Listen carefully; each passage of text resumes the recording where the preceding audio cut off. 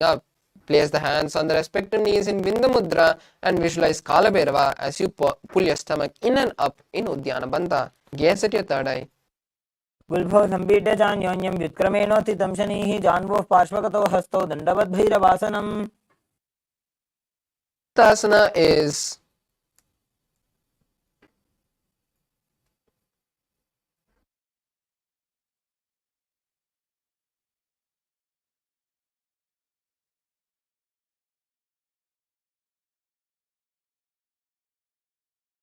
समानासनमावक्ष्ये सिद्धमन्त्रादिसाधनात्.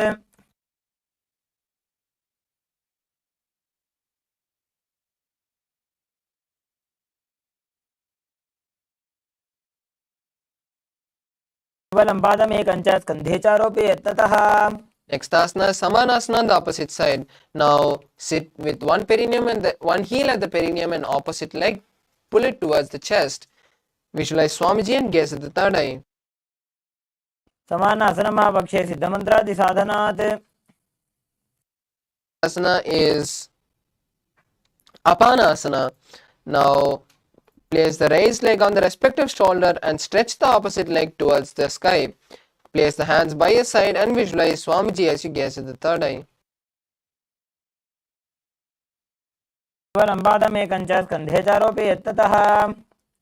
Through the clenched teeth with the tongue touching the upper palate and fingers, pull your stomach too. Now interlace the hands behind the perineum and the opposite leg flat. Perineum and interlace the hands behind the neck. Turn Dakshinam.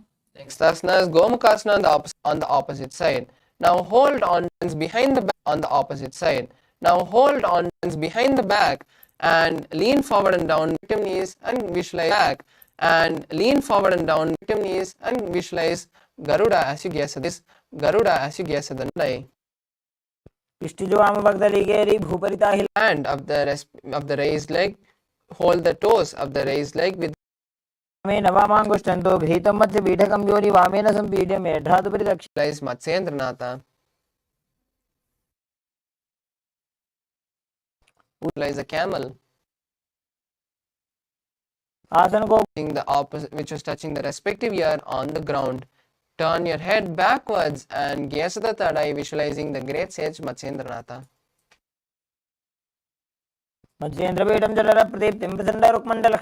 And keep the raised arm by the neck and turn the head back and gaze to the third eye.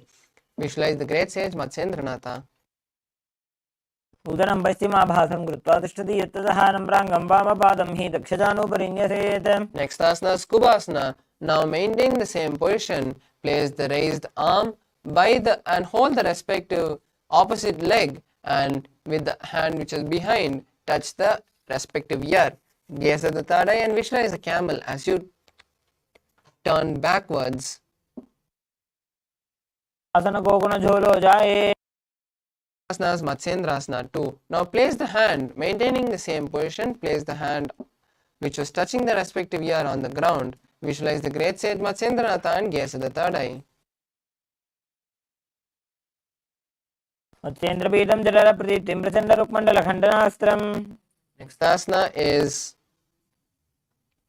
Padmasana. Now place the hands on the opposite thighs and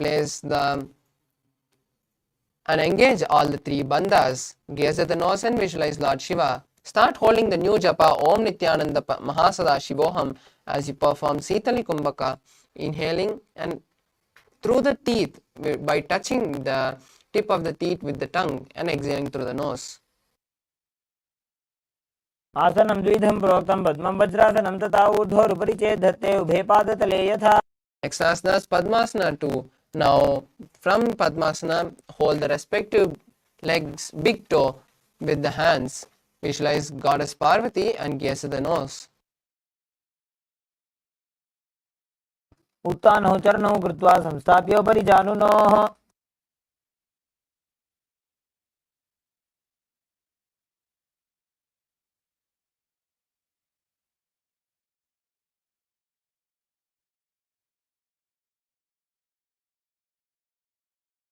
Asana is Kukutasana. Maintain the Padmasana and insert the hands to the gap of the thighs and calves.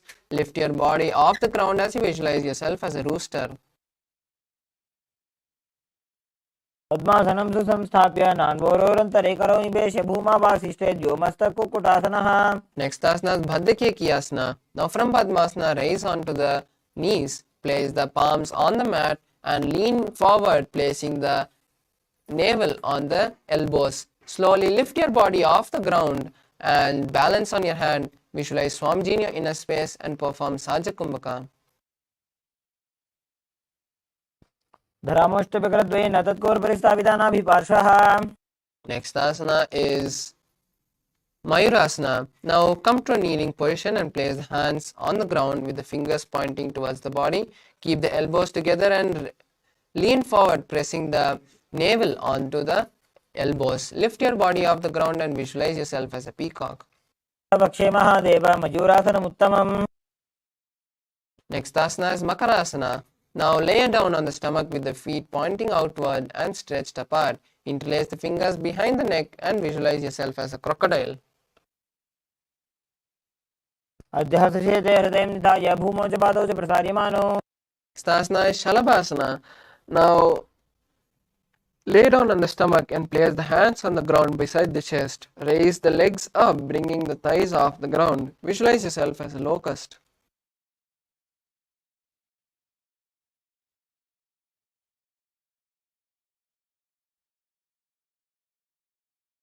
Asana is Ushtrasana. Now hold the respective leg and pull it down towards the ground beside the hips. Visualize yourself as a camel.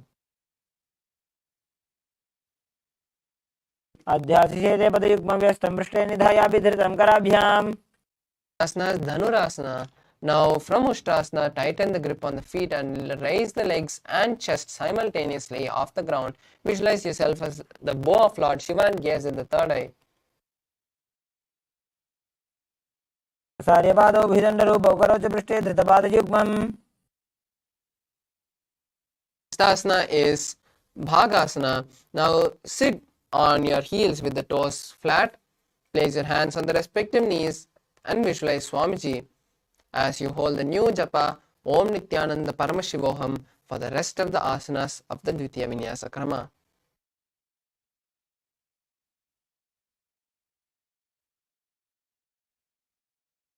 उल्टा मोड़ी पाँव दो वैसे बहुरो जुगती करे एक ऐसे.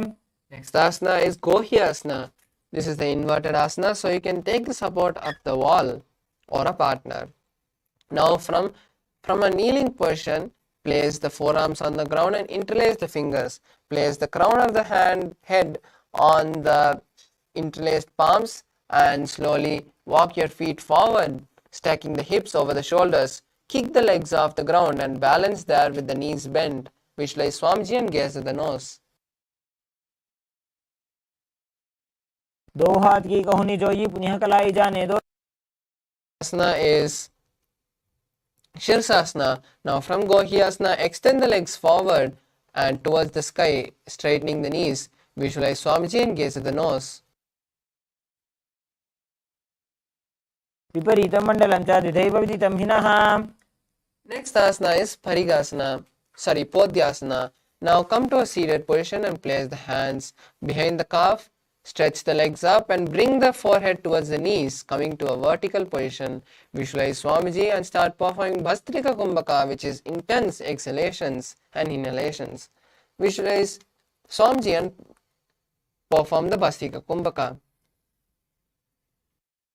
दो हाथ पग बाहर आने घोड़ा तरे काकसी ठाने. The next asana is Parigasana. Now place your feet on the ground and cross your hands behind the back, touching the opposite shoulder. Then lift the legs off the ground and keep them at a 45-degree angle. Visualize yourself as a mace and gaze at the third eye.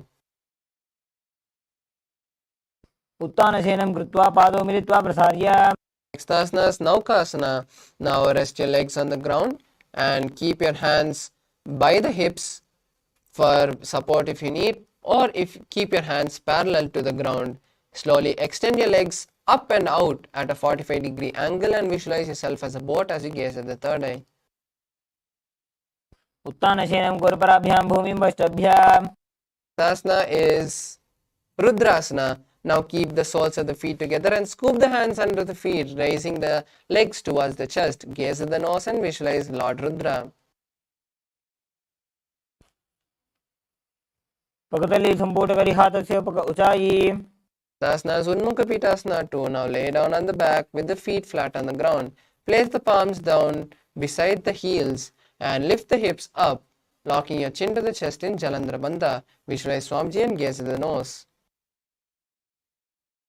ऊर्ध्वे च जानुनी कृत्वा शवित्वोर्ध्वमुखं तथा उत्थाप्य हस्तौ तिष्ठेत्तो पीठ उन्मुखनामके. The next asana is Shavasana. Now lay on the ground, completely relaxing all the muscles of your body. Place your palms by your side with the palms facing forward. Visualize Swamiji and see the Kundalini travel from the root center to the crown center in Shakti Chalana Mudra, completely unclutched from your body.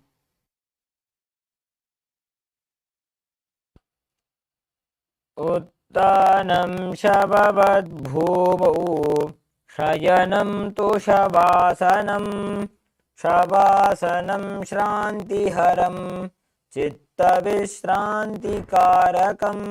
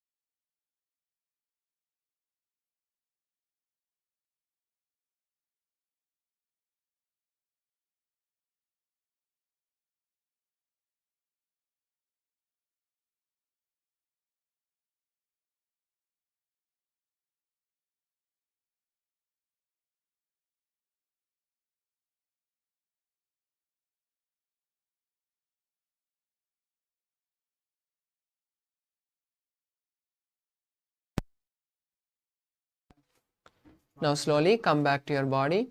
Start shaking your ankles and legs, your hands. Slowly bring the knees to the chest and wrap your legs with your hands. Rock from side to side and come to a comfortable seated position. You have successfully completed the first 108 asanas of this sequence. Now let's perform the first asana of the next 200 asanas, which is the Yathashanishtasana. Now be in a comfortable position, comfortable seated position. Place your hands on the knees and place your fingers in Bindu Mudra, which is touching the thumbs and index fingers. Visualize Swamiji. Start performing the Kumbhaka for the following asanas, which is Samana Kumbhaka. Inhaling, holding the breath and exhaling as you visualize the intense gastric fire happening in you. Hold the japa Om Nithyananda Paramashivoham for the rest of the asanas and visualize Swamiji. पर्यङ्कं तत्समाख्यातं यतसंस्थं यथा स्थितिः. The next asana is Samasana. Now sit in a cross-legged position with the hands on the knees and thumbs touching the index fingers in Bindu Mudra.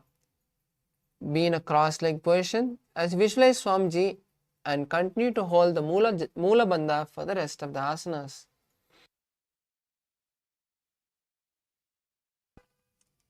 इदानीं गर्भिणीनां योगाभ्यासो यथा लघु. Next asana is Muktasana. Now place the left foot under the right leg and place the right leg on the left thigh. Place your hands facing downwards on top of the knees as you visualize Swamiji and gaze at the nose. पीड्यसीविनीं सूक्ष्मां दक्षिणेतरगुल्फतः. The next asana is Siddhasana. Now maintain. Just switch the gaze to the third eye and visualize Swamiji.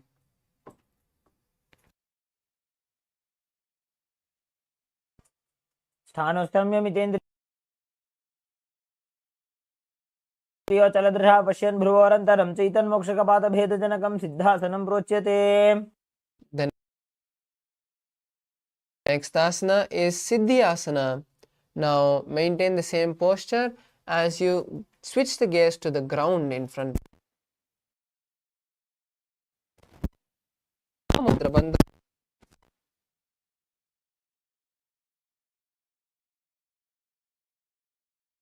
वामपादकेडीजानो सीवनिमधितासुकोठानो.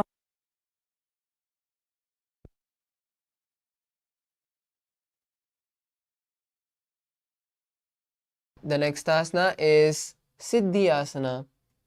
The next asana is Rudrasana.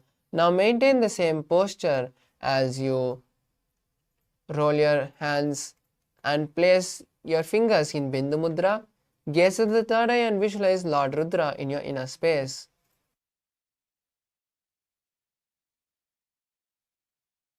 वामचरण परिदक्षिण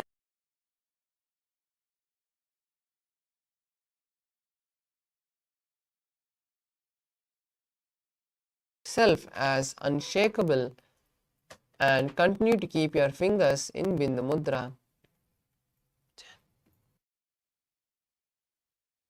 की गुणमन की चन चलता मीटे. Asana is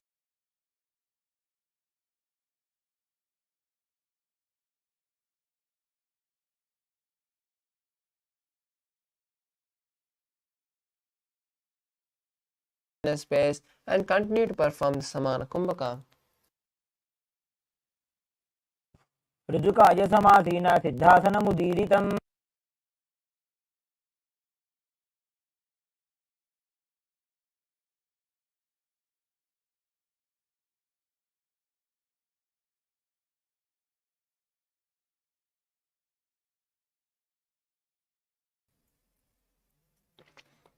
Maintain the same position as you start to visualize yourself as a powerful space of creation. Now we'll be performing the Shan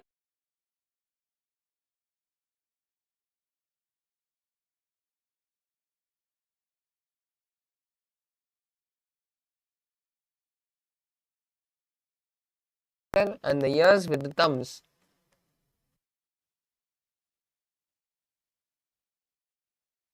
यत्र मध्ये महादेव बन्धयोन्यासने शृणु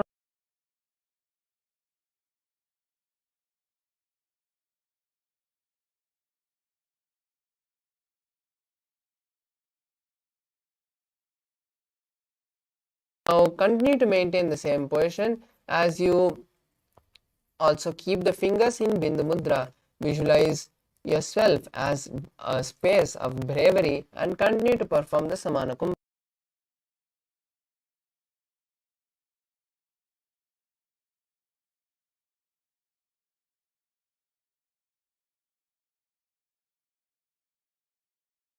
Now maintain the same position as you switch the gaze to your third eye. Visualize the great sage Valmiki in your inner space. तावा पगगी बगदली पुनी AD है जो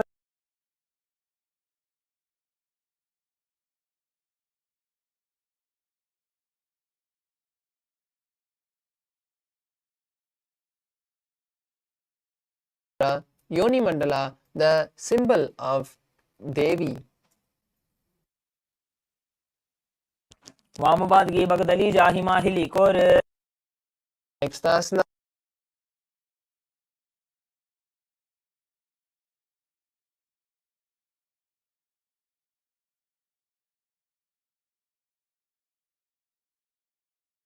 In posture, switch the gaze to the third eye as you continue to visualize the Yoni Mandala.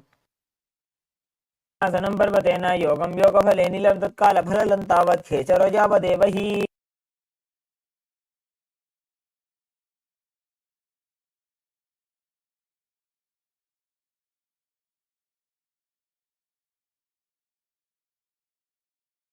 The nose. गुल्भौ च वृषणस्यादः श्रीवन्त्याः पार्श्वयोः क्षिपेत् Next asana is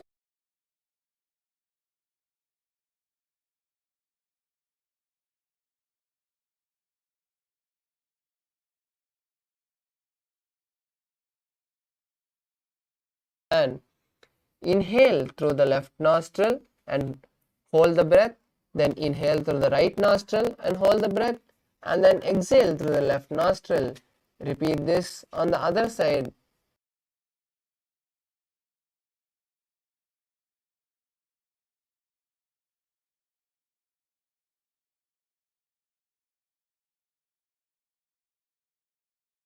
Of the feet and pull your stomach in Uddiyana Bandha.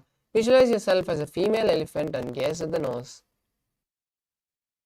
ग्वाली पाव आसन कक्यो है जैसे Yahoo में जाने विधि तैसे Next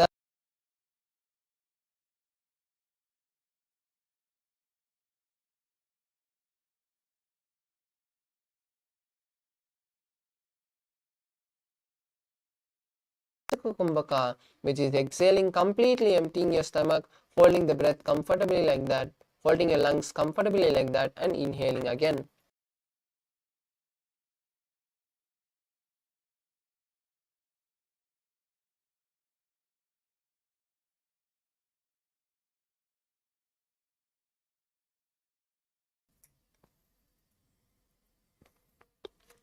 Now interlace the fingers around the feet with the soles together. Lift the feet towards the chest as you place the chin on the toes.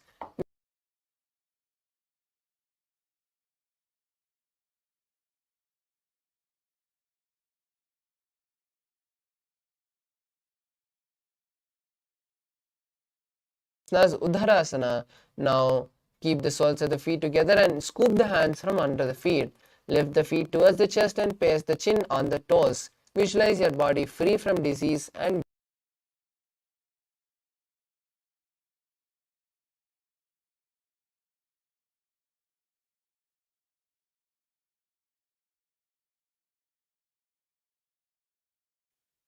The next asana is Bhishishtasana. Now sit with the feet together and maintaining the same posture.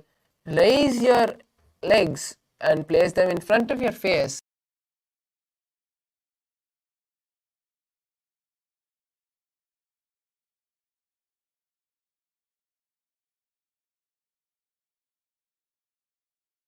As Bhujasana. Now place the legs on the respective shoulders and wrap the legs and hold the back of your, interlace the hands behind your neck.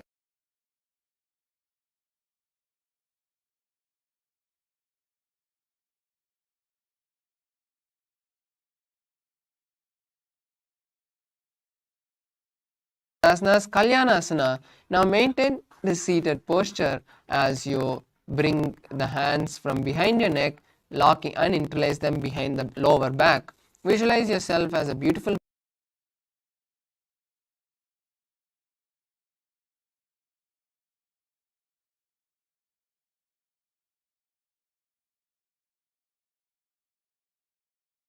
is Sankatasana. Now place one perineum underneath the heel. Now place one heel underneath the perineum and cross that leg.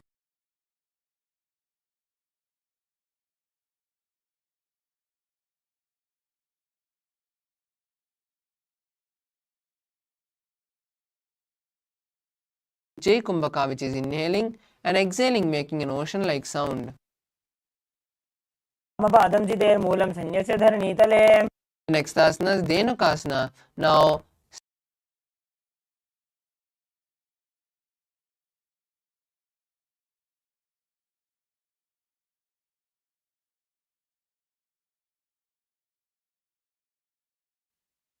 अनुषागीनकरपञ्चडं वृषीलिन्दकल्यम्नि. the next asana is Machandrasana. Now twist your body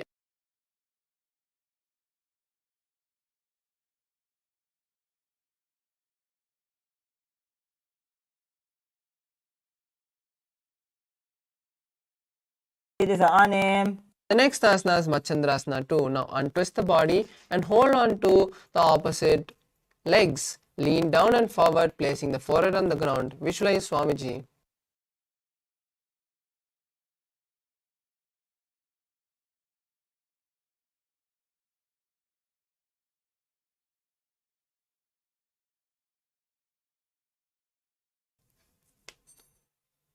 Now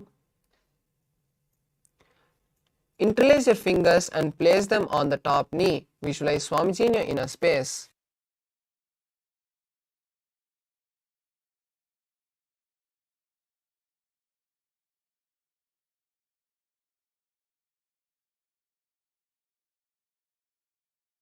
Opposite side. Now place one heel underneath the perineum and cross that leg with the other leg, with the opposite leg. Place your hands on opposite knee.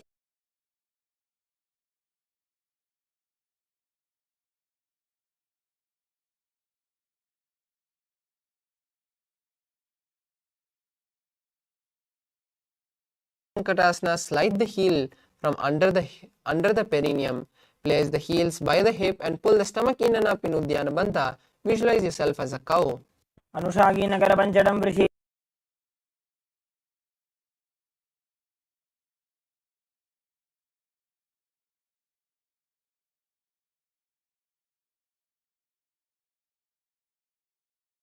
Thighs.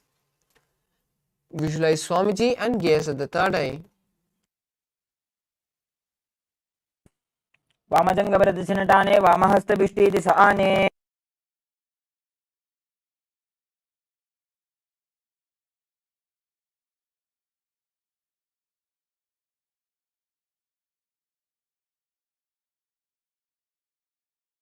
Lean forward and down and place your forehead on the mat. Visualize Swamiji in your inner space. Patanjali मनोच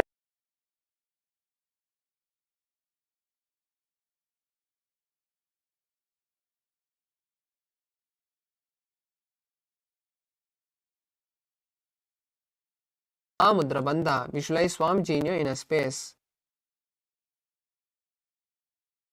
ऊर्मूलेतरपादस्य कनिष्ठिकाप्रदेशकुल्भं संस्थाप्य. The next asana is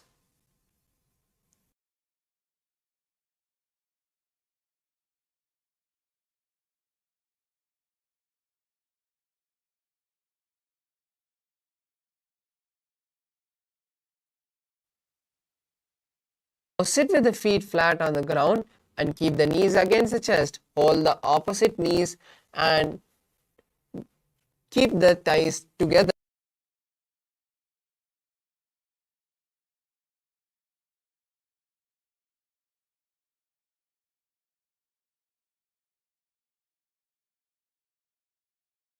Next asana is Bodha Shokasana. Now wrap the arms around the knees and hold on to opposite wrists. Place the chin in the gap of the knees and visualize being in an abode of bliss. Gaze at the nose.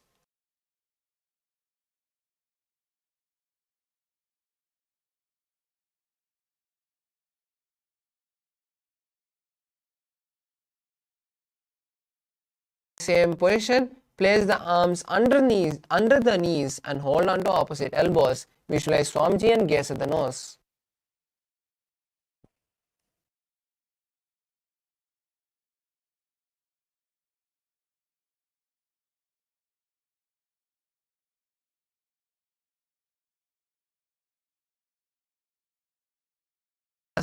Now maintaining the same position, just cross the ankles. Visualize the great sage Sumati and gaze at the nose.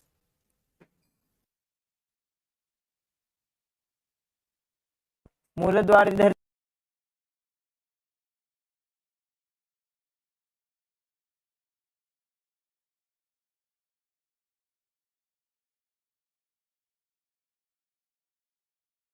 Fingers interlaced with the palms facing outside.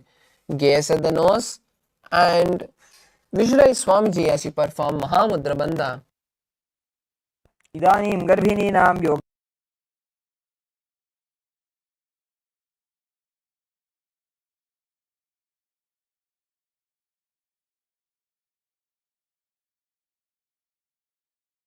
The index and middle fingers. Lean your chest forward and down, placing the head on the knees. Visualize Swamiji in your inner space and perform Nadi Shodhana Kumbhaka, which is inhaling and visualizing the prana travel from your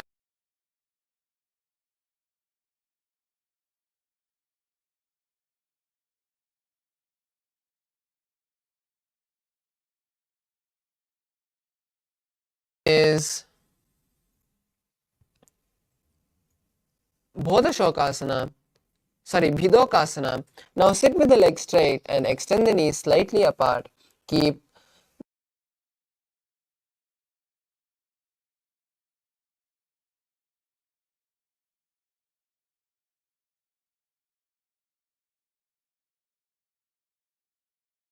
पावसारी कछको ऊर्धको कुरुडो डारे. Next asana is Jalandhari Pavasana. Now extend both the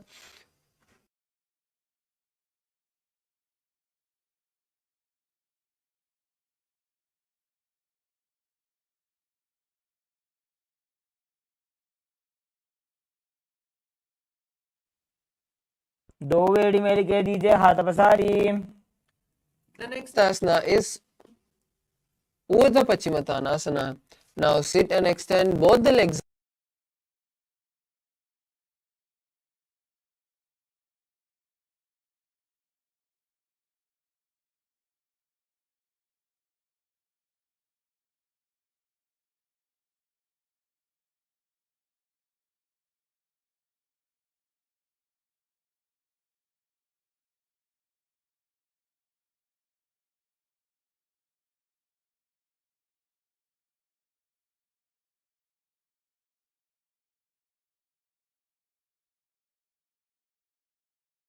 Travel from the foot to the crown center and then exhaling. पश्चिमतानवत् संस्थितिं कृत्वा एकं पादं ग्रीवायां धृत्वा तिष्ठेत्.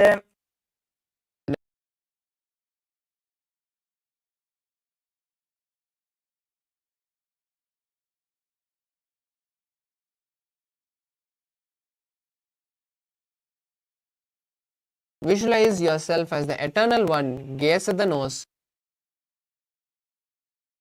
उत्तानशयने एकैकं पायिग्रीवायां विन्यस्य The next asana.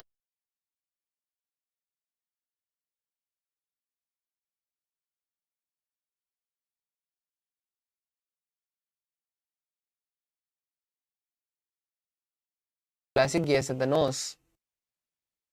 उत्तानशीते एकैकं पादं ग्रीवायां कुर्वन् इतरहस्तं कर्णमूले स्थाप्य. The next asana is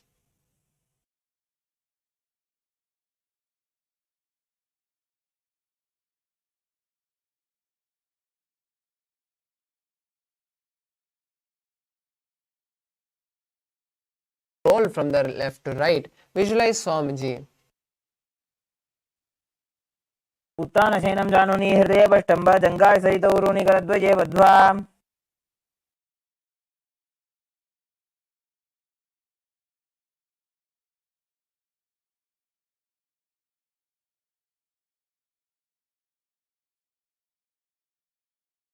Now sit and extend both the legs out. Lift one leg and place it behind the neck. Lean forward and down, bringing the forehead to the knee as you visualize Swamiji in your inner space.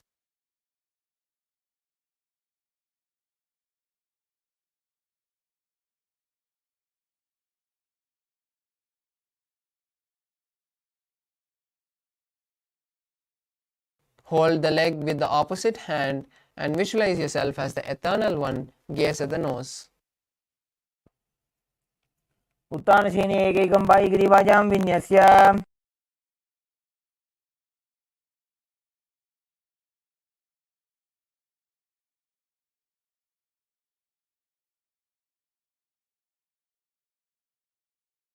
Rest on the elbow of the hand holding the foot. Visualize yourself having complete control and gaze at the nose.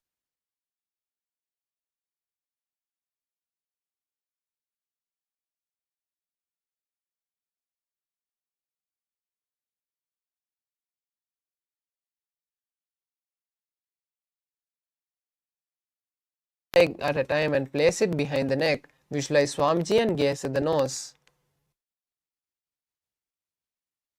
पादाभ्यां वेष्टयेत् कण्ठं हस्ताभ्यां पृष्ठबन्धनम्.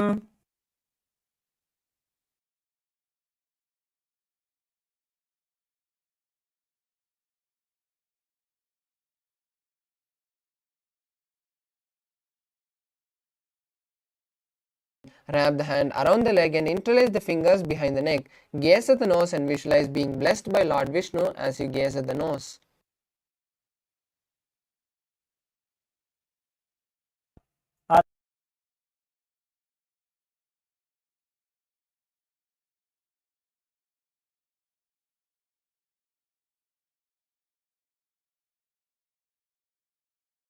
On the back, lift the knees and place them on the chest. Keep the soles facing up and extend the arms sideways. Visualize Swami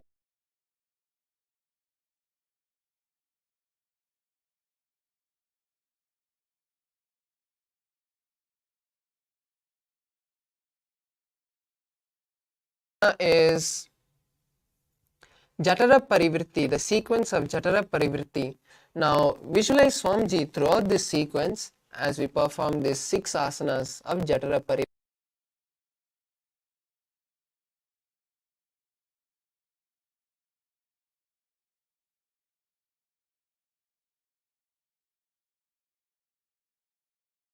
And the other knee bent on the ground by your side.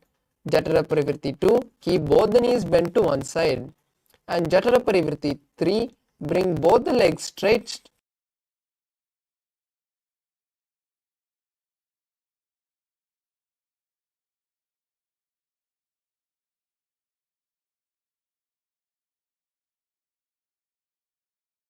Jatara Parivritti on the one side. Now we'll be performing it on the opposite side.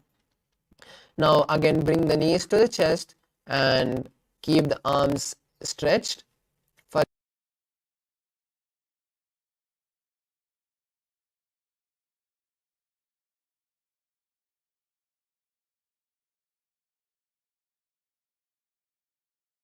both the legs to one side and hold the leg with the hand. Turn the head to the opposite direction of the leg.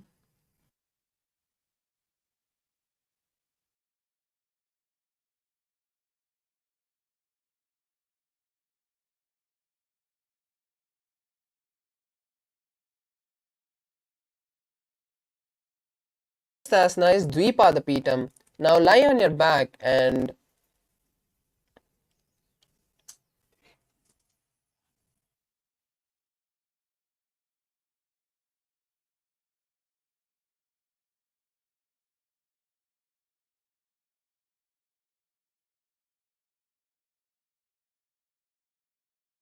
lay on your back with the knees flat on the mat and knees pointed upwards.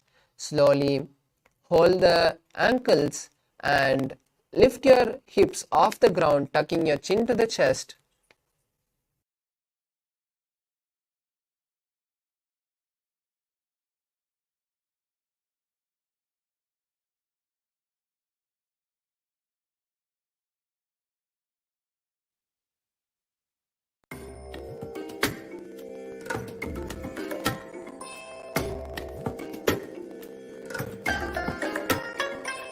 I bless you all.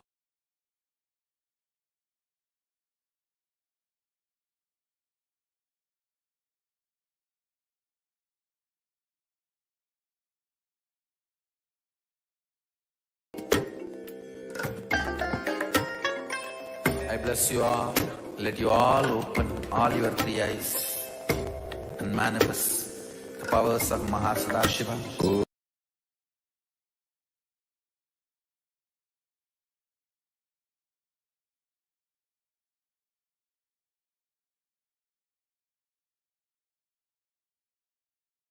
Paramashivoham. Om Nithyananda Paramashivoham.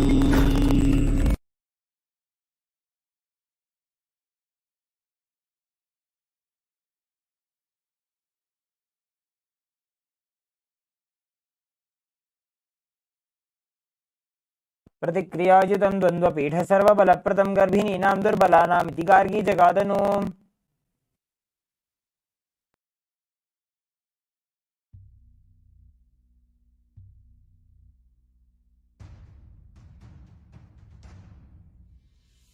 Sit as Paramashiva. Inhale and exhale deeply. तत्पुरुषाय विद्महे वक्रतुण्डाय धीमहि तन्नो दन्ति प्रचोदयात्.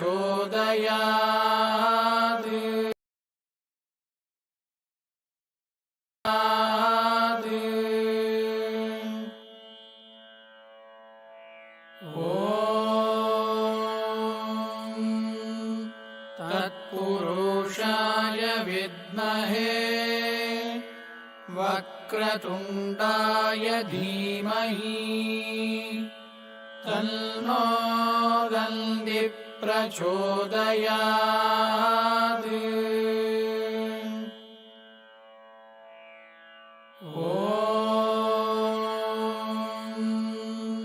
तत्पुरुषाय विद्महे वक्रतुण्डाय धीमहि तन्नो दन्ति प्रचोदयात्.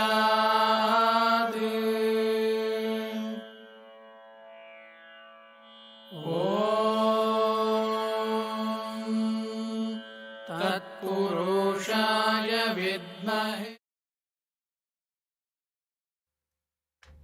Sorry for the technical glitch. Let's now continue with the next asana, Dvipada. Now lie on your back and bend the knees, placing the feet flat on the ground.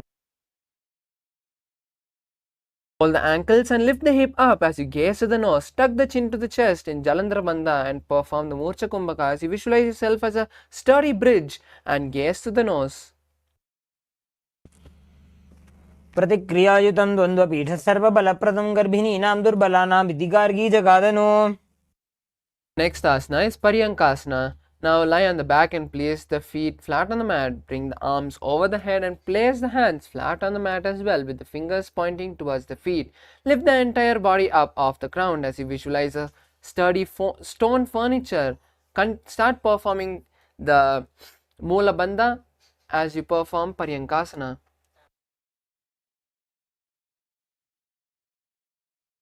उत्तानशयनं हस्ततलाभ्यां भूमिमष्टभ्य. The next asana is Shvotanasana. Now lie on the back and bring the knees to the chest. Place the hands on the shoulders and move the hip around in a circular motion. Visualize yourself as a playful dog laying on its back and playing with its legs. Perform Sahaja Kumbhaka and continue to hold the Mula Bandha. शरीरं संस्थाप्य जानुनी सम्मील्य नाभौ वाणिज्य.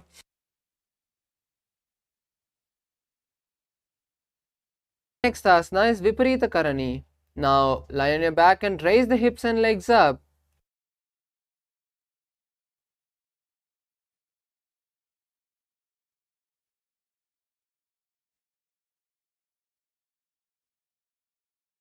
Lie on your back and raise the hips and legs up. Bring the hands to the lower back for support if needed. Otherwise, keep the elbows and hands extended on the mat below. Balance your body as you start moving your legs around in a circle. Visualize Swamiji and start performing Jalandhara Bandha and Murcha Kumbhaka. भूतले स्वशिरो दत्त्वा खेनये चरणद्वयं विपरीतकृतिश्चैषा सर्वतन्त्रेषु गोपिता. The next asana is Viparita Karani 2. Now maintain the position as you stop rotating the legs. Continue to visualize Swamiji in your inner space and hold the Jalandhara Bandha.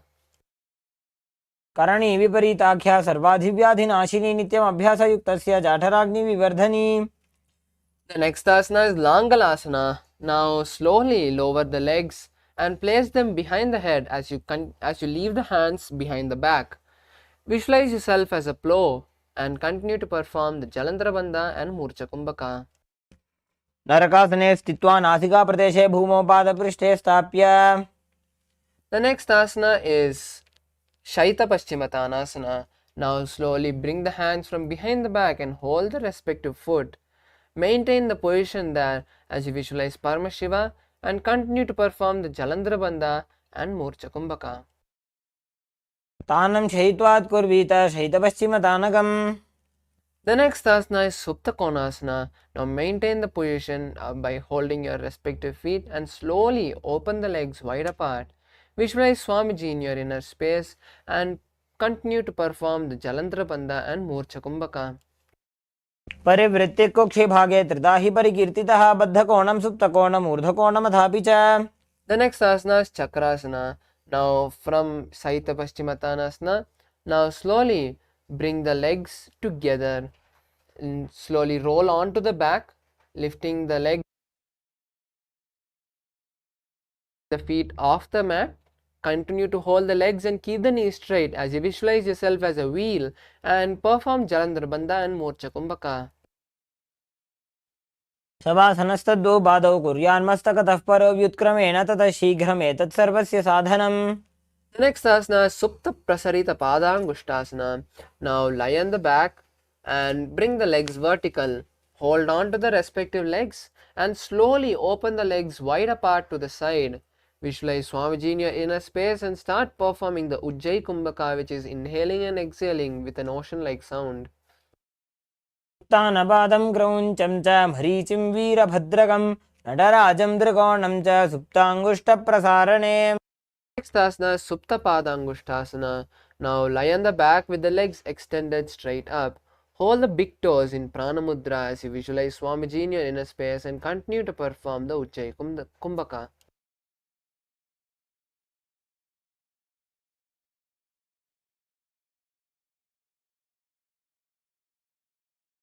उत्तानपादं क्रौञ्चं च मरीचिं वीरभद्रकं नटराजं त्रिकोणं च सुप्ताङ्गुष्ठप्रसारणे.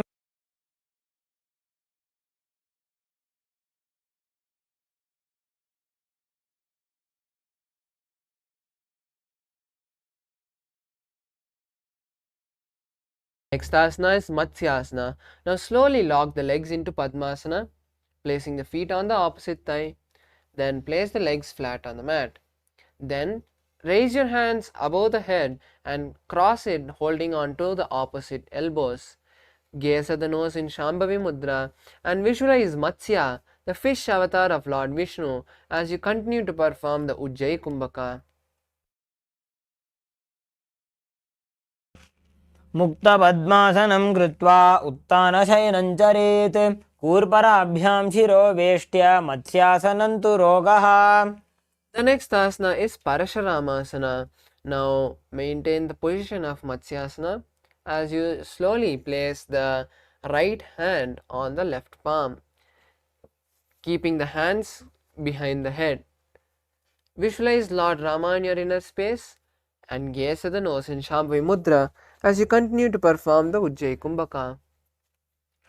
प्रथमकरे पद्मासन आछे सूधो सोवे भूपरिपाछे गोड़ा अरुजंघा ये दो भूसोलकतारा शेषोयी. The next asana is Sarvangasana. Now, while laying down on the back with the legs in Padmasana, slowly lift the hip and legs up. Place the hands supporting the hips and keeping the elbows on the floor as you tuck the chin to the chest in Jalandhara Bandha and start performing Morcha Kumbhaka. Visualize Swamiji and gaze at the nose. अथवा क्षेत्र संक्षेपात् सर्वांगासनमुत्तमं यत्कृत्वा योगनिपुनो विद्याभिः पंडितो यथा. The next asana is Vrishchikasana.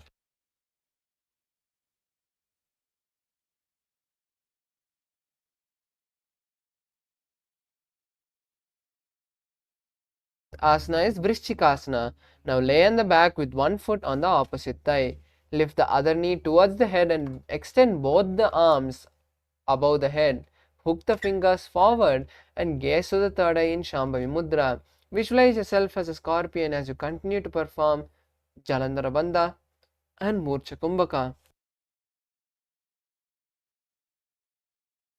प्रथमशयन सूधो शीर्षकेशिकी सन्धि सुदाखे.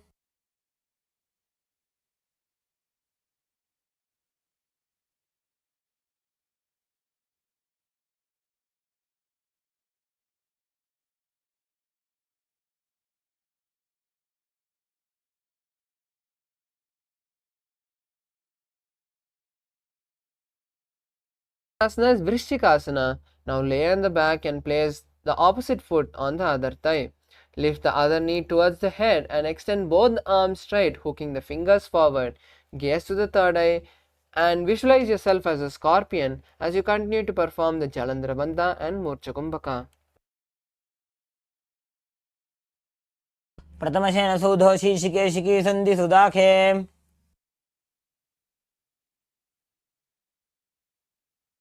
Asana is Vrishapada Kshepasana.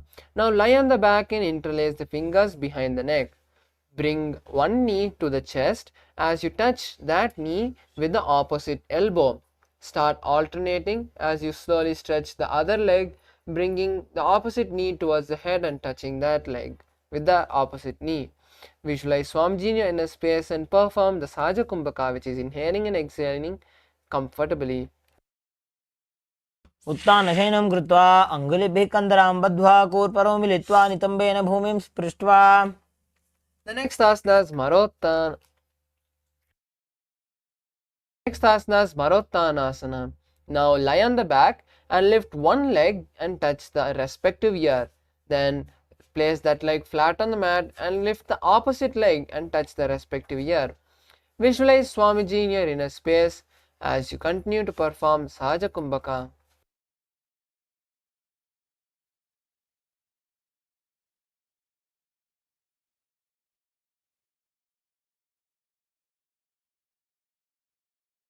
श्रोतानवत् संस्थितिः कृत्वा जानुद्वयं पर्यायेन कर्णयोः संस्पृशेत्.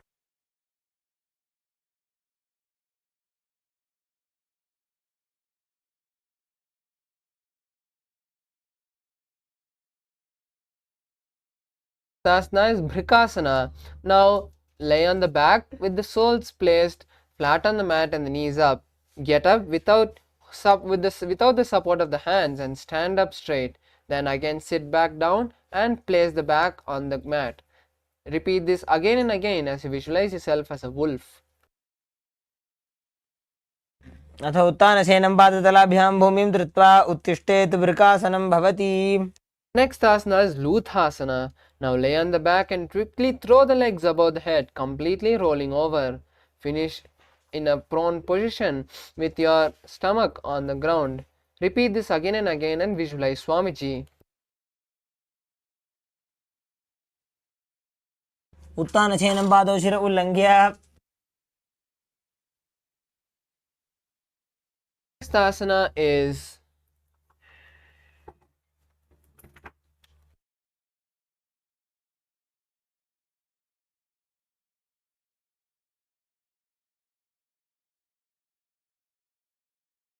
Saratasana. Now lie on your belly.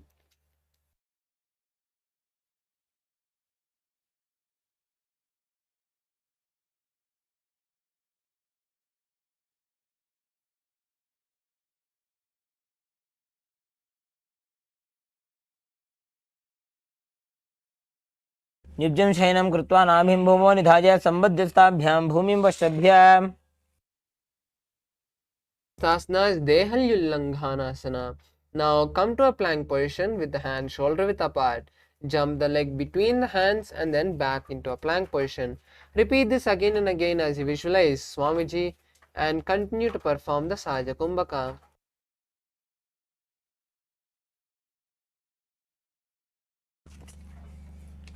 हस्तद्वयं बद्ध्वा तन्मध्ये चरणते मुड्डानैव बहिरानीय. Relax. The next asana is Jhatyasana. Now stand tall and slowly lean forward and place the hands on the mat. Start walking on all four limbs as you visualize yourself as an elephant. अथ जात्यासनं वक्ष्ये येन जातिस्मरो भवेत्. Yes, the next asana is Lolitika Karna.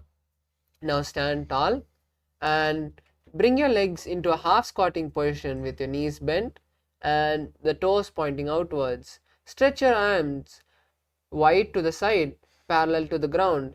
Bring one and tilt the head backwards. Bring one hand towards the chest and then stretch it back as you bring the opposite hand simultaneously towards the chest. Roll your head in all directions. Yes, relax. The next asana is Sarapasana. Now if you have a rope or a cloth, you can tie your foot. Otherwise, just stand tall like a rod with the arms to the side and the hands touching the thighs. Visualize the Kundalini energy twirling and twisting as it crosses over every energy center, each of the 7 chakras in our body, and finally reaches the crown center. Continue to perform Sahaja Kumbhaka. अथ सर्पासनं वक्ष्ये वायुपाणाय केवलं शरीरं दण्डवत् तिष्ठेत् रज्जुबन्धस्तु पादयोः.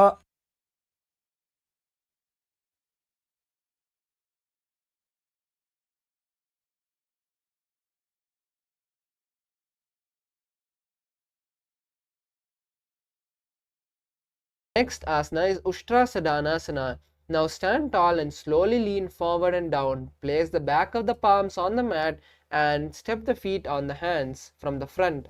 Start walking front and back in the mat as you visualize yourself as a camel. मुष्टिकनिष्ठिका प्रदेशेन भूमौ निधाय उपरि पादतले संस्थाप्य. The next asana is Ashwasana. Now while standing, slowly place the back of the hands on the mat and stand on the hands with the hands coming under the legs from the side. Start walking front and back in the mat as you visualize yourself as a horse. मुष्टिकनिष्ठिका प्रदेशेन भूमौ निधाय उपरि पादतले संस्थाप्य. The next asana is Kapotanitakasana. Now stand straight with the feet together. Interlace the hands behind the back as you slowly pull them down towards the ground. Open your chest wide and tilt the head back as you visualize yourself as a soaring bird. पादतले भूमौ निधाय पृष्ठभागेन हस्तौ जङ्घापर्यन्तं नीत्वा कपोतनिटकं भवति. The next is Talapushpaputam Karna. Now stand tall with the palms together in Namaskara Mudra. Gently bend the knee and keep the toe pointing outwards as you simultaneously open the palm and raise one heel off the ground. Slightly lower the waist and shoulder of the respective heel. Visualize your holding and offering flowers to Paramashiva.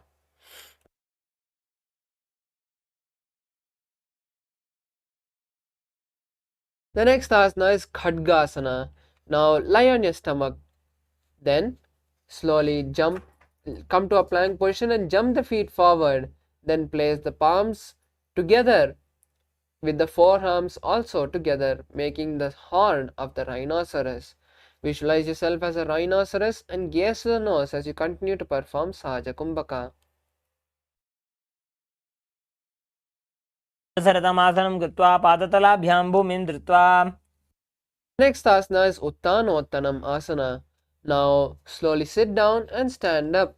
Repeat this again and again, like doing sit-ups, as you visualize Swamiji in your inner space and gaze to the nose in Shambhavi Mudra. पुनः पुनः उत्थातव्यम् अचितव्यम् इति उत्थानोत्थानं भवति. Relax. Next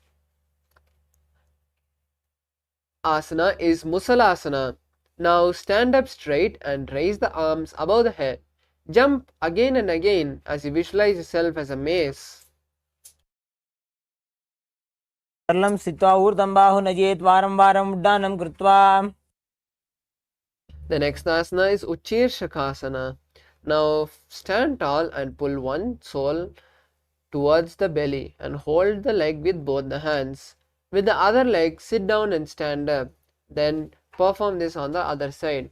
Alternate on both sides as you visualize Swamiji and gaze at the nose. एकैकं पादतलं कुक्षौ निधाय तिष्ठेत् उच्छीर्षकं भवति.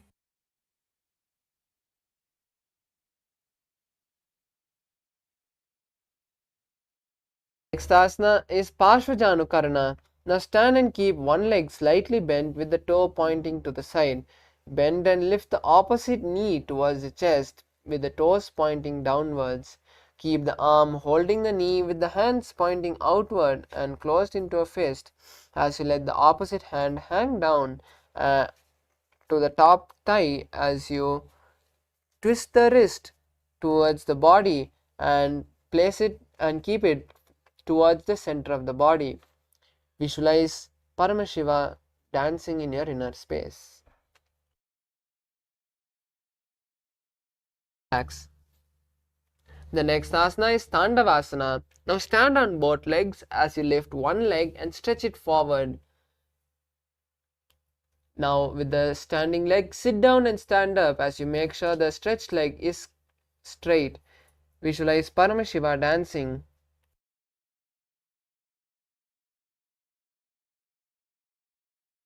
तेन स्थातव्यं ताण्डवासनं भवति. The next asana is Brahmanasana. Now place the left foot on the opposite thigh and stand straight on the mat like a rod. Keep the hands by the side as you visualize Lord Brahma blessing you. Continue to perform the Sahaja Kumbhaka. ब्राह्मणासनम् आपक्षे यत् कृत्वा ब्राह्मणो भवेत्. The next asana is Garudasana. Now stand tall on both the legs and then slowly wrap the left leg over and around the right knee. Tuck the left toe to the other side of the right calf as you simultaneously cross the arm below the right arm. Bring the palms together and visualize Lord Garuda as you continue to perform the Sahaja Kumbhaka. उत्तानकूर्मपीठं च संहस्गारुडमेव च वातायनं गोमुखं च भारद्वाजं त्रिविक्रमम्.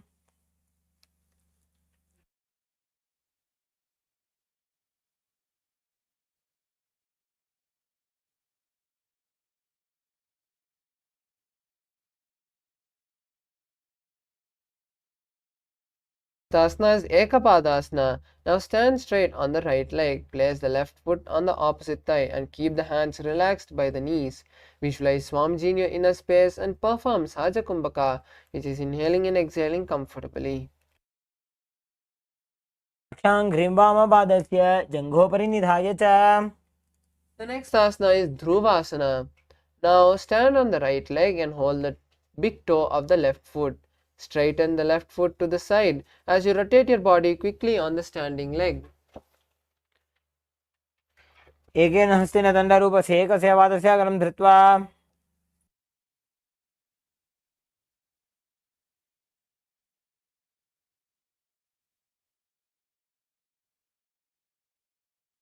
Asana is Trivikramasana. Now stand on the right leg with the left foot behind the neck and stand tall as you alternate sitting and standing. Visualize Lord Vishnu taking 3 steps. पायां पादं संस्थाप्य स्थातव्यम् उत्थातव्यं त्रिविक्रमासनं भवति. The next asana is Parshvajanukarana on the opposite side. Stand tall in the half squatting position as you lift one knee towards the chest. Hold the knee with the respective hand, making the fist of the fingers into a fist. Place the opposite hand on the standing leg, on the respective leg, with the hands pointing towards the body. Visualize Paramashiva dancing in your inner space. Relax. The next asana is Tandavasana. Now stand on one leg and lift and stretch the opposite leg forward. Sit down and stand up on one leg as you maintain the stretched leg straight. Visualize Paramashiva fiercely dancing. एकेन पादेन स्थातव्यं ताण्डवासनं भवति. The next asana is Brahmanasana. Now place one foot on the inner thigh and stand erect on the mat like a rod.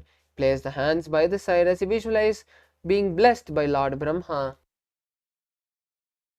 ब्राह्मणासनमावक्षे यत्कृत्वा ब्राह्मणो भवेत् एकपादमुरो दत्त्वा तिष्ठेत् दण्डाकृतिर्भुवि.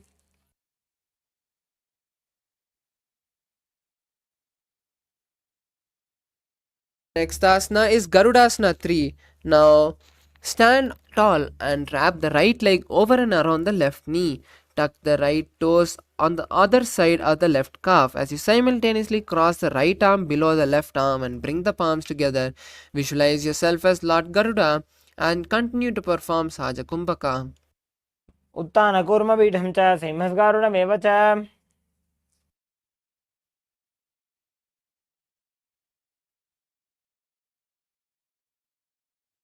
Now repeat Ekapadasana on the other side. Bring the raised foot to the opposite thigh. Keep your hands relaxed by the side of the knees. दक्षाङ्घ्रिं वामपादस्य जङ्घोपरि निधाय च. Hold on to the big toe of the right foot in Prana Mudra. Extend the leg out to the side and rotate on the standing leg as you visualize yourself as the North Pole Star in Dhruvasana. एकेन हस्तेन दण्डरूपस्य एकस्य पादस्य अग्रं धृत्वा. Now bring the right foot behind your neck and stand tall as you visualize Lord Vishnu. Sit down and stand back up, repeating Trivikramasana on the other side. ग्रीवायां पादं संस्थाप्य स्थातव्यम् उत्थातव्यं त्रिविक्रमासनं भवति.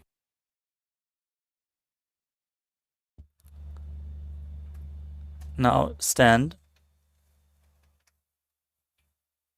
with the heels touching, toes pointing upwards, hands by the side, slightly extended, all fingers apart in Samanaka Karana.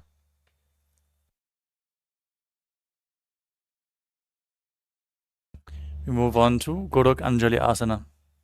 As you stand erect and then bend forward, bring both hands underneath the knees and make a finger lock in Parusha Mudra. Then sit in a squatting posture and let the finger lock touch your navel. As you visualize the great sage Goraknath, the founder of the Nata Yoga Hindu Sampradaya. Perform Jivachara Kumbhaka. Inhale deeply, hold your breath, and move your prana upwards and downwards and throughout your limbs by the force of your will. प्रथमैः उभौ होये बाहुरी नीचो पुनिहोवे. We move on to Kanchi Asana. Now insert your hands between the thighs and calves and then wrap them around behind as you interlock your fingers. Visualize Swamiji in your inner space. ऊरुमध्यात् हस्तौ निवेश्य नितम्बं धृत्वा पादतलाभ्यां भूमिं वष्टभ्य. Next up is Bhairava. Now bring your feet together and sit in a squatting posture with your heels touching your perineum. Hold the hands at your back and sit upright as you interlock your fingers. Gaze at your navel and visualize Bhagavan Kala Bhairava, the Lord of Time. दो पगी थलिया की माहिल्य और मिलाई फना पानी उकड़ मोड़ वही से. The next asana is Parahasana. Now squat all the way down to the ground. Keep your feet together and the toes apart.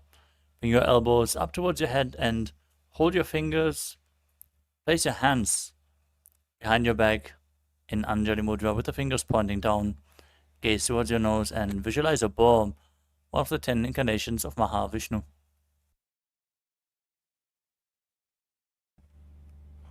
पागतली की माहिली और मिलाई फना पानी उकड़ मोड़ वही से.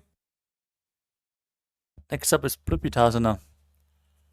With the heels touching, bring your hips to the same level as your knees as you hold onto the big toes in Prana Mudra. Now visualize Swamiji in your inner space. पार्श्वद्वये सम्मील्य स्थित्वा नितम्बं जानुप्रदेशे आनीय. Next up is Bakhasana.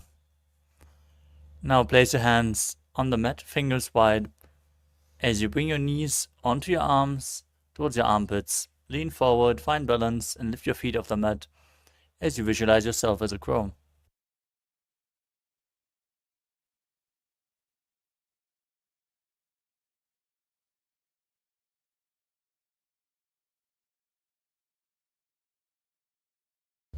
With your hands flat on the mat, shoulder width apart, place the crown of your head onto the mat, forming a triangle. With your knees on the arms, and then raise your hips up, extending your legs up, placing them in Padmasana, in Sushtanga Kapali Asana, as you gaze to your nose and visualize Swamiji in your inner space. आसन कोगण कपाल आछो होई. We move on to Guptasana. Now sit in a kneeling posture, with the toes touching behind, heels apart, sitting in between the heels. Gaze to your nose and place your hands on the thighs as you visualize you're sitting in the secret seat with Paramashiva and Guru in Guptasana.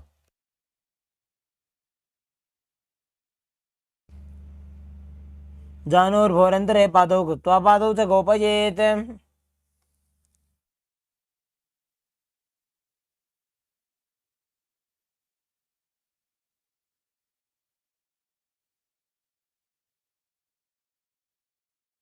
The next asana is Vrikshasana too.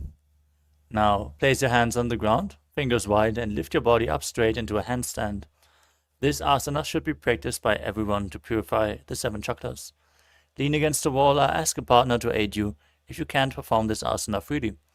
Now visualize your retreat with deep roots into the ground. चक्रक्षालनाय vrikshasana विशेषकान्. From the handstand position, gaze towards your third eye, visualizing Tejas energy flowing to the third eye, rejuvenating your body in Shivasana. दोवु पग जोड़ी माही Gulf मिलाए. Gently lower your body down. Place your hands on the ground, shoulder width apart. Lower your body and push it back up again and again as you visualize yourself as a fish in Matsyasana too. उज्जशयनं कुर्वरो पार्श्वभागाय मूर्धकृत्य. Lay down flat on your stomach. As you keep your hands on the hips, raise your head and move it from left to right as you visualize and move your body like a snake in Sarapasana too.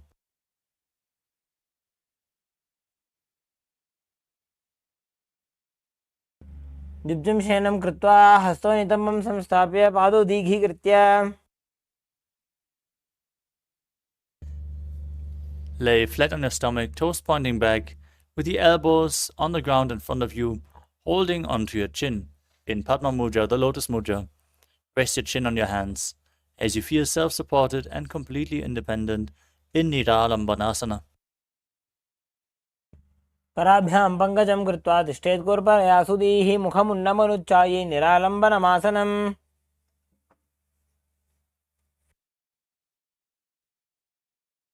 The next asana is Chaturasana. As you lay on your stomach with your hands flat on the mat in front of you, bend your knees and bring the feet up as you push your upper body upwards. Visualize yourself as an umbrella protecting your guru from the sun rays. अध्यासनवत् स्थित्वा हस्ततलाभ्यां भूमिमष्टभ्य। From a kneeling position, with your perineum placed on your heels, feet flat, extend your arms out in front and place them on the mat as you place your forehead down on the ground. Gaze towards your nose and visualize yourself as Vajra, the weapon of Indra, symbolizing your indestructibility in Vajrasana. इदानीं गर्भिणीनां योगाभ्यासो यथा लघुसुखप्रसवलाभाय प्रोच्यते प्राक्तनेपथि। Next asana is Meshasana. Now place your hands flat on the mat and push your hips up into Gajasana as you alternate striking the ground with your hands, visualizing yourself as powerful as a ram. गजासनसंस्थितो एकैकं बाहुं भूमौ ताडयेत् मेषासनं भवति।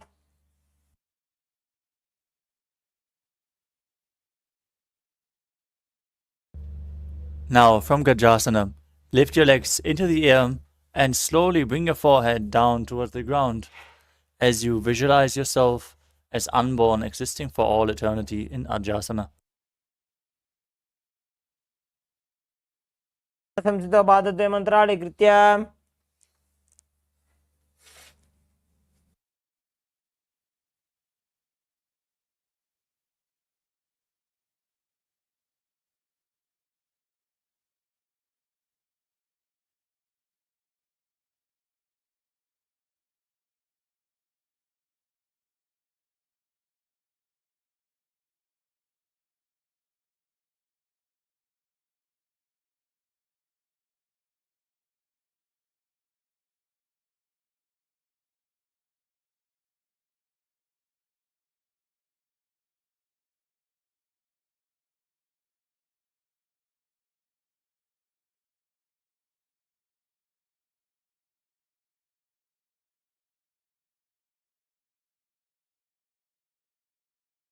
Asana is Dhanantarasana. Now sit on the heels with the legs together. Interlace the fingers around the toes. Pull the heel towards the perineum and then place the hands on the respective knees. Keep the spine straight and gaze at the nose. Visualize Swamiji in your inner space.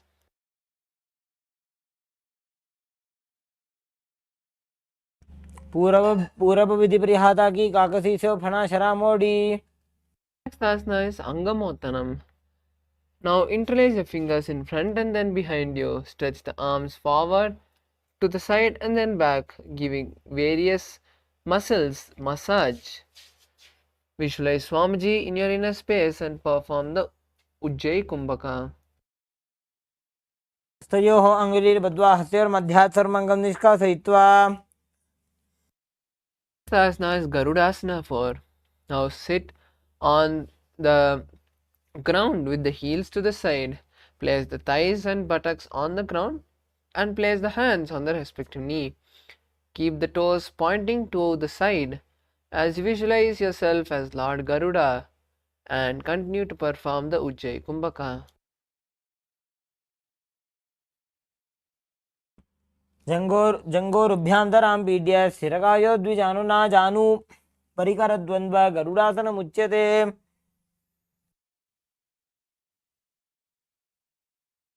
Is Ananta Mandirasana.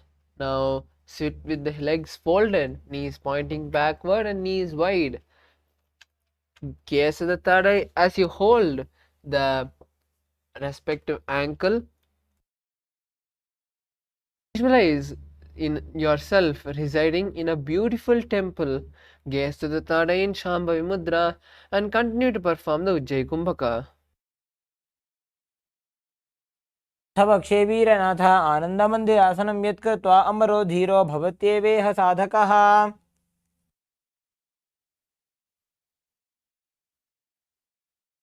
Next asana is Mandukasana.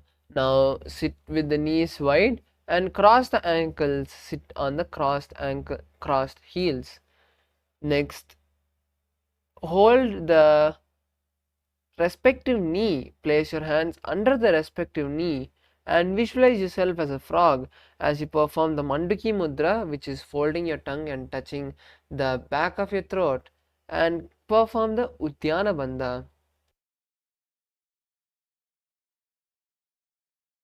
पृष्ठं सम्पीड्य गुल्फाभ्यां जान्वङ्गे सबलयाकृतिः हस्तो पादतले क्षिप्तो मण्डूकं पाददोषहृत्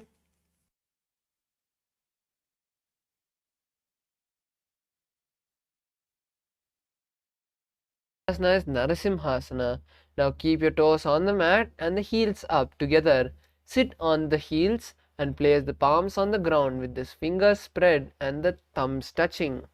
Lean forward and gaze at the nose. As you exhale, forcefully open your mouth and sticking the tongue out. Visualize Narasimha in your inner space.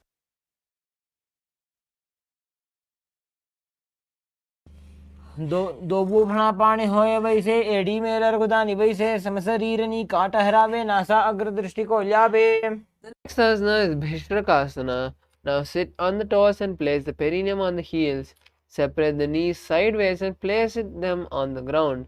Make a hollow of the palms and place them on the mouth as you keep the teeth on top of the thumbs and close the lip. Gaze to the nose and inhale through the left nostril and exhale through the mouth. Visualize yourself as Devi.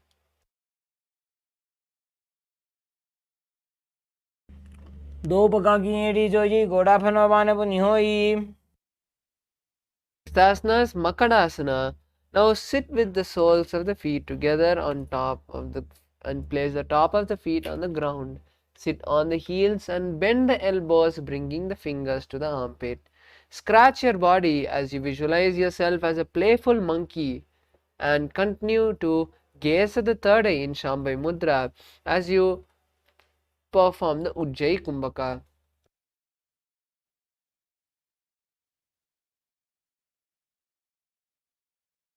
दो पगतली संपट आने तिनकी वृष्टि भूमि पर इटाने.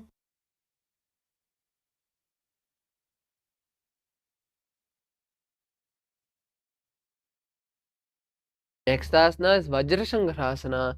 Now spread the feet wide apart, the knees wide apart, and continue to keep the toes on the ground with the heels up. Sit on the heels as you lift the knees off the ground. Cross your hands behind the back and visualize yourself as a diamond as you gaze at the nose in Shambhavi Mudra.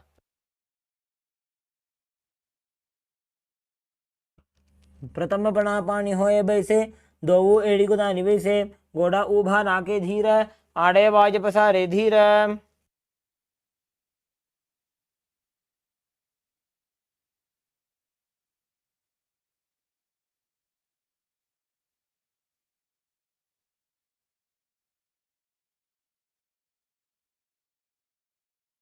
Next asana is Khanjanasana. Now keep the toes down with the toes flat and sit on your heels with the ankles crossed behind. Place the palm on the side and visualize your body having perfect health as you gaze at the nose in Shambhavi Mudra and pull your stomach in and up in Uddiyana Bandha. Visualize Swamiji and visualize your health completely healed.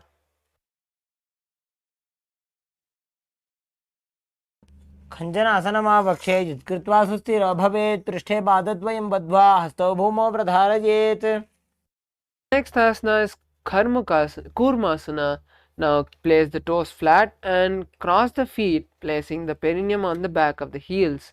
Keep the knees wide and on the floor as you rest the hands on the respective knee.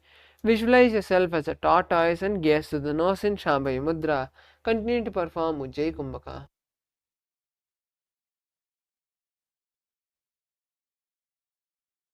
गुल्फौ च वृषणस्याधो व्युत्क्रमेण समाहितो ऋजुकाय शिरो ग्रीवं कूर्मासनमितीरितम्. The next asana is Yogasana. Now sit with the toes flat, feet crossed, and sit on the heels. Gaze to the nose As you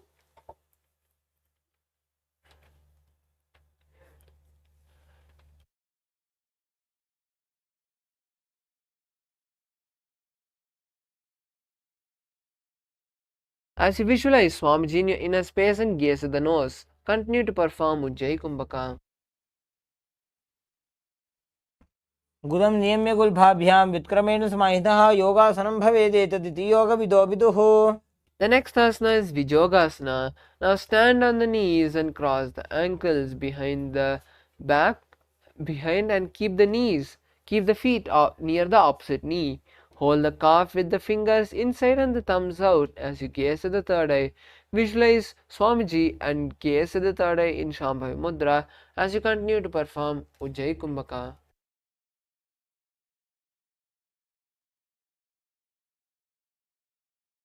गोड़ा वामो उबो होई गोड़ा आड़ा राखे दो जी दछी पाकड़ी पानी रहा वे फणाव वाम गोड़ा ढीलिया वे.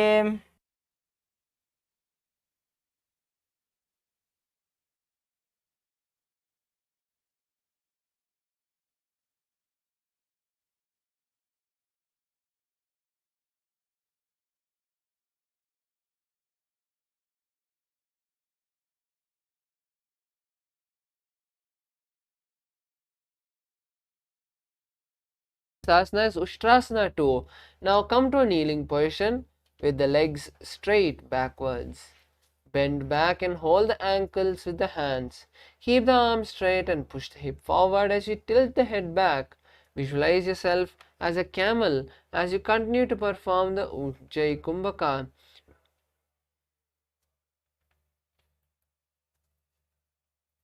मेरुदण्डग्रन्थि दाढ्या संविवादय शुप्पमान कपोतोष्ट्रासनाभ्यास कुर्यान्वित हितासनः.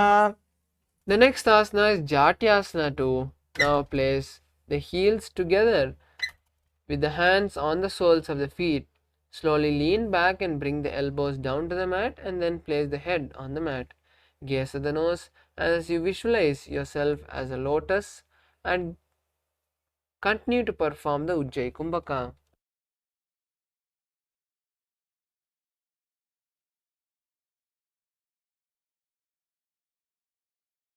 दो एडी संपट करे 16 मूल द्वार इधर इधर है. The next asana is Viratasana. Now sit on the knees with the thighs and calf together. Lean back and touch your back to the ground and then rise up. Use the support of your hands if needed. As you do this again and again, visualize Swamiji healing you and gaze the nose.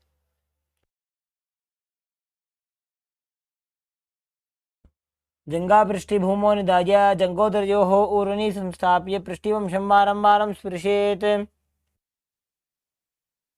Next asana is Kapotasana. Now from Viratasana, raise the hips up higher and bring the forearms on the mat. Hold the back of the heels and bring the head between the feet.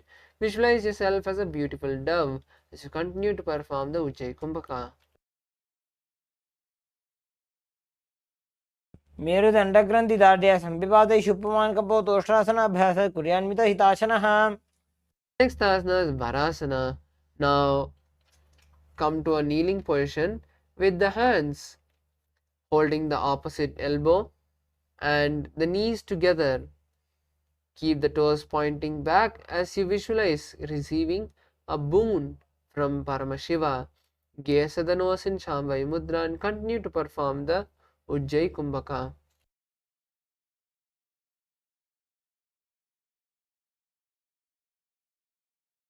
जाननी भूमौ संस्थाप्य हस्ताभ्यां बाहु परस्परं धृत्वा सरलं तिष्ठेत्.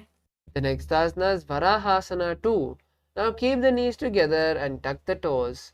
Lean forward, bringing the elbows to the mat. Place the hands on the head as you rest the hands beside the knees.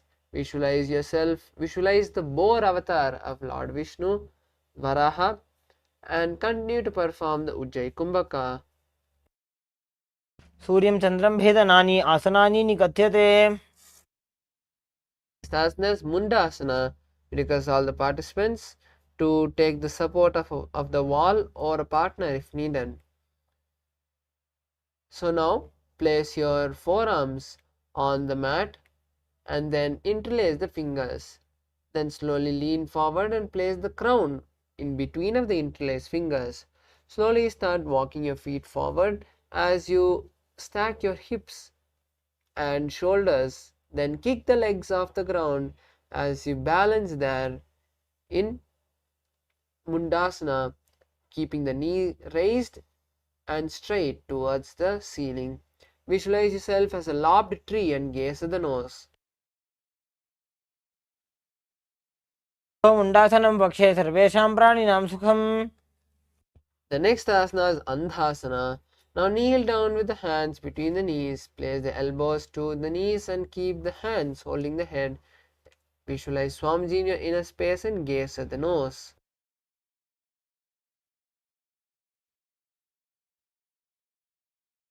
प्रथम पगतली समटारावे कोरमाहिली उभे मिलावे. Next asana is Viparita Shalabhasana. Now lie on the belly with the arms extended out. Lift the thighs, arms and chest and head as you lift the whole body except the abdomen, balancing on the abdomen off the ground. Visualize yourself as a locust in Viparita Shalabhasana.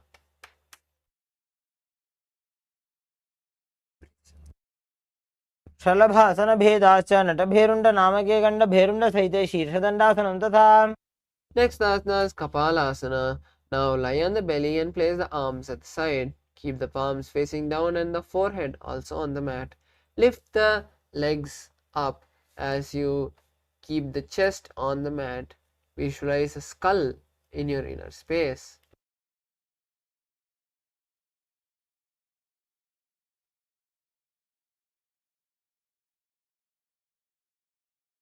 The next asana is Akasha Kapotasana. Now lie on the stomach and place the hands to the side. Lift the legs up and over the head as you slowly place the feet on the mat in front of the head. Keep the palms flat on the mat as you visualize yourself as an open dove in Akasha Kapotasana. उष्ट्रासने स्थित्वा चरणौ भूमेरुत्थाप्य मस्तकोपरि नीत्वा. Next asana is Chatakasana. Now sit on the knees and bring the chest down to the navel.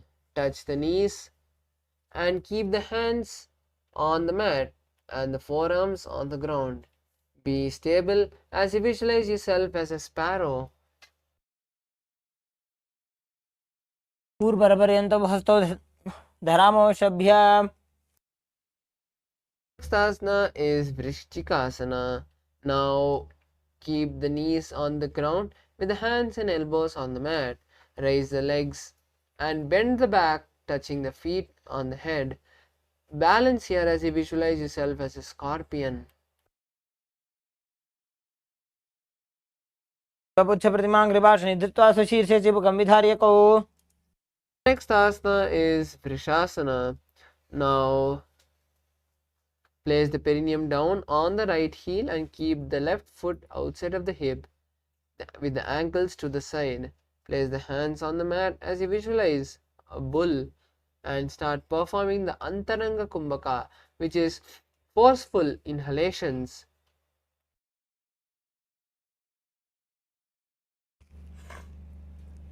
यामे गुल्फे पादमूले वामभागे पदेतरं विपरीतं स्पृशेत् भूमिं वृषासनमिदं भवेत्. Next asana is Lolasana. Now come to a kneeling position with the hands flat in the ground. Lift the knees off the ground and cross the toes of the left foot over top the right. Balance here as you visualize Swamiji in your inner space. लोलासनं सदा कुर्यात् वायुलोलापघातनात्.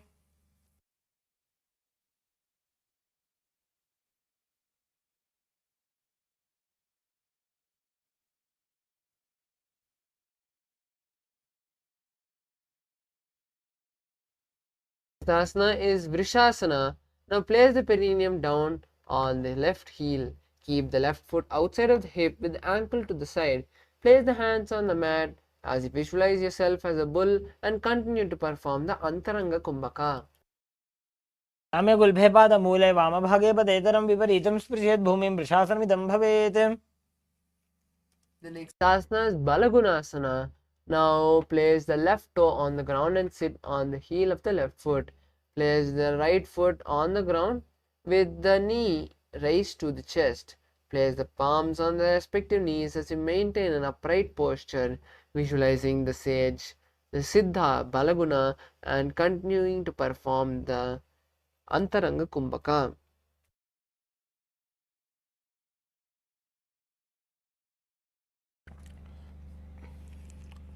आसन को गुण जल विकार जाई. Sasana is Grahasana. Now stand tall and squat with the feet flat on the mat. Bring the elbows under the thighs and wrap the hands around the shin. Hold on to the ankles from the outside as you visualize yourself as an entire planet.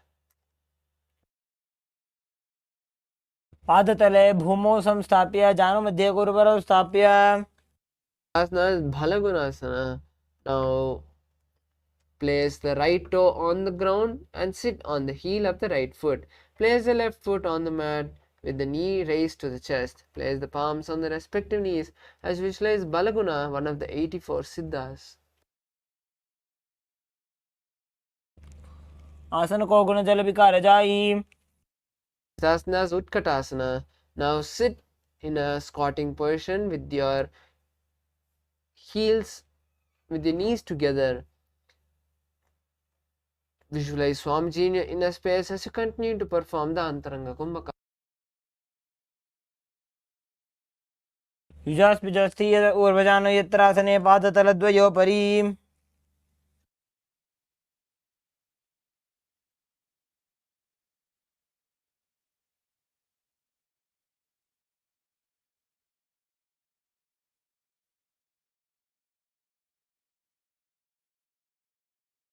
Asana is Vajrashankarasana too. Now sit on the toes with the perineum on the heels and the soles together. Keep the knees wide and off the ground as you hold the opposite elbow behind the back. Visualize Swamiji in your inner space. प्रथम बना पानी होए जैसे दोबो एड़ी कुदानी वैसे घोड़ा ऊभा राके थिया आड़े वाज पसारे धीर. The next asana is Anilasana. Squat with the feet hip width apart and place the hands under the soles of the feet from the inside. Place the palms down and arms straight with the elbows at the navel, gaze at the nose, and visualize your ability that you have the ability to live by breathing air alone. Continue to perform the Antaranga Kumbhaka. दो हाथ भूमि पर टाने कहुनी जाड़ी ना भी लगा आने. The next asana is Padukasana. Now place the back of the hands on the mat with the fingers flat on the facing the body. Step the feet onto the hands and wrap the hands as you start walking in front and back in the mat, visualizing wearing padukas.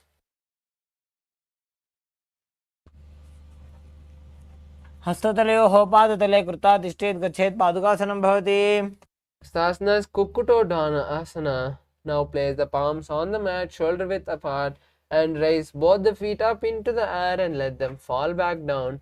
Repeat this again and again as you visualize yourself as a rooster.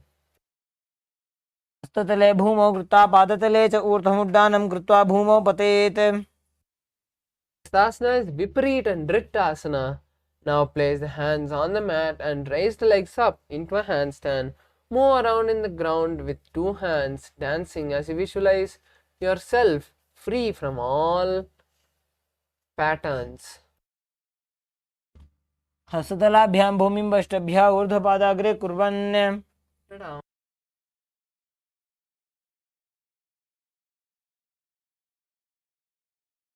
Next asana is Kunjarasana. Now separate the feet and place one palm down on the mat with the other arm straight. Bring the opposite hand to the head as you visualize Swamiji in your inner space and continue to perform the Sahaja Kumbhaka. अथ वक्षे महादेव कुञ्जरासनमुत्तमं करे नैकेन पादाभ्यां भूमौ तिष्ठेत् चिरकरः. Asana is Kunjarasana on the opposite side. Now separate the feet and place one palm down, and on the other palm keep the other palm hand straight. Bring the opposite hand to the head and visualize Swamiji in your inner space. अथ वक्षे महादेव कुञ्जरासनमुत्तमं करेणैकेन पादाभ्यां भूमौ तिष्ठेत् शिरःकरः। Sasana is Kadambasana. Now sit on the ground with the feet flat and heels close to the body. Hold the respective ankle till and lift the feet off the ground, balancing on the toes. Visualize yourself as the Kadamba tree, a pious tree that promotes a long life.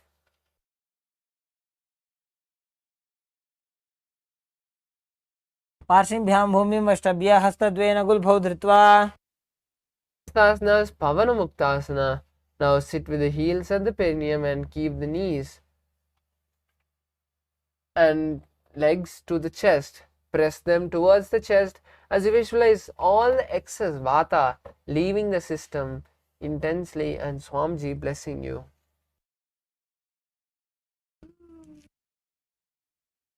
द्वयोस्तु पादयोः पाणिं लात्वा स्वस्वनितम्बके जानुनि वक्षसि साधुर्बभ्रतीकरबन्धनैः।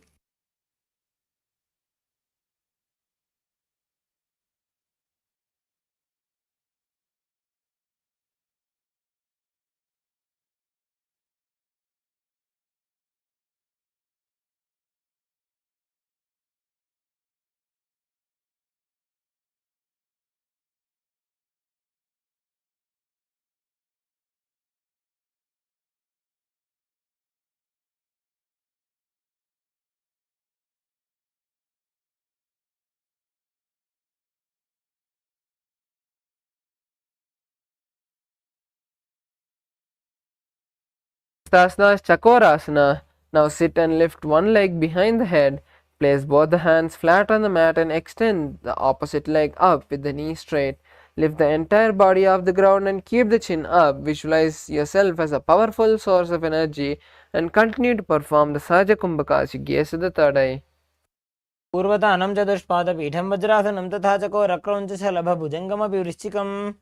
The next asana is Dhanurasana 2.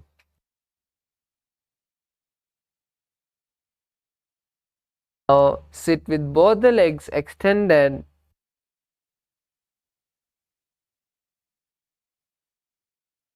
Sit on the ground with both the legs extended. Hold the left toe with the left hand, index and middle fingers, and pull the foot to the ear. Keep the right leg straight as you hold the right leg's big toe with the index and middle finger. Visualize your Paramashiva's bow in Dhanurasana 2.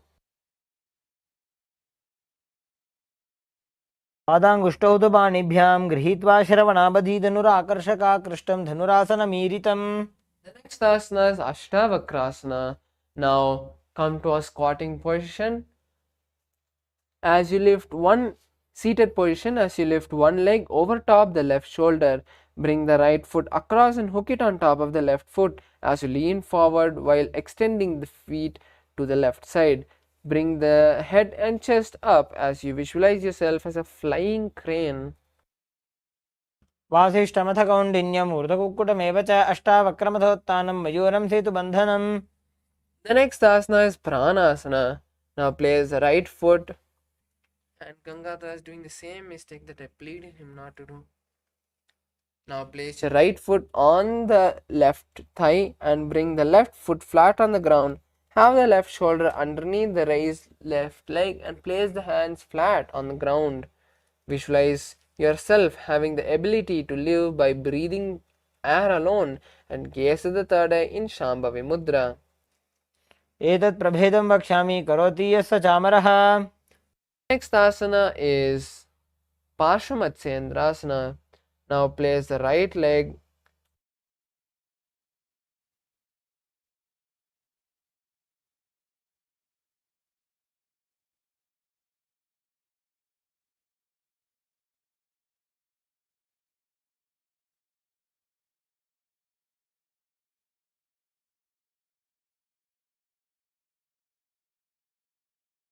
place the right foot at the root of the left thigh and then place the left leg by the side of the right knee.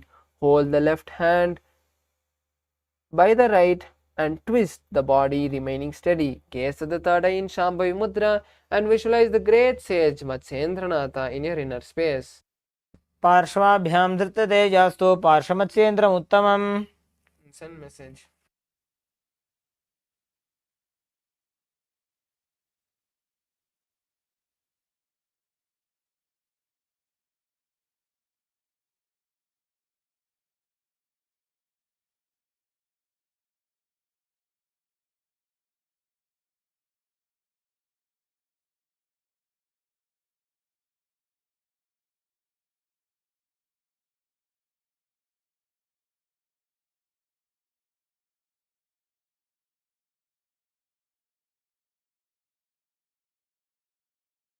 Next asana is Chakorasana on the opposite side. Now sit with both the legs stretched and place one leg behind the head. Bring both the hands flat on the ground as you extend the opposite leg with the knee straight. Lift the entire body off the ground and keep the chin up. Visualize yourself as a powerful source of energy and gaze at the third eye. पूर्वतां चतुष्पादपीठं वज्रासनं तथा च कोरक्रौञ्च शलभभुजङ्गमपि वृश्चिकम्. Asanas Dhanurasana 2. Now keep both the legs extended forward as you hold the right toe with the index finger and middle finger of the right hand. Pull the foot towards the right ear. Keep the left leg extended as you hold the left foot big toe with the left hand index and middle finger. Visualize your Paramashiva's bow and continue to perform the Sahaja Kumbhaka. पादाङ्गुष्ठौ तु पाणिभ्यां गृहीत्वा श्रवणावधि धनुराकर्षकाकृष्टं धनुरासनमीरितम्. Asana is Ashtavakrasana. Now place the right leg over top the left shoulder. Bring the left foot across and hook on top of the right foot. Lean forward and down while extending the leg out to the right as you lift the head up and chest up. Visualize yourself as a flying crane. वासिष्ठमथ कौण्डिन्यम् ऊर्ध्वकुक्कुटमेव च अष्टावक्रम् अथोत्थानं मयूरं सेतुबन्धनम्. Next asana is Pranasana on the other side. Now place the right foot on the left thigh and bring the left foot flat on the ground. Have the left shoulder underneath the raised left leg and place the hand flat on the ground. Visualize yourself having the ability to live by breathing prana alone and gaze at the third eye in Shambhavi Mudra.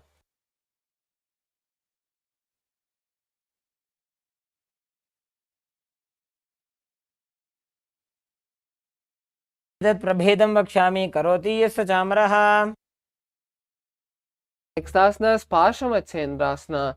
Now place the right foot at the root of the left thigh and then the left leg by the side of the right knee. Hold the left hand with the right hand and twist the body, remaining steady. Gaze at the third eye in Shambhavi Mudra and visualize the great sage Matsyendranatha in the inner space. पार्श्वाभ्यां धृततेजस्तु पार्श्वमत्स्येन्द्रमुत्तमम्. Asana is Ardha Paschimottanasana.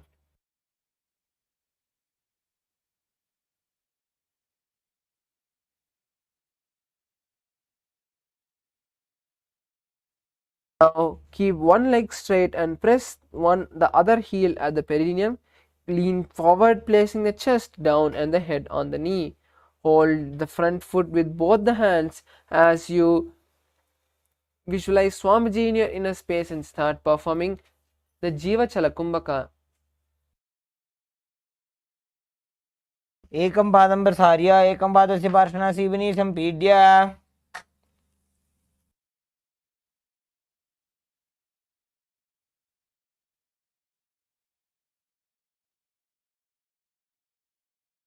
Place your left ankle outside of the hip and hold the sole of the right foot. Lift the leg upward towards the forehead, keeping the knee straight. Gaze at the nose and visualize yourself as a crane as you perform the Jiva Chala Kumbhaka, which is inhaling, visualizing the prana traveling all over the body and then exhaling. उत्तानपादं क्रौञ्चं च मरीचिं वीरभद्रकं नटराजं त्रिकोणं च सुप्ताङ्गुष्ठप्रसारणे. Next asana is Ardha Paschimottanasana on the other side. Now keep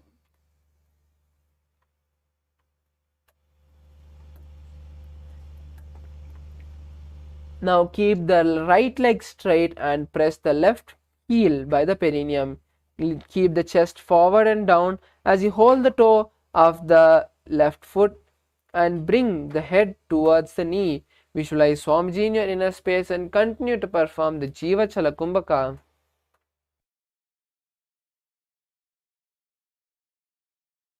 एकं पादं प्रसार्य एकं पादस्य पार्श्वना Seoni सम्पीड्य. Next asana is Kraunchasana. Now with your right ankle outside of the hip, hold the sole of the left foot and lift the left leg up towards the forehead. Keep the knee straight and gaze to the tip of the nose as you visualize yourself as a crane and continue to perform the Jiva Chala Kumbhaka.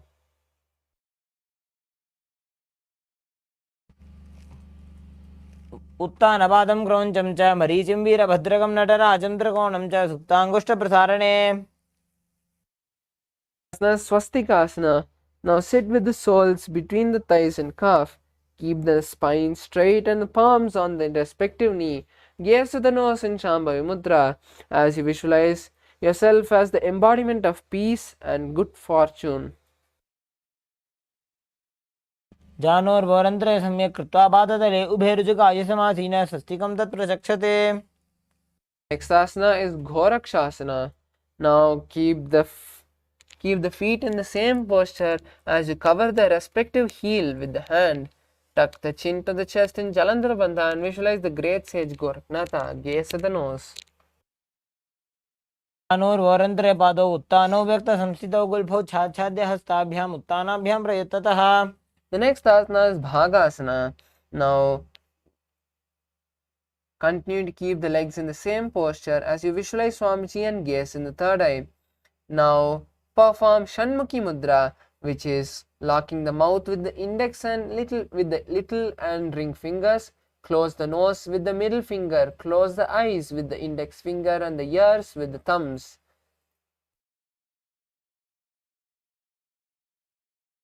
वामपार्श्वकृतं संस्थाप्य दक्षाङ्घ्रिवामचगने.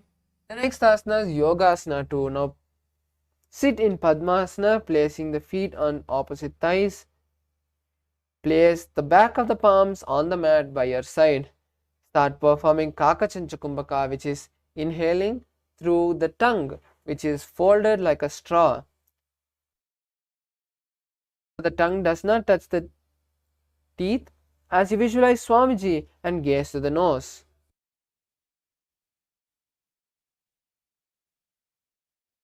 उत्तानौ चरणौ कृत्वा संस्थाप्य उपरि जानुनोः आसनोपरि संस्थाप्य चोत्तानं करयुग्मकम्.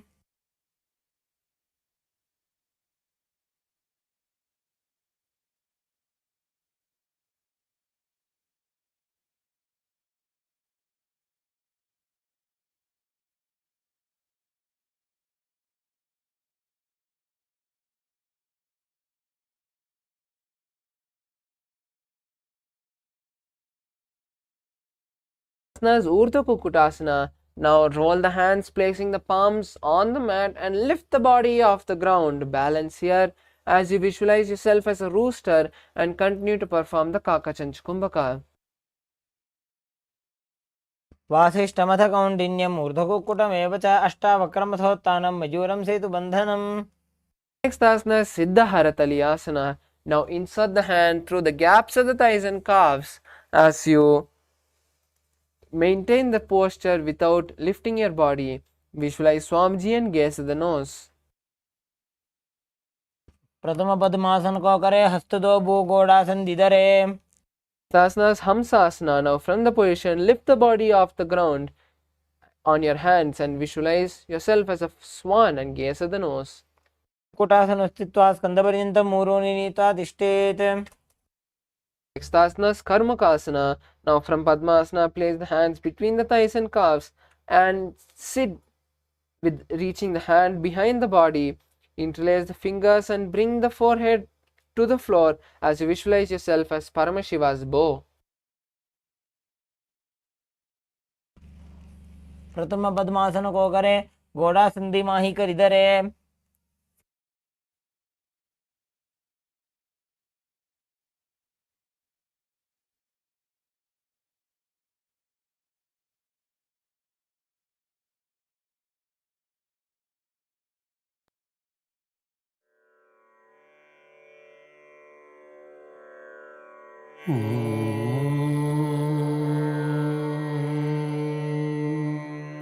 Next asana is Kurmasana 2. Now from Padmasana, insert the hands between the thighs and calves and hold on to the neck. Visualize a turtle and continue to perform the Kakachanchakumbhaka. By जंग प्रदर्शन बावा दाई जंग परिबा इल्याबा. The next asana is Granthi Bhedasana. Maintain the same position as you just tuck the chin to the chest in Jalandhara Bandha. Visualize Paramashiva and gaze at the nose. अथ पक्षे नीलकंठ ग्रंथिभेदासनं शुभं ज्ञात्वा रुद्रो भवे क्षिप्रं सूक्ष्मवायुनिषेवनात्. Asana is Uttana Kurmasana. Now maintain the posture as you slowly lie down on your back. Keep the hands on the respective shoulder and visualize a tortoise. Gaze at the nose.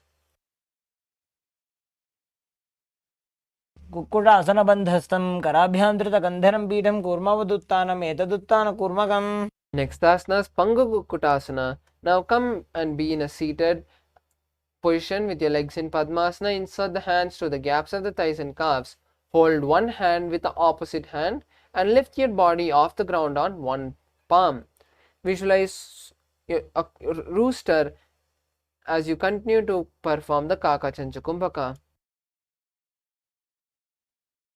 Kukkutasana स्थित्वा एकेन हस्तेन अन्यसमनिबन्धं धृत्वा. Next asana is Pangu Kukkutasana on the opposite hand. Now switch the hand, holding the opposite hand and lifting the body on one hand. Visualize yourself as a rooster. स्थित्वा एकेन हस्तेन अन्यसमनिबन्धं धृत्वा. The next asana is Gridrasana. Now place the elbows on the soles, interlacing the fingers and placing the chin on the knuckles. Visualize you have gone beyond greed and covetous. जानोर्वोरन्तरे पादौ उत्तानौ व्यक्तसंस्थितौ गुल्फौ छाछाद्य हस्ताभ्याम् उत्तानाभ्यां प्रयत्नतः. Asana is Padmasana 3. Now stack the hands and place them in front of the navel as you perform the Mahamudra Bandha and visualize Swamiji. चरणो विधाय विधिवत् शक्तिस्थितो योगिरात्. Next asana is Padmasana 4. Now place the hands on the respective knees. Visualize Paramashiva and gaze at the nose. एतत् पद्मासनं कुर्यात् प्राणवायु प्रसिद्धये शुभासनं सदा ध्यायेत् पूरयित्वा पुनः पुनः. Next asana is Karmukasana 2. Now place the left hand on the left knee and hold the left toe with the right hand. Rotate the left toe and then place the right hand on the right knee.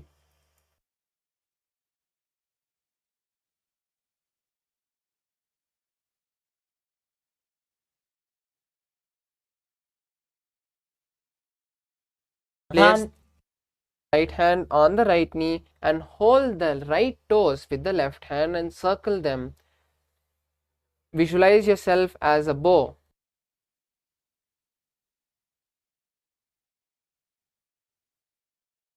अथान्यासनमावक्ष्य योगपूरकरक्षणात्. Next asana is Karmukasana 3. Now cross your hands behind the back and hold on to the respective legs. Visualize your Paramashiva's bow and perform the Mahamudra Bandha. कार्मुकासनमाक्षित्य उदरे पूरयेत् सुखं तदा वायुर्वसो याति कालेन सूक्ष्मवायुना. The next asana is Dhridasana. Now release the Mahamudra Bandha and visualize your Paramashiva's third eye as you just switch the gaze to the third eye.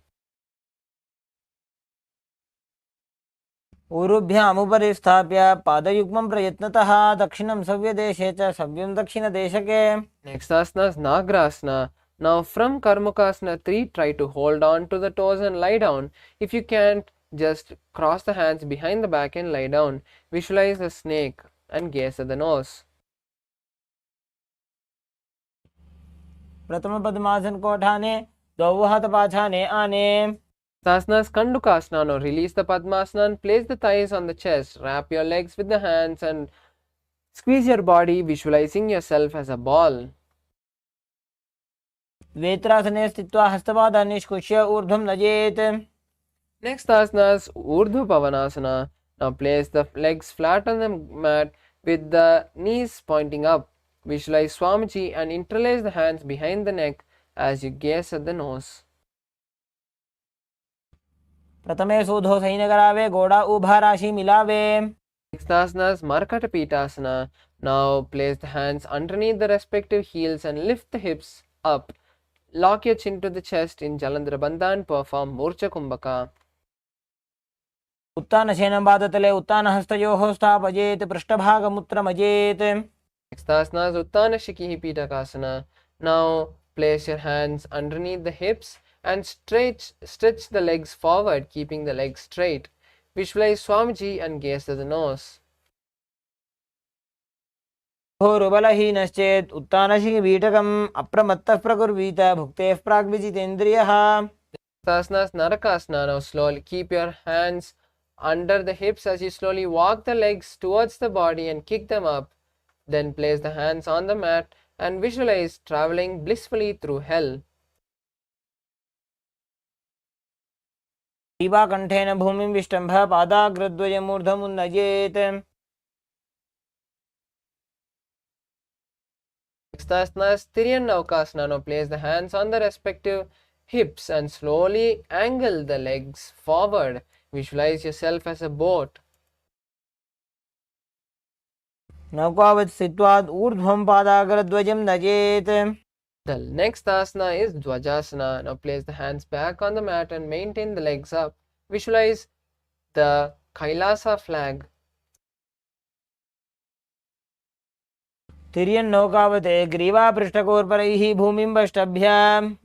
Last asana is Mritasana. Now lie down, completely relaxing your body. Place the hands by your side with the palms up. Just see Swamiji blessing you as you perform the Shakti Chalana Mudra, seeing the Kundalini travel from the root center to the crown center. Completely unclutch from all the senses and all the micro movements of your body.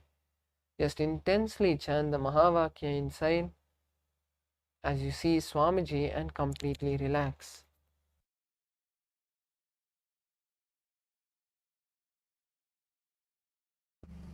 उत्तानं शववद्भूमौ, शयनं तोषवासनं, शवासनं श्रमहरं, चित्तविश्रान्तिकारणम्.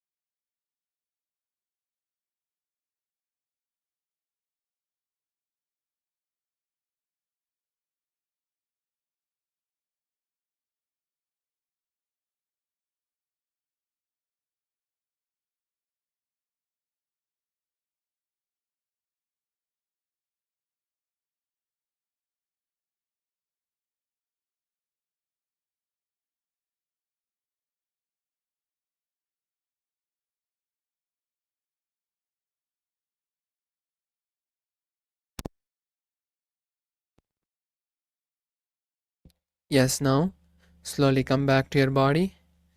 Start moving your legs and hands.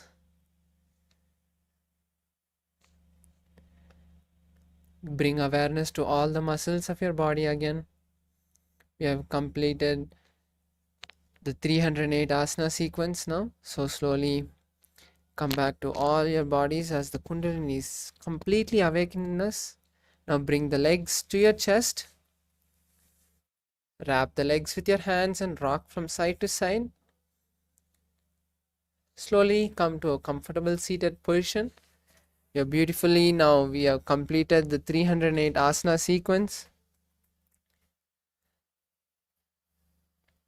Now, after this yoga session, we'll be having the power manifestation session. So, I request all the participants to just stay on for a few more minutes after the yoga to intensely manifest powers first, to bolt this Kundalini energy, to bolt this high energy that we have awakened through the 308 asana yoga sequence, and then get refreshed for the next sessions. So now let's finish with the Purna Mantra. Let's all sit straight with our head, neck and spine in a straight line. Bring your hands to the heart center with the palms together in Namaskara Mudra. Close your eyes and take a deep inhalation as you visualize Swamiji. Let's chant the Purna Mantra. Om Purnamadav Purnamidam Purnat Purnamudachyate Purnasya Purnamadaya Purnamevavashishyate. Om Shanti Shanti Shanti Hari Om Tat Sat Sarvam Bhagavat Shri Nithyananda Paramashiva Padukarpanamastu. Om Nithyanandam. Thank you all the participants for beautifully participating in this session. Let's now go and start manifesting powers. அறிவுக்கட்ட மூதேவி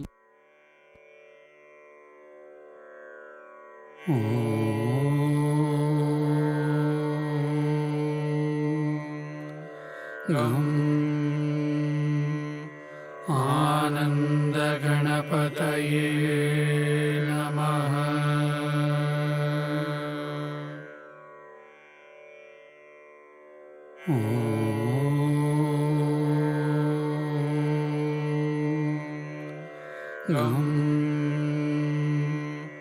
आनंद गणपतये नमः।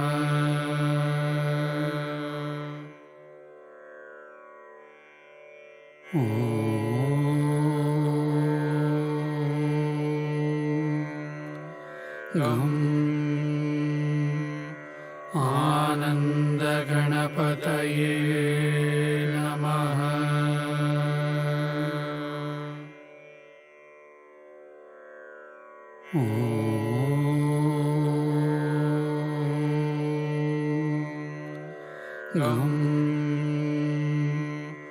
आनंद गणपतये नमः।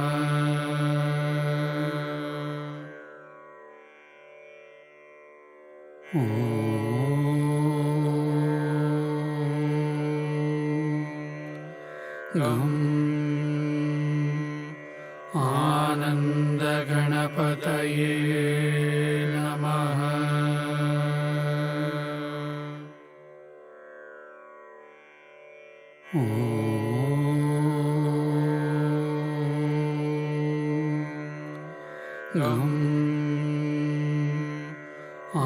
आनंद गणपतये नमः।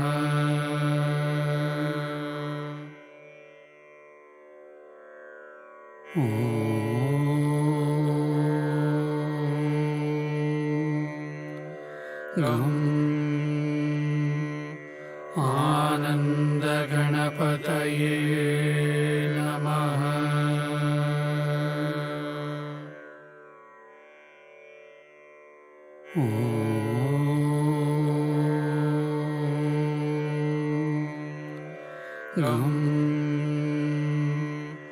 आनंद गणपतये नमः।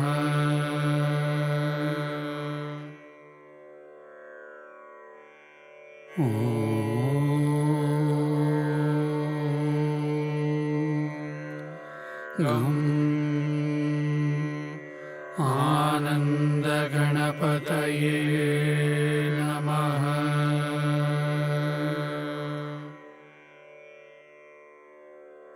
Nithyananda Paramashivoham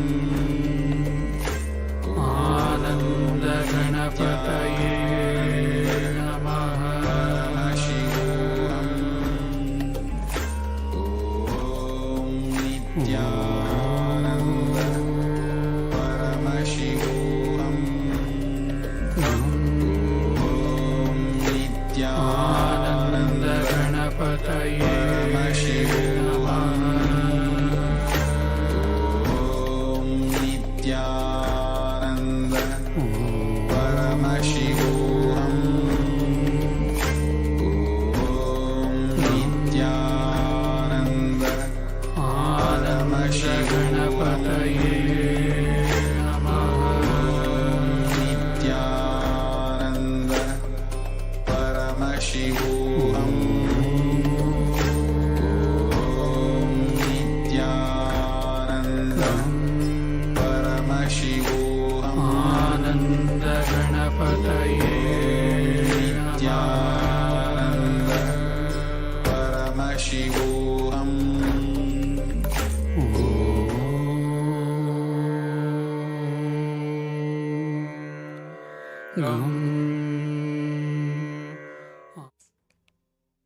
नित्यानन्दं परमसुखदं केवलं ज्ञानमूर्तिं द्वन्द्वातीतं गगनसदृशं तत्त्वमस्याधिलक्ष्यम् एकं नित्यं विमलमचलं सर्वधी साक्षिभूतं भावातीतं त्रिगुणरहितं सद्गुरुं तं Namami.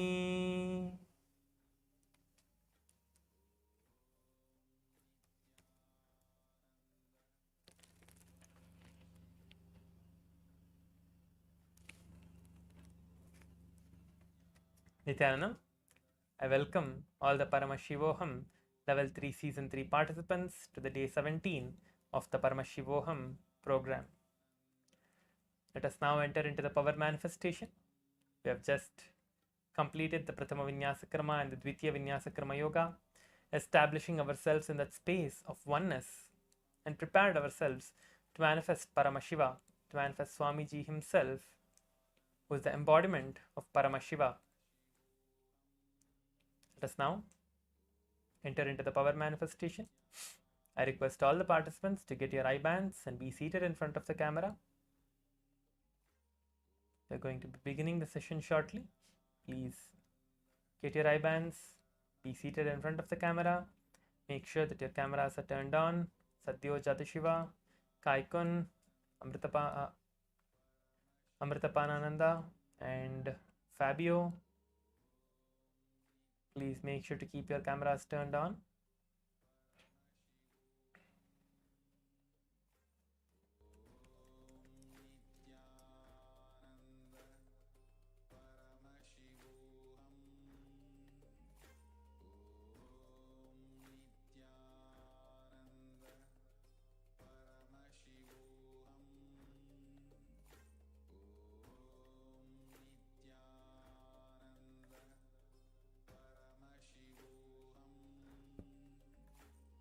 Yes, please sit straight with your head, neck and spine in a straight line. I just wanted to remind everyone that manifesting these powers are not just being able to see with your eyes closed or being able to scan someone's body or seeing any distances. They are just the side effects, okay? The main effect, the main reason for us to do this power manifestation is to manifest the powerful cognition, to manifest that space and the state of Paramashiva within us.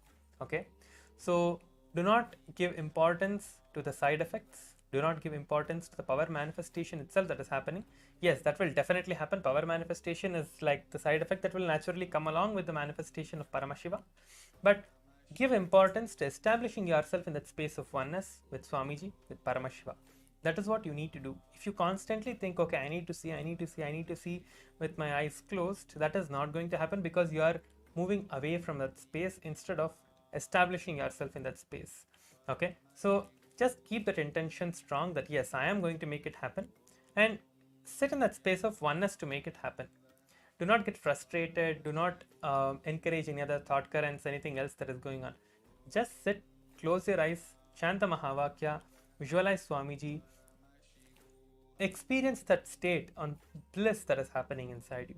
Okay, that is what is power manifestation. The moment you are established in that space of bliss and you know, yes, I can manifest anything, that is the space that you need to be in.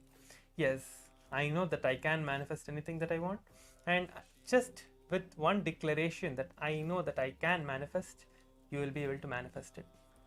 So let us now enter into the Shastra Pramana. I'm going to be chanting the Shastra Pramana, which is the scriptural reference directly revealed by Paramashiva himself in the Vijnana Bhairava Tantra. As we all get ready for the power manifestation, I'll be chanting the Shastra Pramana for the power of the third eye reading.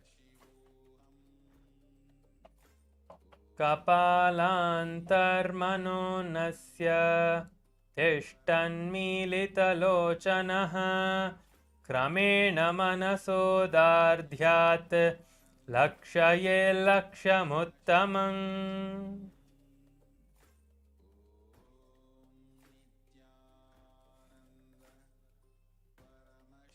Yes. Let us now enter into the power manifestation. Keep your eyes closed. I'm going to be projecting 2 words. Yesterday we saw 1 word, but today I'm going to be projecting 2 words. So let us continue the power manifestation. Keep your eyes closed. The image is going to be projected. Intensely chant the Mahavakya, visualizing Swamiji in your third eye.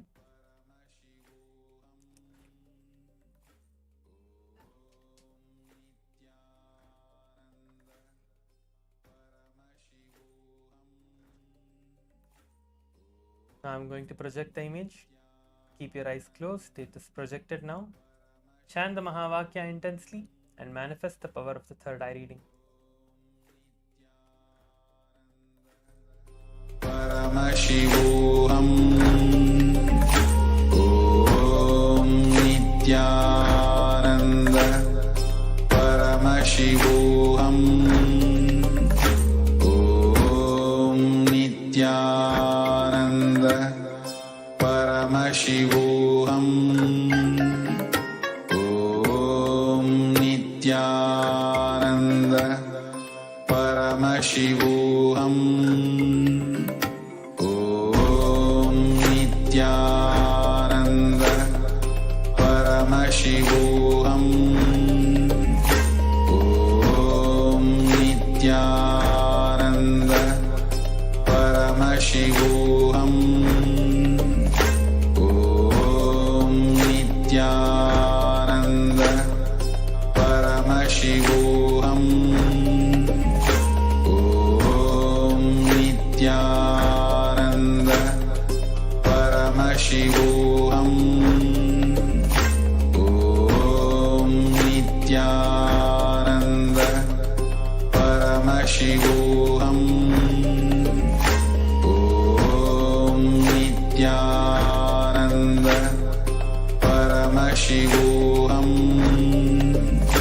Om Nithyananda Paramashivoham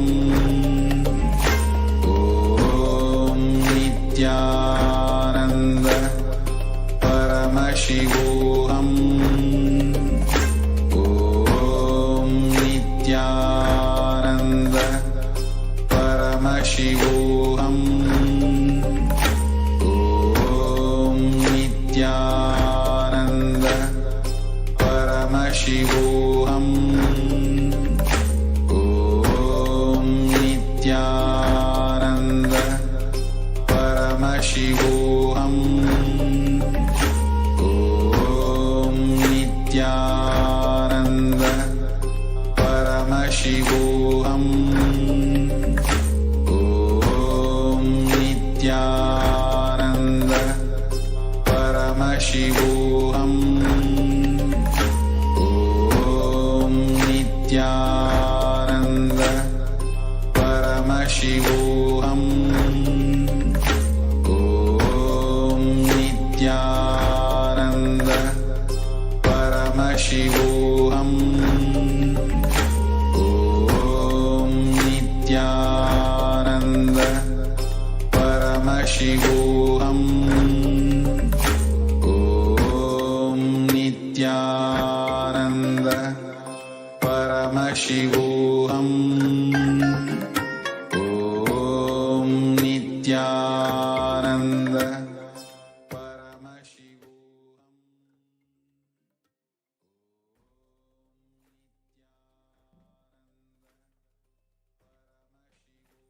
Yes.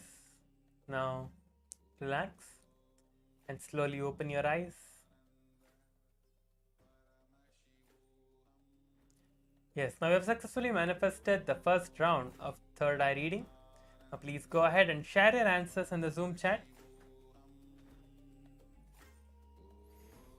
Whatever it is that you saw in your third eye, please go ahead and post the answers in the Zoom chat. And I'll be seeing your answers. I see that a few people are typing the answers now. Please go ahead and share your answers in the Zoom chat. Whatever it is that you saw, please make sure to share everything in the Zoom chat.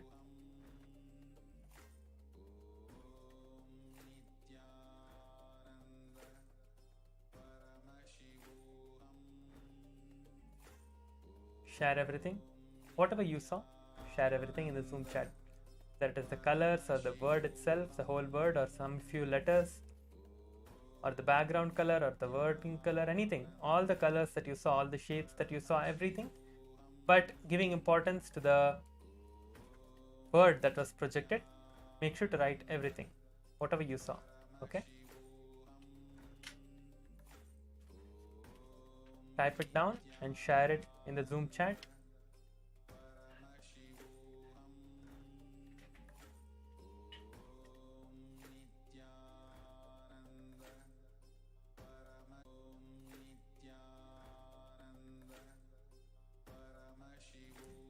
Yes, Xiao Feng is saying game. Okay, the word game. Okay.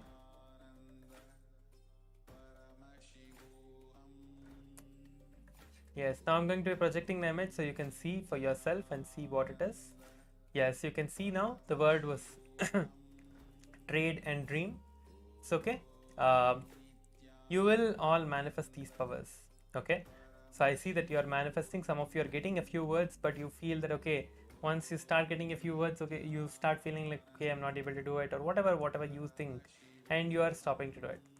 So do not carry that space. Okay, everything that you're seeing is what is Swamiji showing for you. So just know this inside you that whatever you are seeing, whatever power you are manifesting, it is Swamiji's manifestation happening through you because you're all initiated. So you will all continue to manifest and make sure that you are manifesting. Do not just feel that oh, I'm not able to manifest and whatever, and stop doing it. Continue to manifest. Make sure that you are having that, holding that space within you that yes, Swamiji is the one who is manifesting in me. Let me continue to decide to let Swamiji manifest through me. That is all you need to do, and you will manifest this. Okay, so let us move on to the next round now. Please close your eyes, tie your eye bands again, tie your eye bands on your eyes, and get ready for the power manifestation. Close your eyes, start chanting the Mahavakya and visualizing Swamiji in your third eye.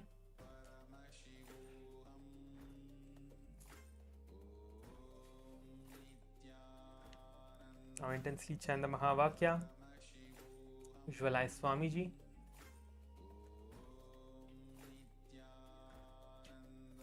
Establish yourself in that space of oneness.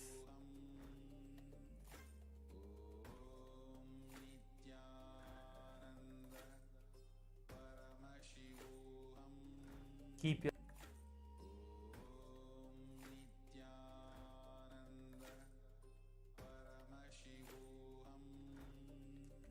Satyojata Shiva, Fabio, Kaikun and Amritapanananda. Please make sure to turn on your cameras so that we can see you and guide you throughout the session. Please make sure to keep your cameras on and you're in the camera, in front of the camera. I see Xia Feng and a few more people who are sitting, who have closed their eyes intensely, are manifesting Swamiji.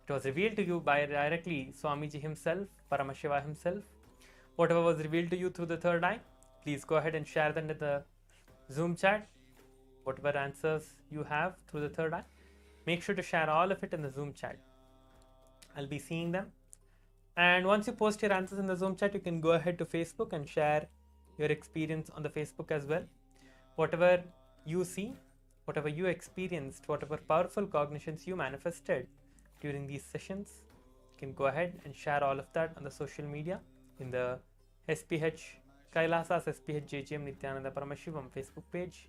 Please go ahead, go there and share your experiences as well. Please make sure to share your answers in the Zoom chat for whatever you saw. We are going to be projecting the image soon. The image will be projected to you soon.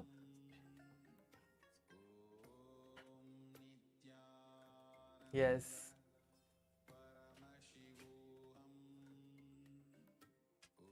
Now the image is being projected. You can see that this was the image that was projected to you all. These are the two words that was revealed, that was projected to you. So now you can go ahead and share what you saw in your third eye, what was projected, and you can share that as well in the Zoom chat and in the social media. Please go ahead and share your experiences. With this, we come to the end of today's power manifestation. Please continue sharing. We'll finish with the Purna Mantra. So the words were story and final. You can see that. These were the two words. So if you saw that right, that's great. And even if you feel that you did not see, you are going to be manifesting the powers in the upcoming days of the program. So do not worry about it. Make sure to sit during the darshan every day and establish yourself into the space of oneness and power manifestation. Let us now finish with the Purna Mantra for this session. Om Purnamada Purnamidam Purnat Purnamudachyate Purnasya Purnamadaya Purnamevavashishyate. Om Shanti Shanti Shanti Hari Om Tat Sat Sarvam Bhagavat Shri Nithyananda Paramashiva Padukarpanamastu. Om Nithyanandam.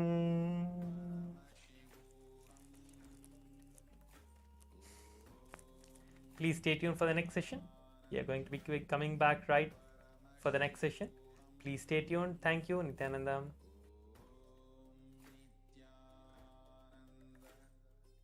Paramashivoham. Om Nithyananda Paramashivoham. Om Nithyananda Paramashivoham. Om Nithyananda Paramashivoham. Om Nithyananda Paramashivoham. Om Nithyananda Paramashivoham. Om Nithyananda Paramashivoham. Om Nithyananda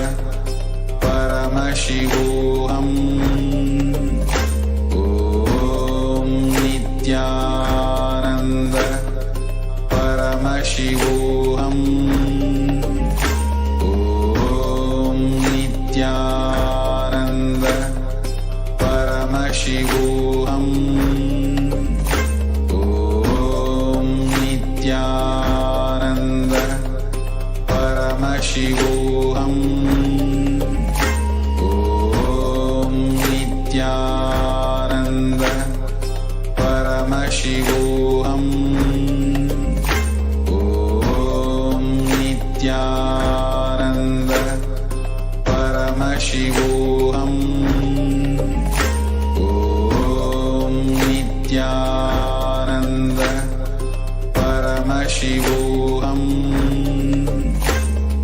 Om Nithyananda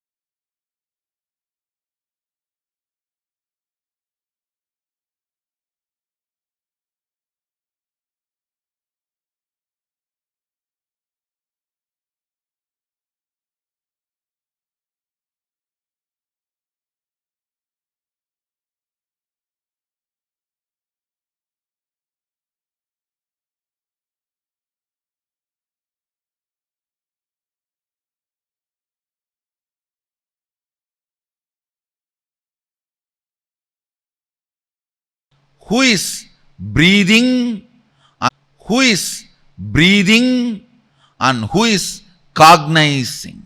Listen. Repeat the verses once more and you will understand.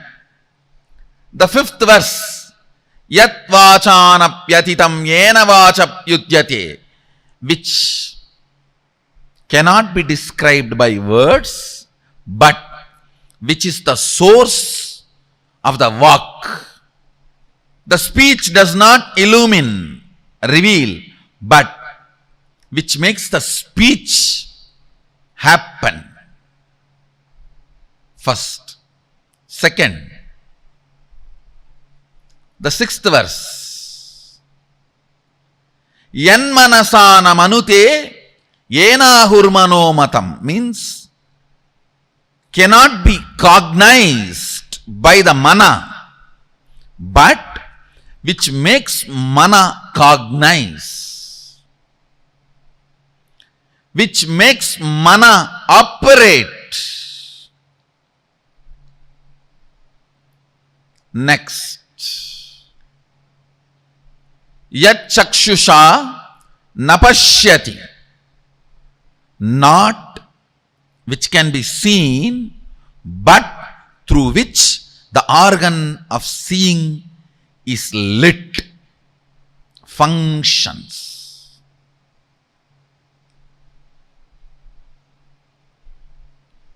Yashrotrena nashrunoti, not by the listening, but through which the listening happens in you. Yat pranena na praniti, ena prana praniyate, not which can be breathed, but by which the breathing happens. This is one of the most powerful Sahaja Samadhi technique. Constantly try, whole day whenever you can, just try to remember, who is making me see? What is the energy in me which makes me listen? What is the source of me which makes me cognize and think? What is the source of me which makes me breathe in and breathe out? Suddenly you will see, your eyes will be open, but you will be sitting like a hatching mother bird whose eyes are open, but she is not looking outside. The mother bird which sits on the eggs for hatching, her eyes will be open, but she will not be seeing. Your eyes will be open, but you will not be seeing, because you are seeing the seer. Whenever you find time, just try to sit, even for a few minutes. You will pick up Sahaja Samadhi. Your eyes are open, but you are not seeing. Your ears are open, but you are not hearing. You are not sleeping. Your cognition is alive, but you are not cognizing. That is the state called Sahaja Samadhi. After some time, even if you are cognizing, you will not be moved out of that state. You will continue to be in that state and you will continue to cognize. That's a perfection of Sahaja Samadhi. Understand these 5 verses of Kenopanishad is the most powerful technique, method for Sahaja Samadhi.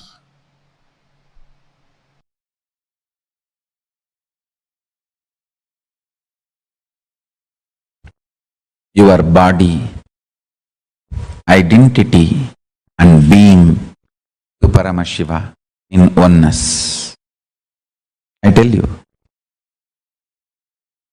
Paramashiva is a pure being, pure identity and pure body.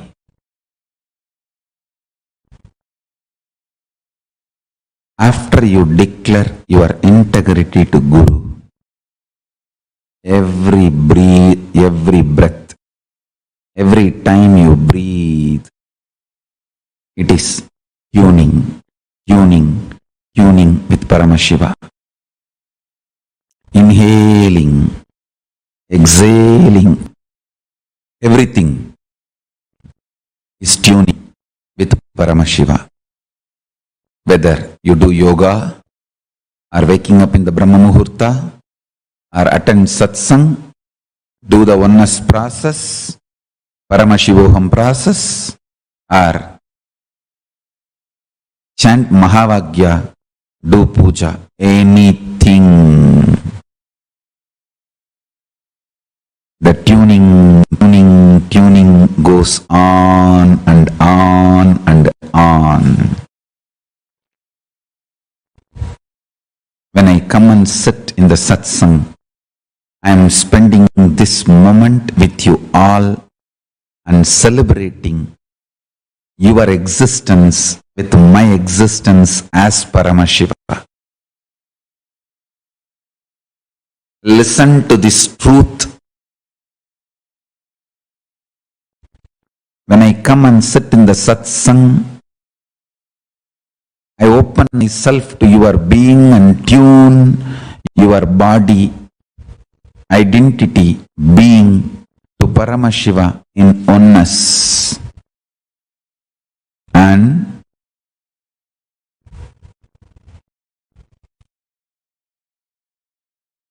make you experience intensely, make you understand intensely, make you realize intensely, make you manifest intensely the oneness with Paramashiva, the ultimate, absolute, Shuddha Advaita Sugabodha Jnana Vijnana Nirvigalpa Nishkala Niranjana Nirahara Nirguna Nirbodha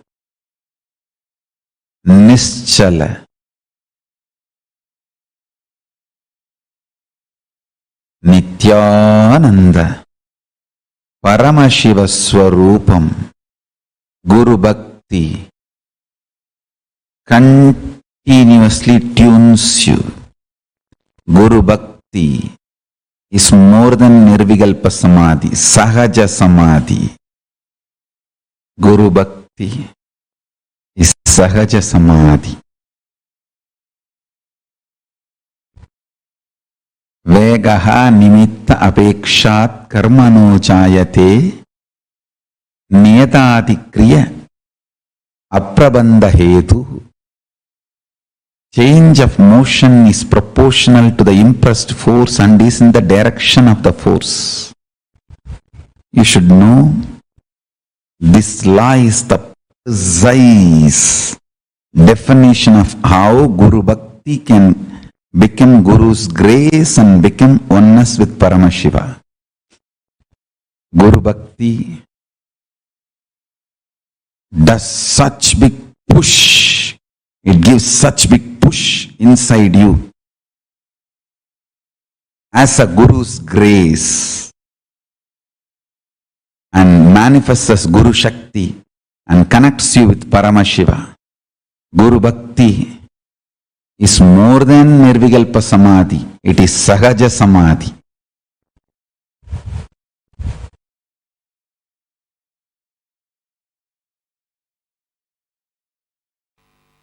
Let me explain that word Guru Bhakti. Being authentic to Guru.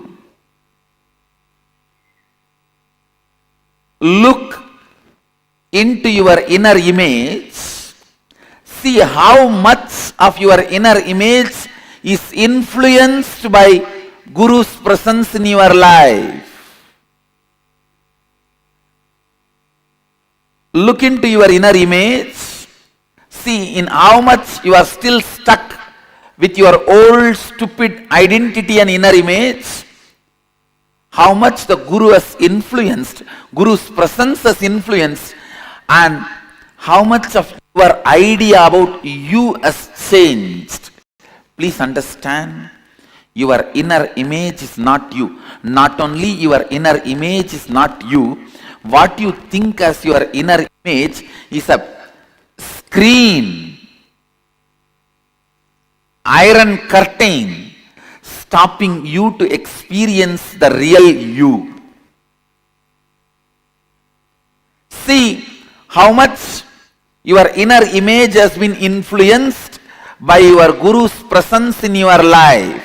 If you continue to have your inner image without changing, you are living your logical life. Yesterday you have been sick. Logically today you will be sick. Logically tomorrow you will be sick or more sick. Till death. That is supposed to be the logical life. Inspiration and energy of the Guru enters into your inner image. Life will not be any more logical. It will become just magical.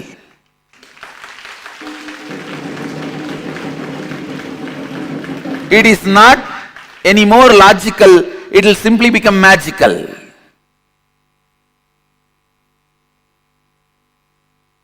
How much your inner image is inspired, influenced by your Guru's presence in your life. How much your outer image is inspired and influenced. What kind of outer image you show to your Guru. And how your Guru holds you. What is the anyakara he is having about you? Have you taken responsibility for it? What kind of an image you hold about Guru and the life around Guru, the Sangha.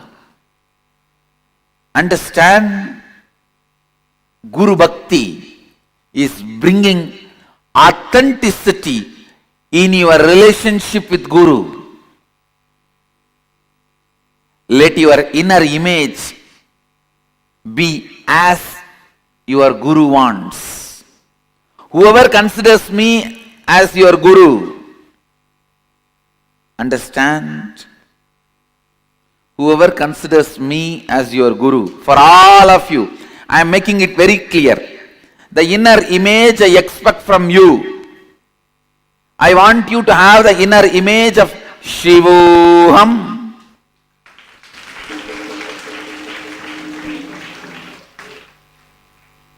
My taste is very simple in anything. I just want the best thing.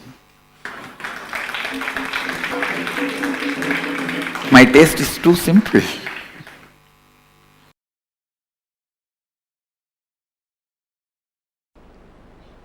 See, if your inner space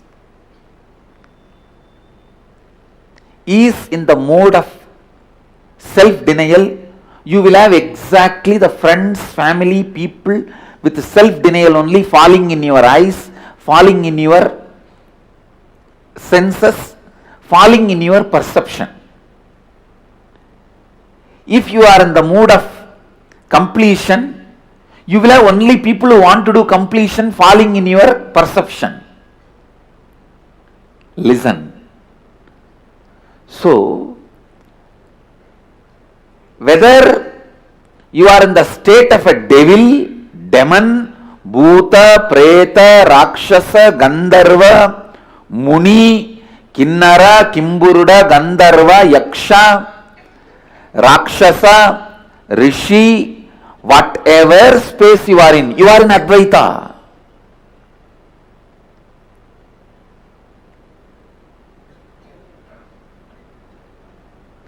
So that can never be lost. If you are in the space of completely denying you, you will exactly perceive only those people who are also in self-denial and denying you. You will be denying them, they will be denying you. Both of you will be having a great Indian mother-in-law, daughter-in-law relationship. then if you decide to complete, you will perceive suddenly everybody around you are struggling towards completion. Understand?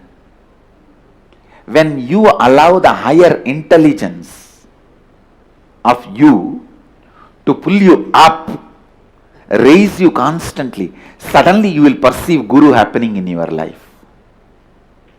Because your own part of you, which is constantly pulling you up, only allows the Guru to happen in your life and continue to exist in your life.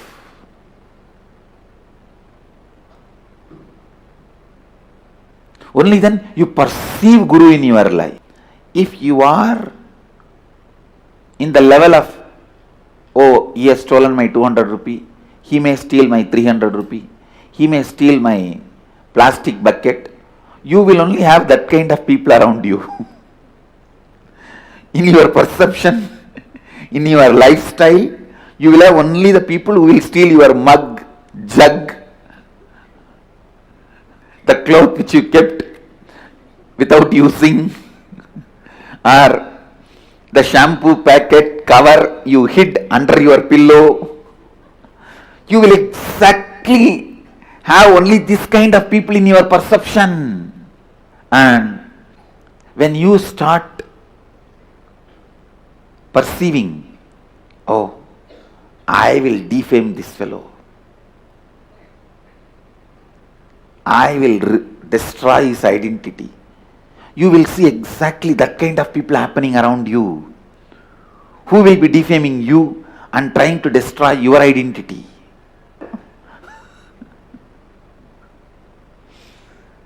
Anyhow, listen to this truth. Whatever is your mission, whatever is your life's goal, today's goal, this month's goal, this year's goal, whole life goal, pen down. You will see exactly only people who have the same kind of ideal will be in your perception.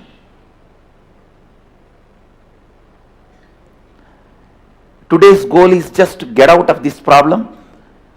1 month's goal is how to get out of this reporting system.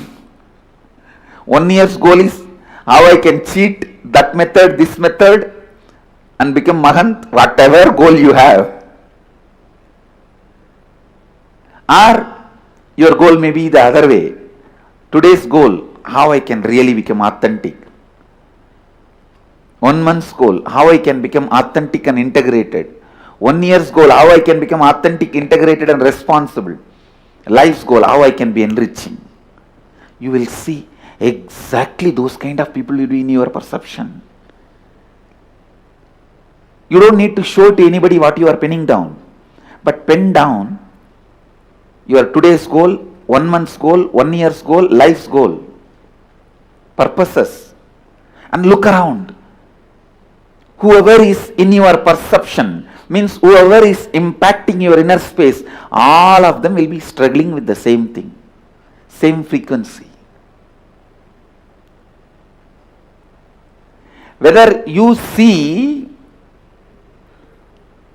Amavasya or Purnima, moon is full. Your perception only changes. Whether you are in the space of my shampoo bottle has been stolen, my chappal has been stolen, or in the space of Advaita Satya. Advaita is the truth.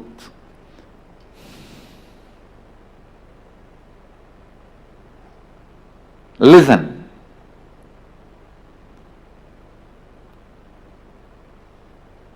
Changing your perception about you, changing your perception about you,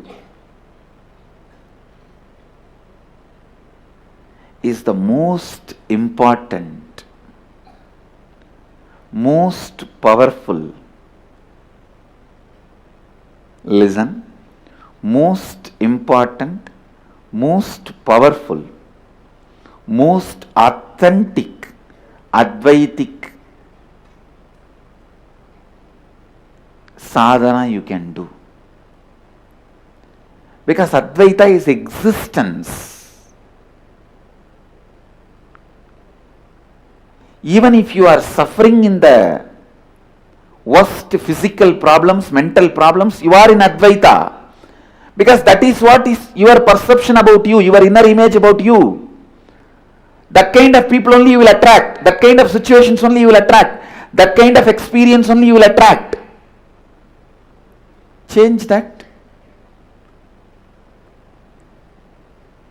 Whether you are in the space of a complete, perfect health, perfect happiness, perfect relationships, perfect wealth, and ultimate enlightenment and the contentment, you are in Advaita. Or you are in the space of worst suffering, physically, mentally, emotionally, psychologically, nothing worse can happen to you anymore. Even then you are in Advaita. Because what you decide to perceive as you perceive that as everything. If you perceive yourself as Sogam, you will see everything as Sogam around you. If you perceive yourself as Soham, you will perceive everything around you as Soham. If you perceive yourself as Shivoham, you will perceive everything around you as Shivoham. That's all. If you put Vibhuti on your forehead, you will see simply everyone around you. You will have people with Vibhuti as everyone around you, and they will be in your perception. If you put Namam in your face, you will see that kind of people in your perception around you in your life. If you put Kumkum, you will see that kind of people around you. If you keep it empty, like atheists, because inside is also empty, they keep outside also empty as a symbol. See, when we have Mahadeva inside, we put sacred ash outside and tell the people Mahadeva is inside. When Devi is inside, we put Kumkum and tell the people Devi is inside. When Vishnu is inside, we put Namam and tell people Vishnu is inside. When everything is empty inside, they tell people by not putting anything empty. And if you keep it empty, you will exactly get the people who will also have emptiness around you. It's up to you.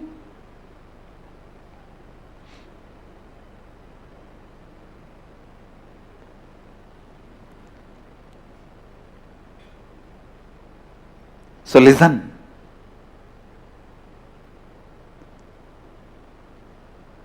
The perception about you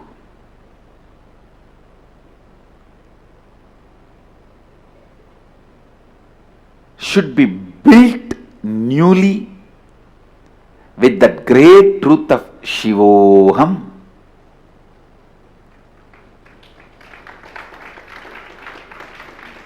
Decide. If you want to cook, you have to burn the firewood. If you want to create that Shivoham space for you, you have to burn all the incompletions. Decide. Good news is, it is possible. Best news is, it is very easy. Good news is, it is possible. Best news is, it is very easy.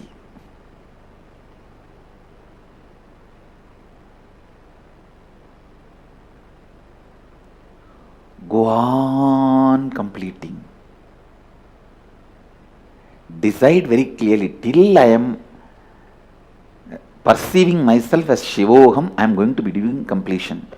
That cannot be stopped. Tell yourself, do you want to become Shivoham today or after 25 years? I am okay with anything.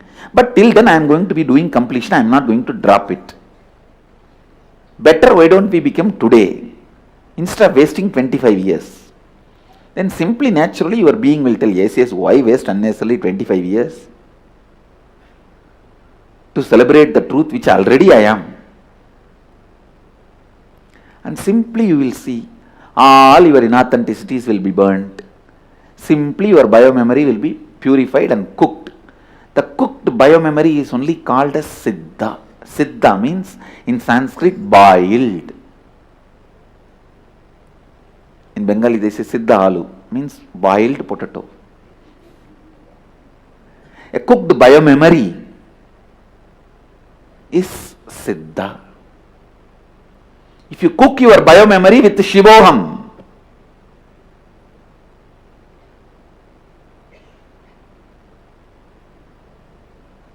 you are a Siddha. That's all.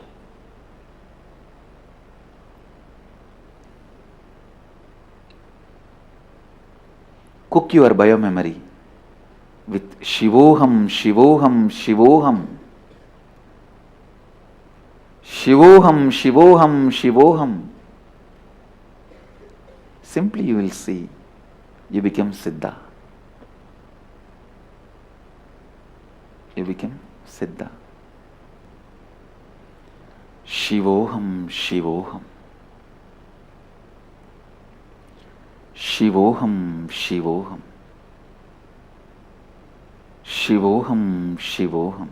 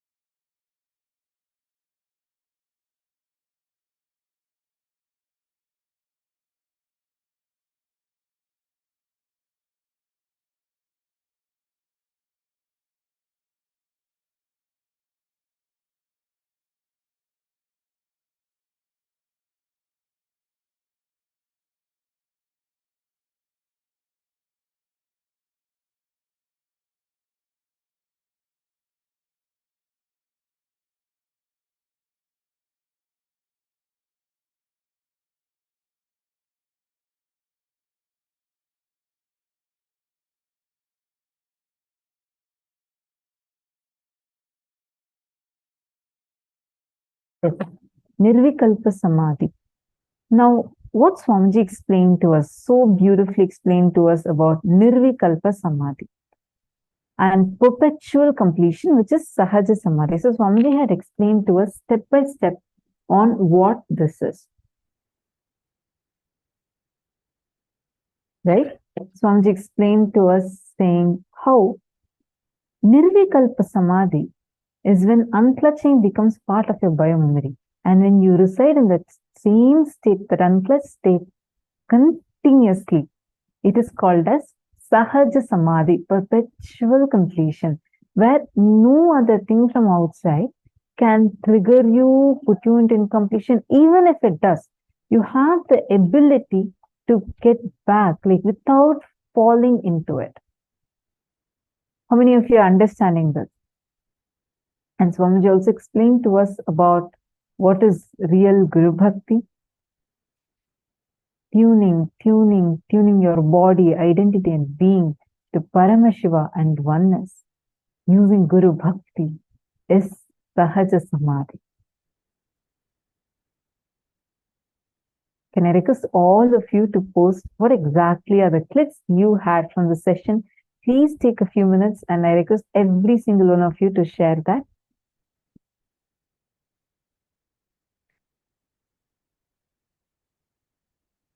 Please take a few minutes. All of you post.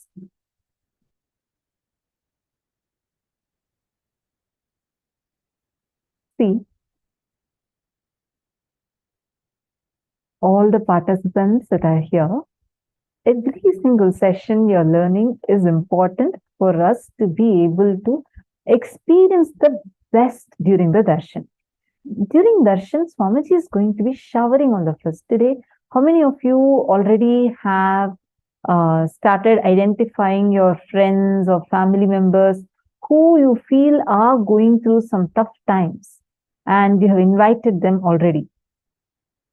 If you have not done that yet, I request all of you to do it now.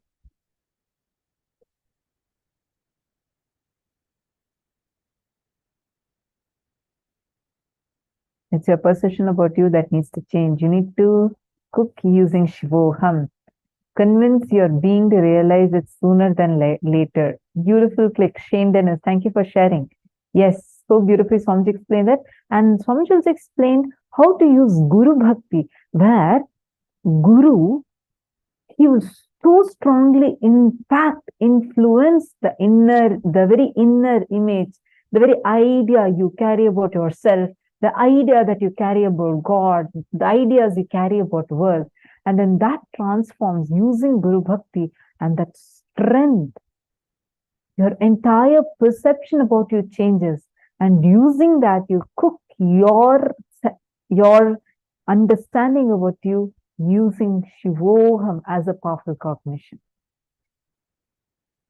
What else did each of you click with? I request every one of you to please post.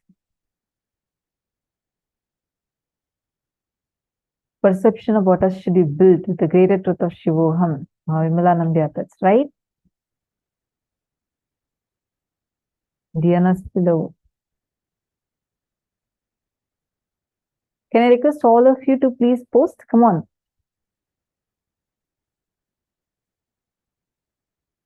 Ma Ananda Premini, where you are typing now is the Zoom chat. Where exactly you're typing now? You're asking where to get the Zoom chat. Wherever you typed just now, this question is the Zoom chat. You can post there and we'll be able to see it. All right.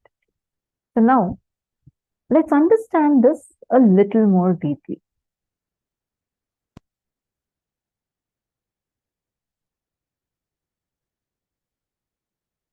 See, this is Swamiji at the age of 12. And next to that, you can see Annamalai Swamigal. He's a direct disciple of Bhagavan Sri Ramana Maharishi. And he's also one of the gurus of Swamiji, who taught the science of enlightenment to Swamiji. And I'm just going to read out exactly Swamiji's words. I can't even imagine somebody beyond Annamalai Swamigal in Vedanta. He can just sit in Nirvikalpa Samadhi and Sahaja Samadhi forever. Unbroken Sahaja Samadhi. The most powerful, unclutched being I have ever seen is Annamalai Swamigal. Even when his eyes are open, you can look into his eyes and see that he is unclutched. He is in Nirvikalpa Samadhi. He will be just seeing, but no reaction from inside. Such pure Nirvikalpa Samadhi. This is one of the most powerful Sahaja Samadhi techniques that you can practice the whole day whenever you remember it. Let us say you are seeing a hill, large hill ranges covered with snow, which is the world. That hill, and when it is perceived, the perception that you experience, you go through in my world, means in your world. Both are not ultimate. See who is perceiving inside, my world, and who is showing outside as the world. In both, when you start seeing the source, Sada Shiva, Paramashiva, you will find Paramashiva. Take a few minutes. I request all of you to please write this down, read this first, and internalize this powerful cognition.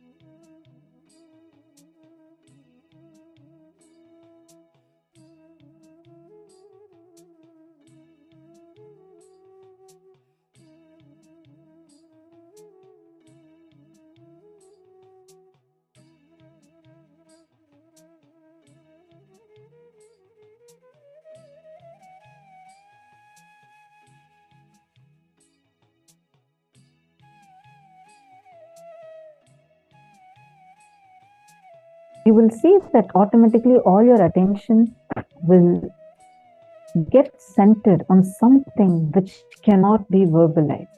These questions will not lead to any answer. It will lead to an experience, embodied state. The embodied state is the answer for this question. Sahaja Samadhi is the answer for pure questioning. Understand, every single one of you, take a few minutes. Actually, this is called as pure questioning, and just go on cherishing this pure questioning. Question everything. Like, don't even have the idea that, like, okay, I am existing or I am this body. Don't even start from that.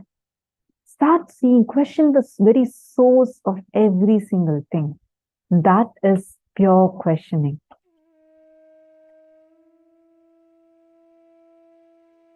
And we also have a special ebook as a gift from Swamiji for this session, which is the Sahaja Samadhi, the perpetual completion. And this book could be emailed to all of you as a part of your gifts.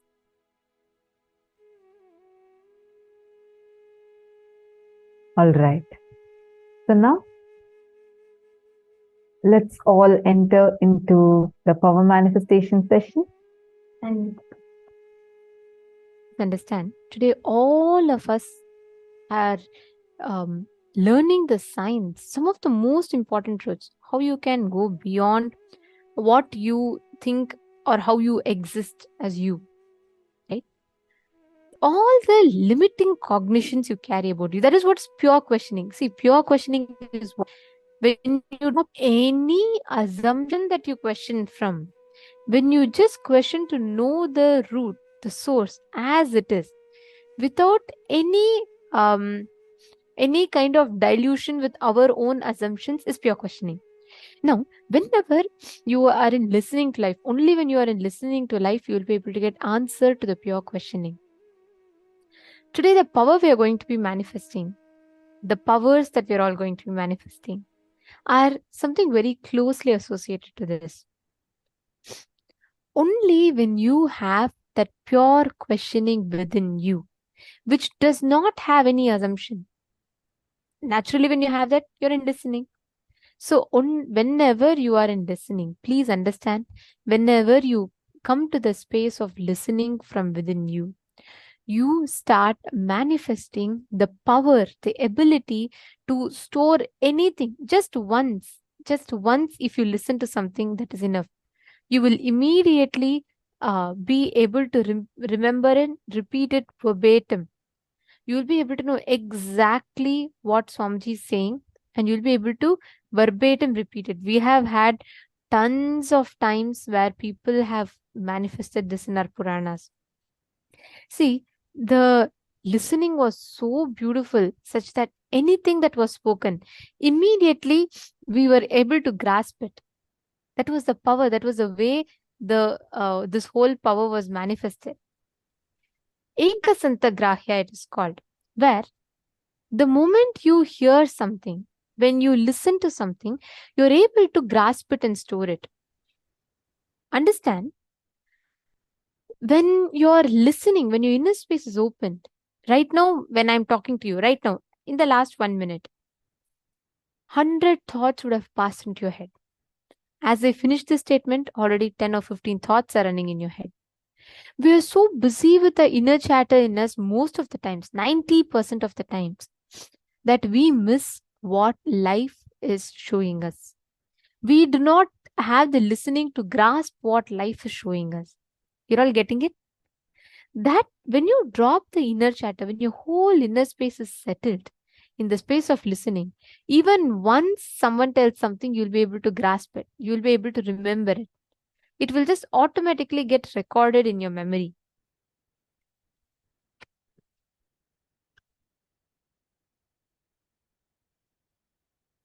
See, our inner space, right? It has the ability to store 250 ships of memory. Please understand. All our masters, rishis, used to store the knowledge from the Vedas and Agamas in the DNA of the disciples. The whole Hindu scriptures, there are different branches. First whole is Shruti, the second is Smriti, then Itihasa, Puranas, and so on, it goes on. Understand, the first way of transmitting knowledge, Upanishads, Puranas, is not by writing. We didn't put history in written palm leaf scriptures. Even before that, it was stored in the DNA of the disciples by the masters chanting and the disciples listening. It used to get stored in their very bio memory. Understand, anything you hear, automatically you can grasp, and it is stored in your system. The only thing is, most of the times our listening process is so unconscious. So we don't really know what we are listening to and what is getting stored in our system. When you manifest this power, right, you manifest the ability to store any information in your inner space. There was a great rishi, Ashtavakra, who in the womb of the mother, he used to be there in the womb of the mother. And very beautifully, the whole incident happens where his father once chants the Veda wrongly. But because he has heard his grandfather chant the Vedas correctly, he corrects his father from the womb. Understand, in our Upanishads, there are tons of references to how this is done. In fact, even from Swamiji's very own life, Swamiji very beautifully manifests this power of Ekasantagrahya, where instantly he is able to remember the whole verse. Let's listen to it.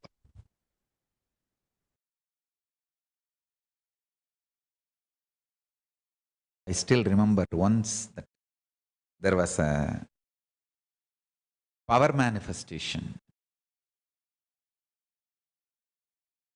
My Guru Kuppammal, she was making me manifest the Ekasantagrahyam. Ekasantagrahyam means listening once and repeating the whole as it is.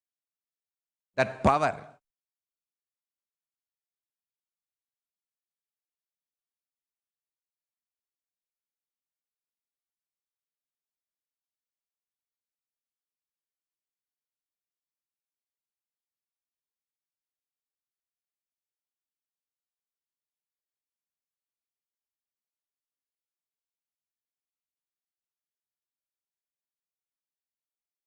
There was one senior Hindu leader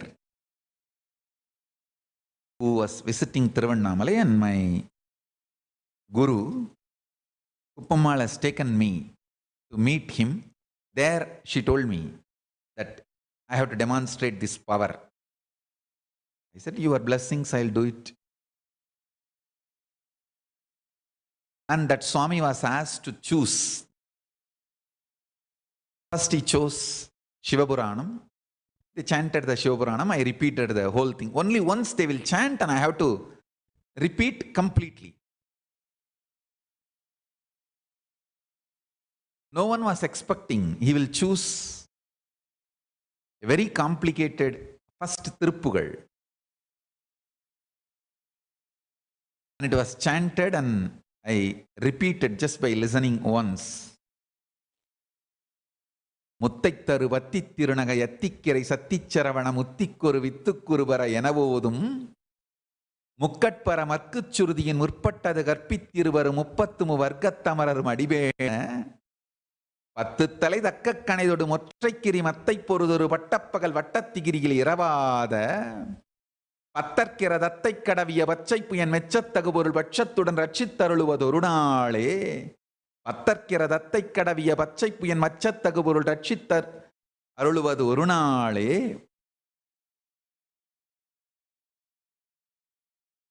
தித்தித்தைய ஒத்த பரிபுர நிறுத்தப்பதம் வைத்து பயிரவி திக்கொக்க நடிக்க கழுகொடு கழுதாட திக்குப்பரி அட்டப்பயிரவர் தொக்குத்தொகு தொக்குத்தொகுதொகு சித்திரப்பவுரி திரித்திரிகடக எனவோத கொத்துப்பறை கொட்டக்களமிசை கொத்து குக்கு குகு குக்கு குகு குத்திப்புதை புக்குப்பிடி என முதுகூகை கொத்துப்பறை கொட்டக்களமிசை குக்கு குகு குக்கு குகு குத்திப்புதை புக்குப்பிடி என முதுகூகை கொற்புற்ற நட்பற்ற உணரை வெட்டிப்பலி இட்டு குலகிரி ஒத்துப்பட ஒத்துப்புறவல பெருமாளே.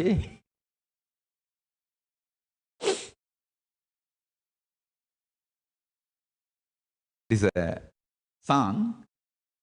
Somebody recited, and only once I heard and I recited the whole thing as it is.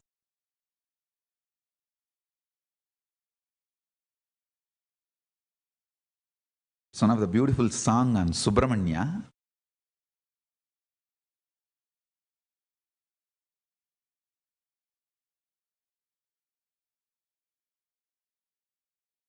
Power manifestation of Egasantagrahya.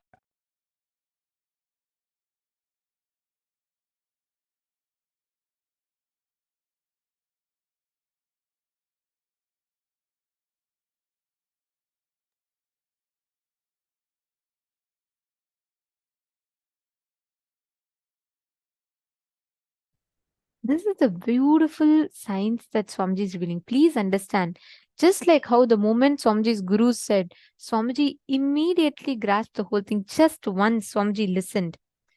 And like Swamiji said, this is exactly how Ekasantagrahya is manifested.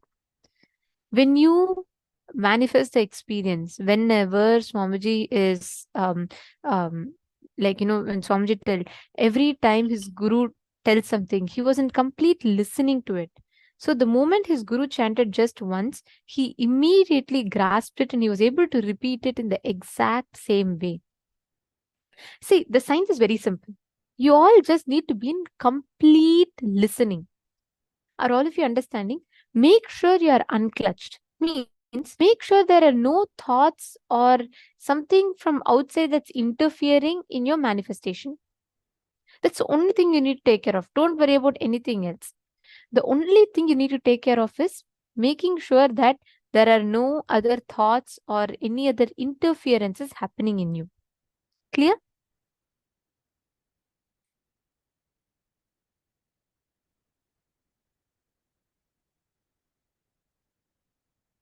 Okay, so my Diana's fellow was asking, I don't know, I leave to hear what my brain is saying.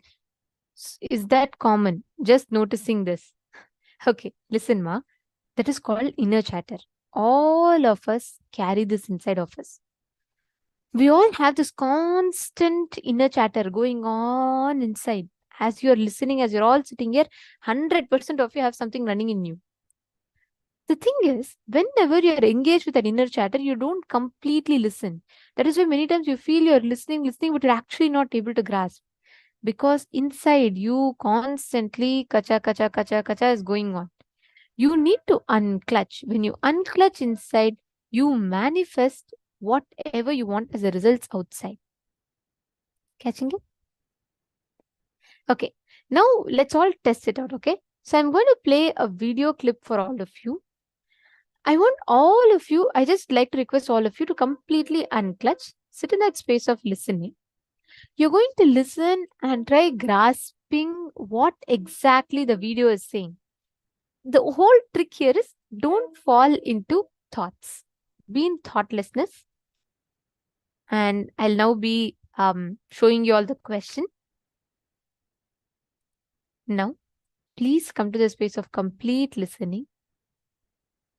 And just listen to what Swamiji tells. Don't even think that you should remember. Just listen. I wanted all of you to know some of the important things about aging from the Siddha tradition. The knowledge now I am revealing is the most sacred secret from the Siddha tradition. They call it science of Kayakalpa, means living eternally. Whenever you go through an experience, whether it is a pain or joy or boredom or excitement or feeling guilt, you go through some emotion all the time. There is some experience all the time. There is no time when you don't have any experience. You can't say there are some time when I don't have any experience. No. Either there is a pain or bliss or suffering or anxiety, something or other constantly causing you experiences. Look in. It's time. to reduce the experience to its depth. Don't be superficial. When you look deep, all experiences gets reduced to its subtlest level. See, the whole understanding about the experiences need to happen in everybody. When you look deep, all experiences in its subtlest form gets reduced to a simple pranic movements. That's all. Simple pranic movements. I tell you, time, psychological time also is nothing but a simple pranic movements. That is why when the prana is fully alive, when the kundalini is awakened, the brain part which takes cognizance of time does not understand time ordinary way in the brains of our disciples when their kundalini is awakened. When their kundalini is awakened, they go beyond time. They experience a space.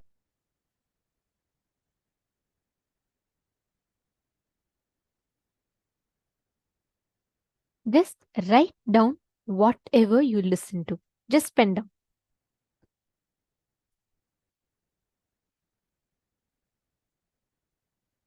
Please put it in the chat. Write down the exact words. What did Swamiji tell now? Line by line.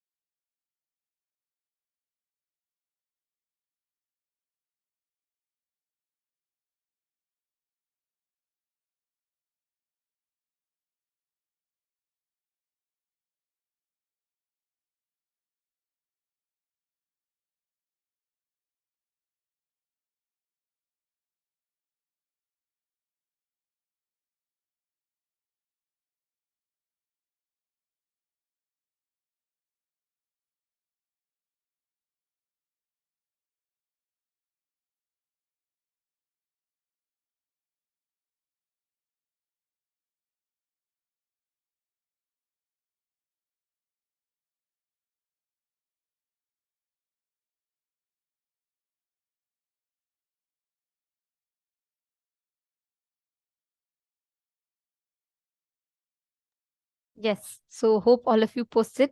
Yes. Okay. Shall we verify now? Okay. See, now whenever you drop your non-listening, right, the constant chatter that goes on, you will actually be able to precisely remember. I'm going to now show you all the transcript. You all can keep your paper against it and you can verify, cross-verify it. Please read through and cross-verify. Okay, I see Madonna has put, see Masunera, we should put exact words.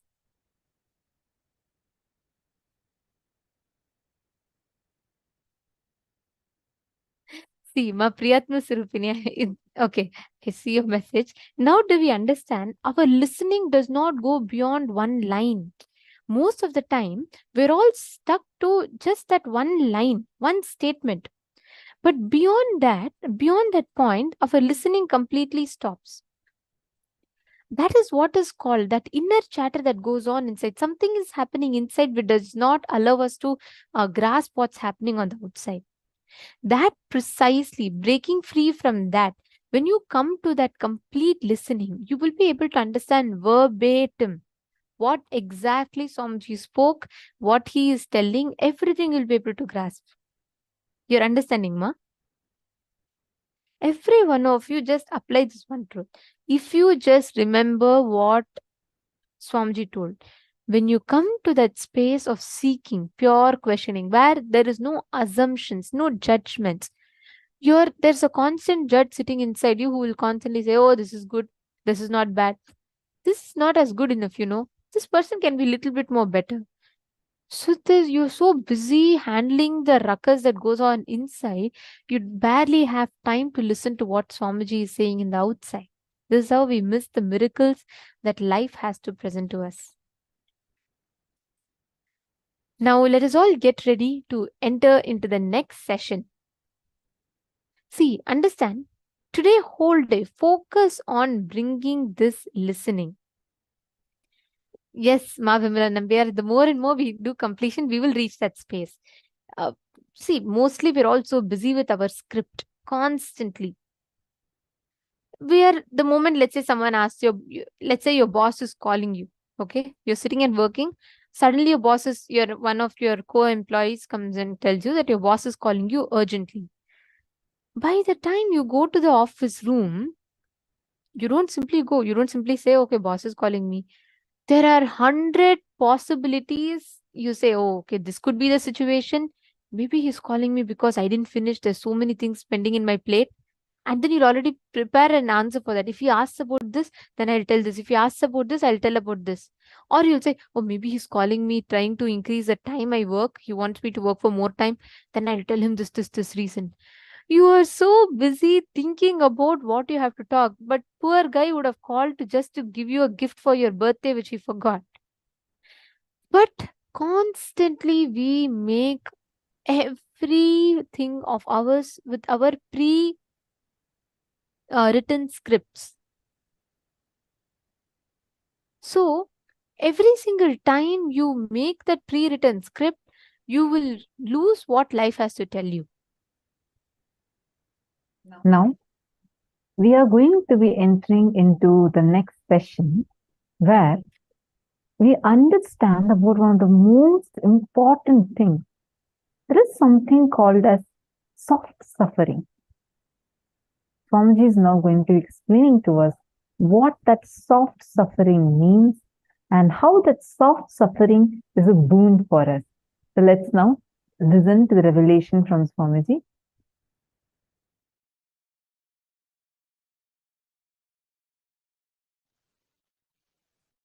Listen intensely. Life is neither suffering nor joy. Life is neither pain nor pleasure. Life has to be triggered inside you from the great cosmic truths of the parallel universe. That's all.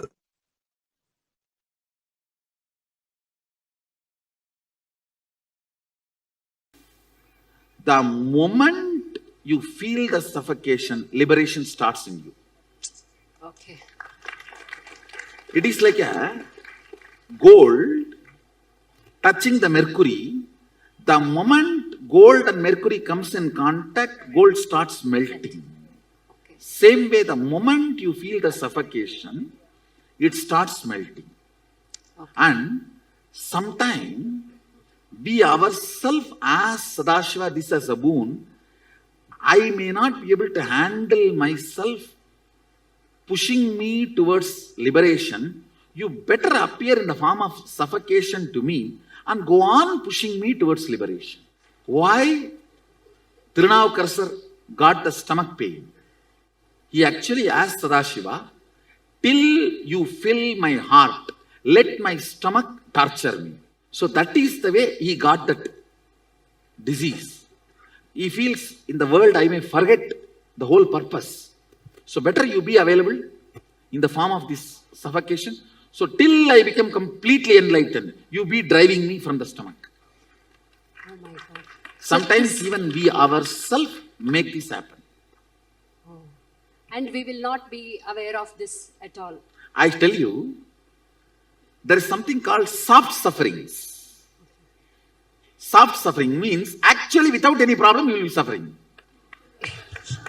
Those soft sufferings are usually boons. You take it and come down. Okay. For example, actually somebody is handicapped. Actually somebody is in the poverty. Actually somebody is like a mad or that and all is actual karma. But there is something called soft suffering. Actually there is no reason, but you will be going on suffering. It's called soft suffering, which is boon. It's like a for alarm clock, you give the key, and this is the key you give. Okay. So you yourself decide, I have to become enlightened within this birth. Okay. So my acceleration speed is not enough. Okay. Devi, please accelerate me. Oh. Whatever it may take, I am ready for that. Whenever you give that kind of a commitment, she gives soft suffering. Okay. She will never give you hard suffering. Hard suffering comes by karma. Okay. Soft suffering comes by boon. Oh. All soft suffering is come only as a boon.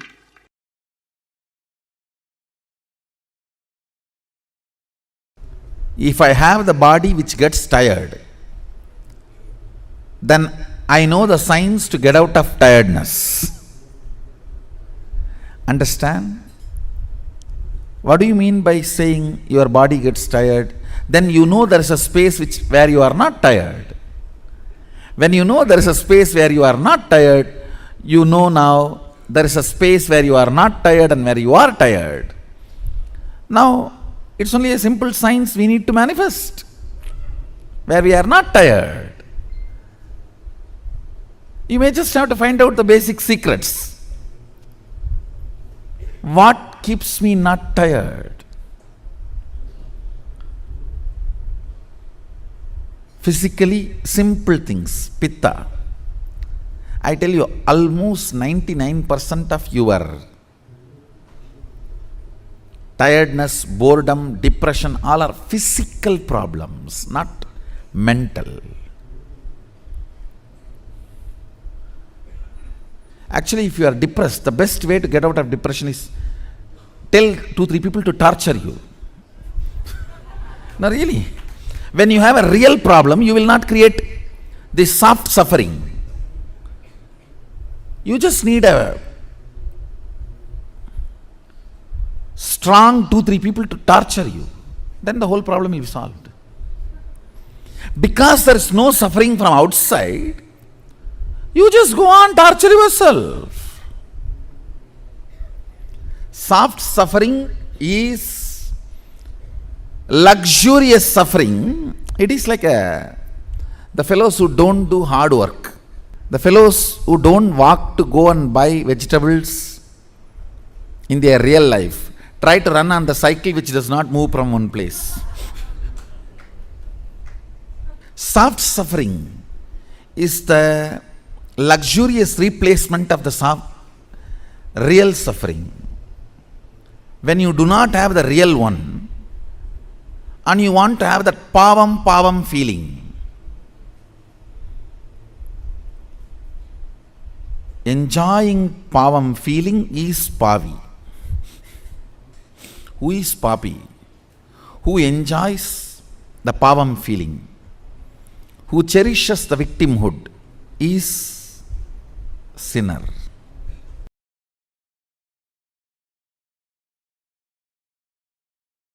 I'll tell you one small incident.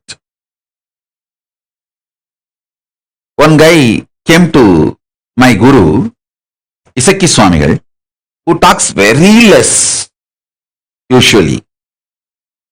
I still remember this incident. He came to Isaki Swamigal for stomach pain, some constipation or some stomach pain. And he was complaining because of that stomach pain. All his joy is lost. He used to be all the time joyful, smiling. Because of the stomach pain, everything is lost. Isaki Swami just gave a little vibhuti and asked him, apply it on your stomach and sleep. Come back after 24 hours. That guy was filled with doubt and frustration, saying, oh, I am suffering with this stomach pain for last 80 years and you are giving me little vibhuti and asking me to apply it on the stomach, not even giving something for me to take inside as the medicine. In Indian villages, I have seen, only if you do big treatment, you are a big doctor. You have to make that fellow lie down, put many injection, and if possible, even IV. If you do big, then you become a big doctor. Isaki Swamigal is a Hindu doctor, Hindu Vaidya. He knows all the methodology, even modern medicine. He used to even give injections if needed. He has made himself as a self-taught. Even in modern medicine, of course, the traditional Vaidya Shastra he learnt from his Guru Parampara, very traditional way. Anyhow, he gave this vibhuti. That guy was ranting, but Isaki Swami did not answer, he just kept quiet.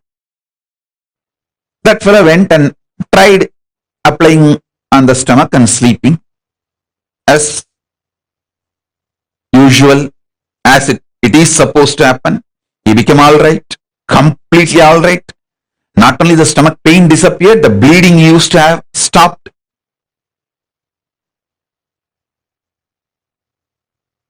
He ran and came back. He said, I'm completely alright.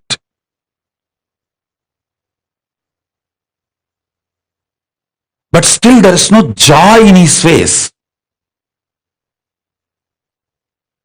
Bhagavan asked, Isaki Swami asked, Ippa sandosham thane? Now you are happy, na? He said, no, happiness has to come from inside, na? Only if it comes from inside, I can be happy. He smiled and said, being sad, you built it with a lot of effort, convincing you with false ideas, logic. But to be happy, you expect it should come from automatically within. It's like you dump 1 ton shit on a diamond and you expect the diamond should shine beyond the shit you dumped. You consciously dumped sadness on you, multiple times convincing you. See, as a baby, we are all bubbly, excited, joyful, natural existence. The existential reality was joy and excitement, jumping, dancing. You convinced yourself with millions of ideas, millions of times to become sad, And after you are successful in making you sad, you expect joy should come automatically. Hey,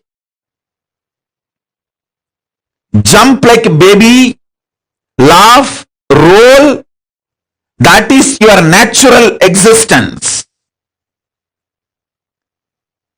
That is your natural way.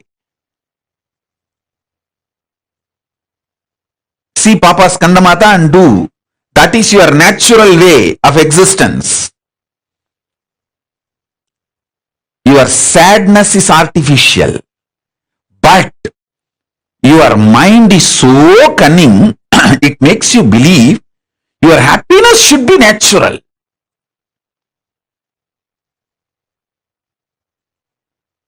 Your happiness is natural, but you dumped so much sadness on you, you made your sadness like natural. Then naturally you have to break it and reclaim your joy as natural.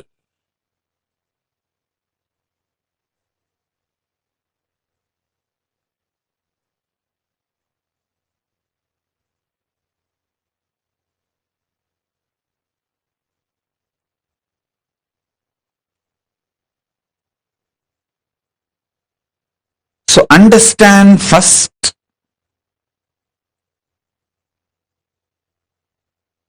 your joy, jumping, excited, inspired state is your nature.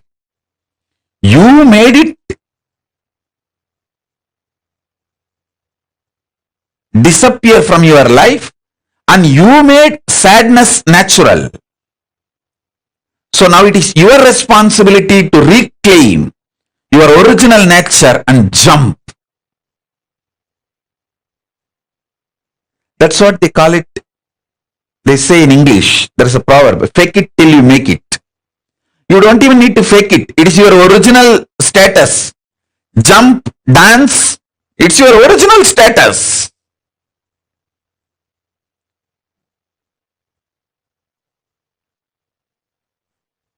Be blissful, it's your original status. You just need to reclaim.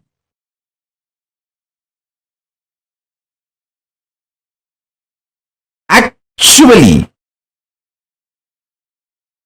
in reality, delusion itself is because of your non-involvement, inactivity, withdrawal. When an elephant sleeps, even a wolf and fox will try to bite his leg. Listen. When an elephant sleeps, wolf and fox will try to bite his leg. When a lion is fast asleep,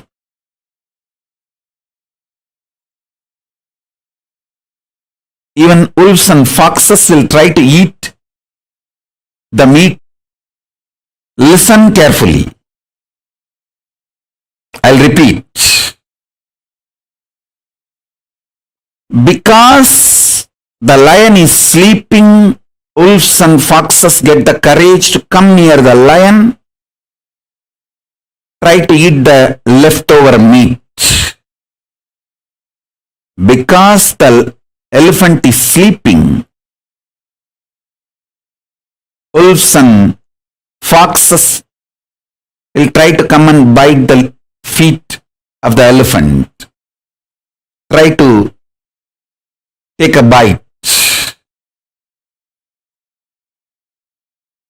Because you are not involved with yourself,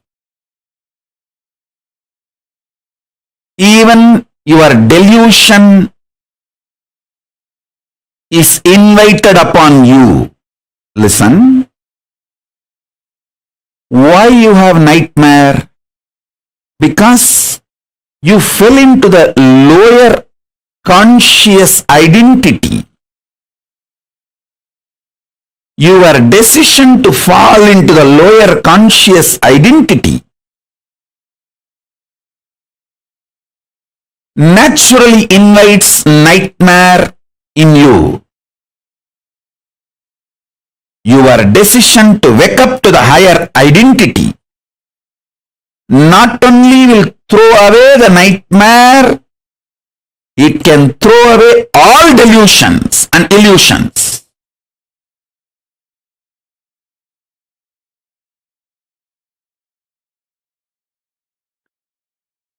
You get multiple types of emotions, almost all emotions every day. Sometimes lust, sometimes greed, sometimes fear, sometimes the multiple versions of fear, sometimes worry, sometimes love, sometimes attention giving, sometimes attention asking, sometimes jealousy, sometimes comparison.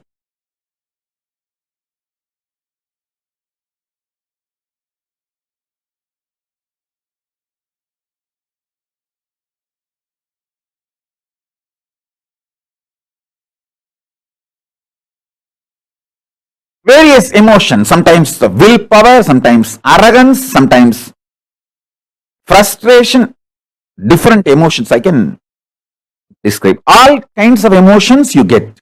But logically, through your conscious decision, the thought currents or emotions which you cherish stays inside you and starts getting fermented. The good news is, no emotion gets fermented inside you. No fermentation of emotions happens inside you without your conscious support. You should understand that.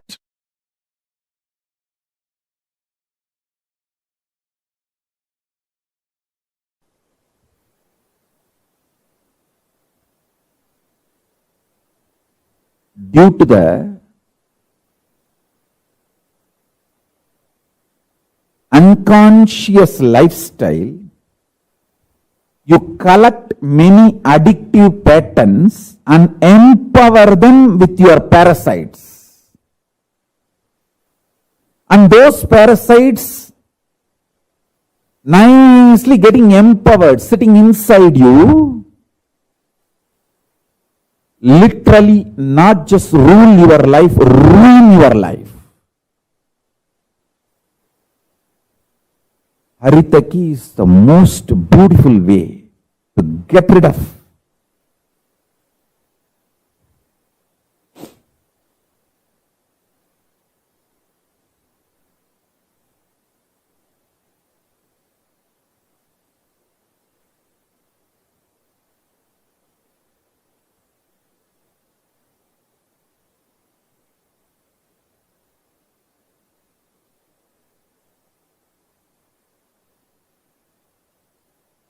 multiple parasites sitting in your muscle memory. I can give you lots of examples. If you are married, you know backseat driving. How your spouse sits in the back seat and drives you. Same way, the parasites sit inside your stomach and drives you. It drives you crazy. I don't need to tell that. You know it.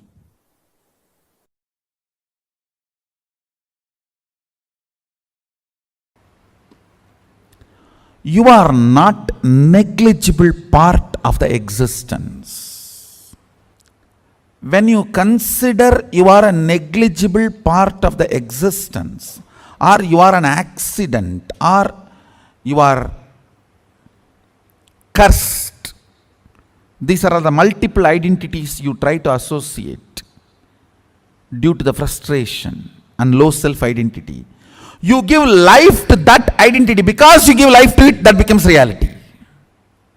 Listen. The good news I have is, Unconsciously, if you cherish even 10,000 years, you are a cursed being. Consciously, if you declare even once, you are a blessed being.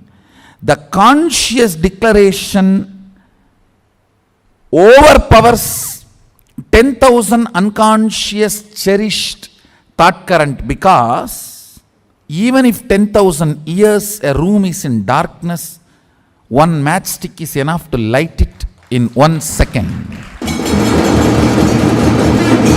Listen. All powerlessness, all fear related thought currents, and all low self inner image you are cherishing, which puts you in powerless, is not clutched to consciousness. You need to understand that.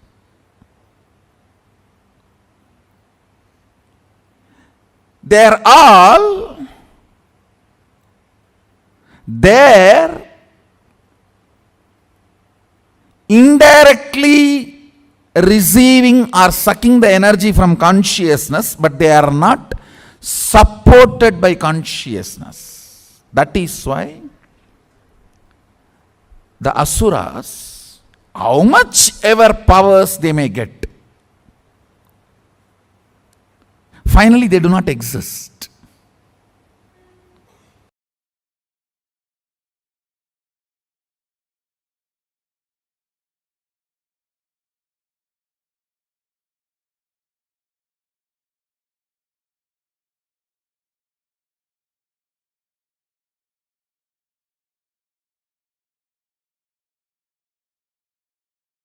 Soft suffering is a boon.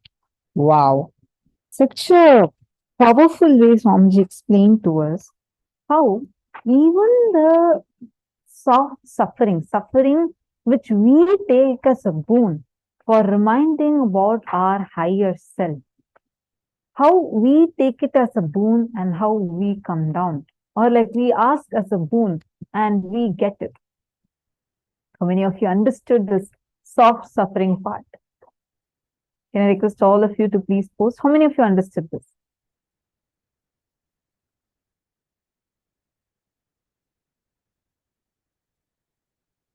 See, like how Swamiji so beautifully explained to us, right?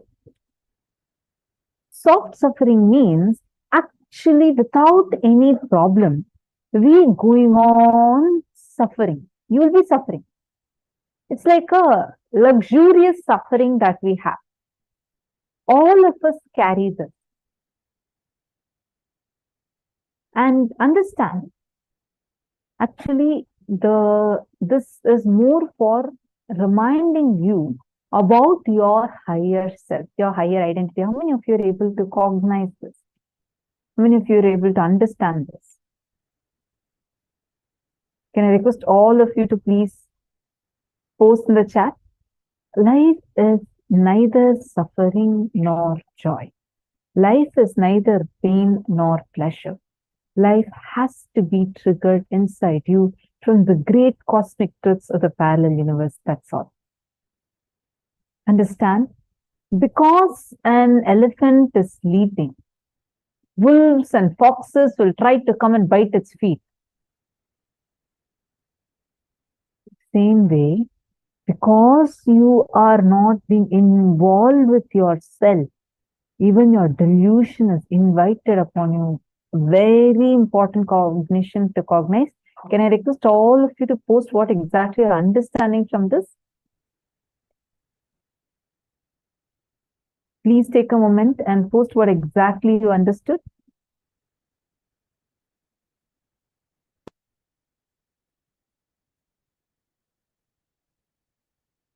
What do you understand as how the delusions come into you?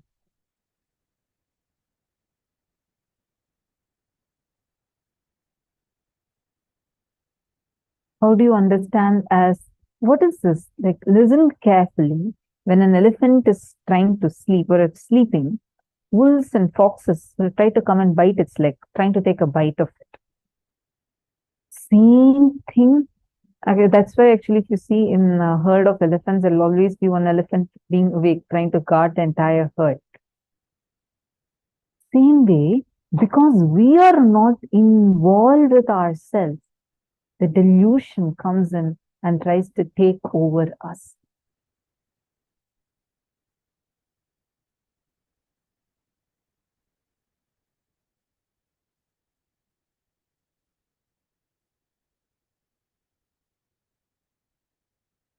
Fatima Behestani has put, suffering is a mental setup created by us. Suffering is not our nature. Being not joyful is our nature. Absolutely.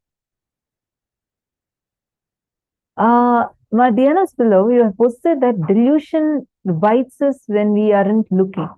See, when we are not involved. It's when we are not involved.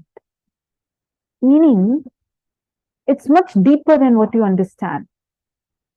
Go a little more deeper. Find out, in many areas of your life, wherever you were not fully involved, be it your business, be it your health, be it your relationships, in any aspect of you, look at where you've not been involved. You would see all those places you would be struggling, suffering, but for no reason at all. Like you would actually not have a reason, but you will still going on be having, it's like unconsciously living, like unconsciously if you cherish, even for 10,000 years that you're a cursed being. Just one conscious decision, declaration that you're a blessed being is enough. The conscious declaration overpowers 10,000 unconscious cherished thought currents. Because even if 10,000 years a room is in darkness, like how Swamiji mentioned, just one matchstick is enough. It can bring the light immediately in 1 second. Look at your life. Take a few minutes, spend a few minutes.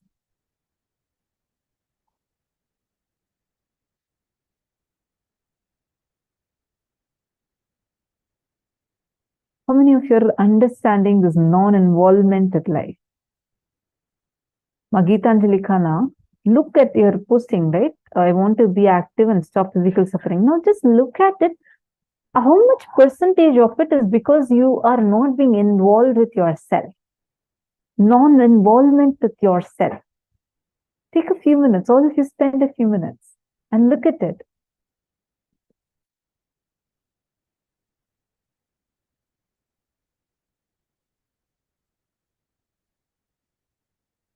Very beautifully, Swamiji shares from his very life. Life is neither suffering nor joy. Life is neither pain nor pleasure. When I was hardly able to walk along with my mother and my Guru Mataji Vibhutananda Puri, I did fire walking in Draupadi Amman temple in Tiruvannamalai. Wow, Swamiji, this is the age of 3. Wow.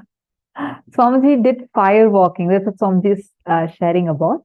Fire walking means literally there will be, for those who do not know, this is a traditional ritual where we will have burning charcoal. See, a flame is less hot than a burning charcoal. So there will be a path, a small strip of burning charcoal, and it will have the fire and it will be red hot charcoal. And they'll keep adding more and more fire to it. And you're supposed to be walking on top of it with bare feet. And you should be walking, it'll be like at least a few steps you need to walk. And you need to go to the other side. It's a very powerful alchemy process. And Swamiji did this, and Swamiji was not even able to walk properly. Like he was barely starting to walk. Swamiji did fire walking in Draupadi Amman temple in Tiruvannamalai. By the time I was 7, 8, I had done spear piercing in my tongue and in my body in my aunt's village, Govanur. My family was the head of the village called Chamundi, and my father's sister was married to a family which was the head of the village called Governor. In that village, there's a Shiva temple and Subramanya temple. In that temple, there is a festival, and I was taken to that festival where I got the tongue piercing and body piercing done. It's a family tradition, an indigenous lifestyle. All this has so much of benefit to make the child immune to physical, mental pains. It's a very powerful way of training.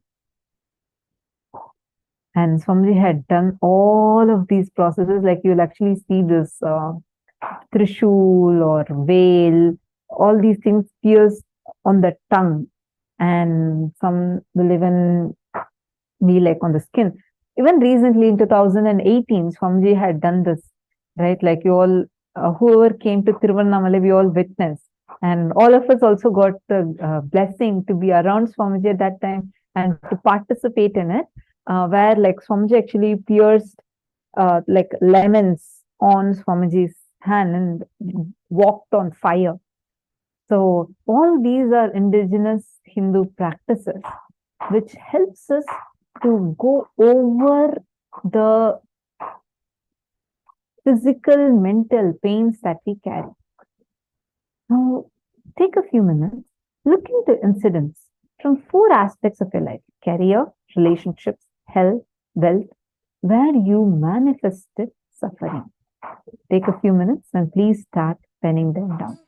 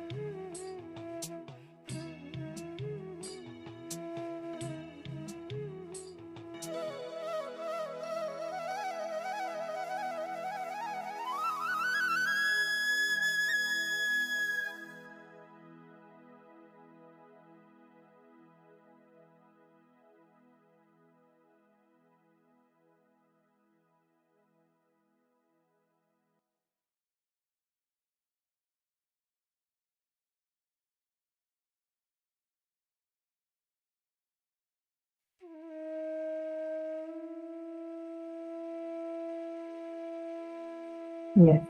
I hope now all of you have written down. Are all of you understanding so far? Are you able to identify? If any of you have any questions, take a few minutes and post it here. You made me miss Swamiji's physical presence. I know all of us are really, really missing that. Actually, the Sarvanya Pita Yajaman, Sarvanya Pita Kartas, and Sarvanya Pita Dishwars would be the first set of people to very soon receive the physical darshan of Swamiji. Actually, Swamiji said that I actually see Mohangsu tearing up. I know when I was sharing it also, I missed deeply inside, like, because there was such a sweet moment to see Swamiji do fire walking. And I remember, like, I was there. I thought first I didn't know that fire walking was going to happen. I was around, like, slightly behind where the temple things and all were going on. So I was with that team. And all of a sudden they said that everybody is going to do fire walking. Whoever wants can do. So all of you quickly go and gather in the front. And I went. And I was very afraid. I thought that, fire walking, lemon piercing, like, are you supposed to actually pierce your skin? I was so afraid, thinking it's going to pain and all that. So I was like scared. And then suddenly one of them said that Swamiji is going to be doing it. Like, so excited. And then I was like, okay, then if Swamiji is going to do, then definitely I'm going to do the fire walking. And it required us to be at least 18 or above. So fortunately I was, and I happened to be there.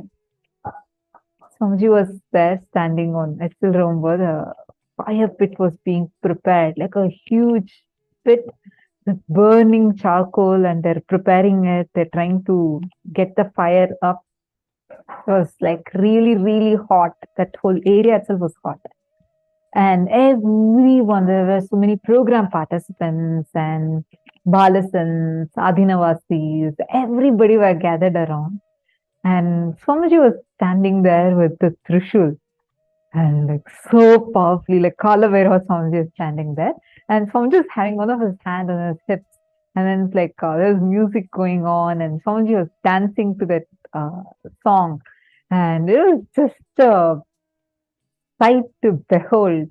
And they were like, whoever wanted can also get the piercing. So there's like two options. One is just walking on the fire, as well as you can also get the piercing. So my Gurukul mentor came and asked me, do you also want? I was like, what? I was so scared. And Swamiji is doing fire walking. I'll go and do fire walking. But this is another like scary for me.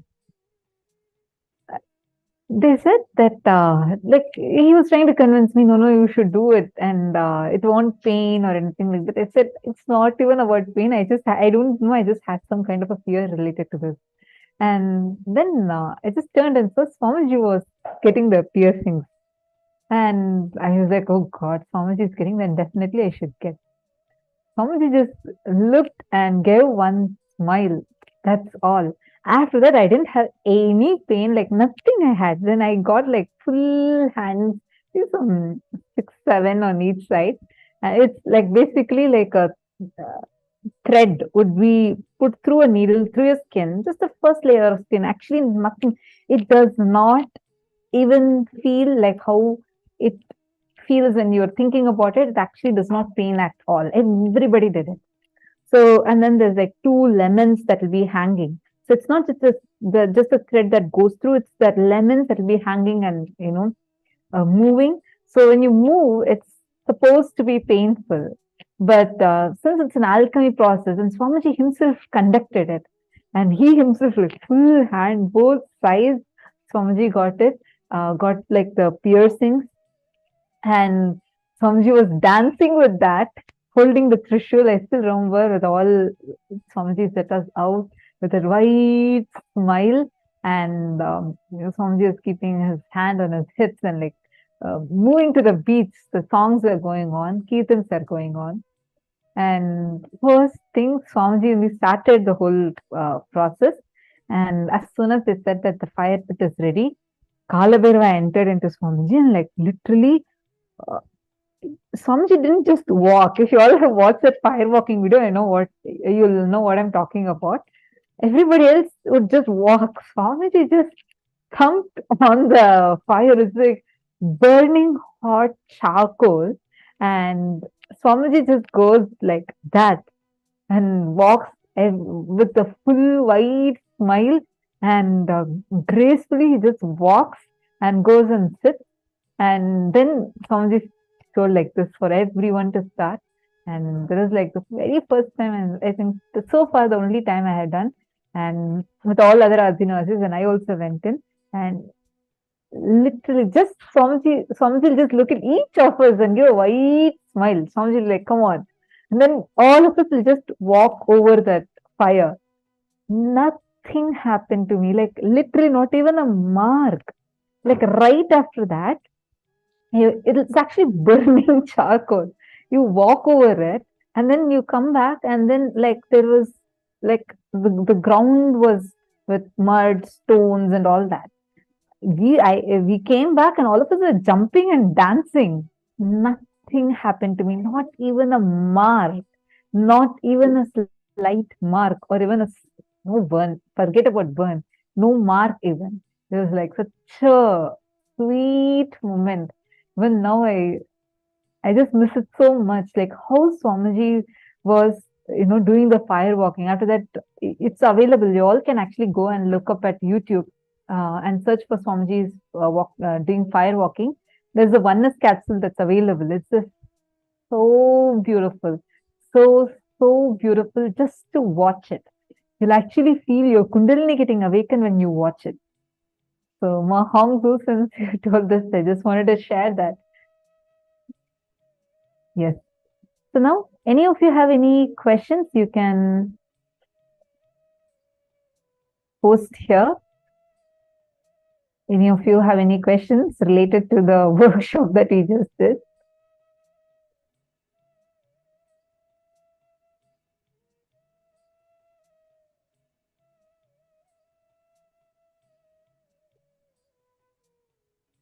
No questions?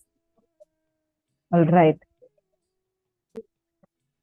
In the male team, I see Shane Denizaya continuously posting. Can I request all others? See, I see many of your Chinese participants. It's okay. You can also post your cognitions if you're only comfortable in typing in Chinese. It's okay, post it. Not a problem. And it's for you to understand, for you to internalize. All right. And the Chinese translators, if any of the Chinese participants are having any questions, I request if one of the translators can post it in the main Zooms, like the main Zoom rooms that are there. Please be logged into that and kindly post the questions along with the person's name in English so that we can answer those questions. All right, great.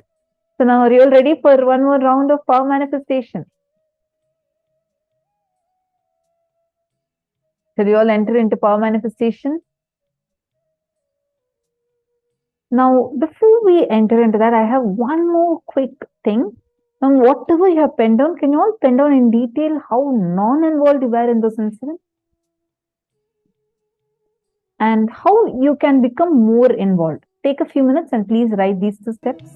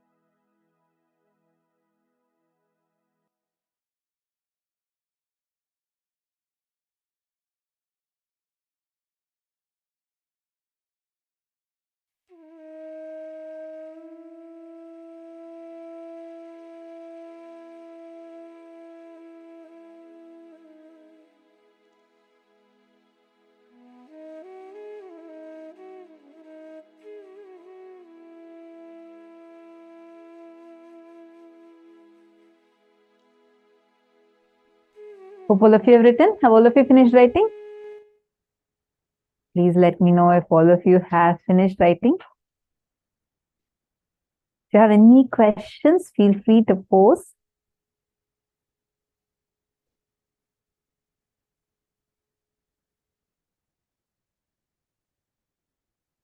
Sri Nitya Krishna Priyan. Okay, I'm just going to read your message.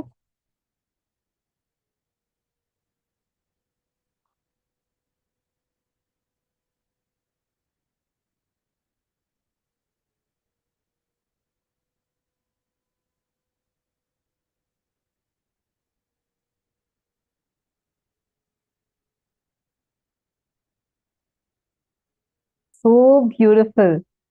Srinitya Krishna Priyan, very, very beautiful post you have posted. I think you should also make a video, and would be really good if you can make in English.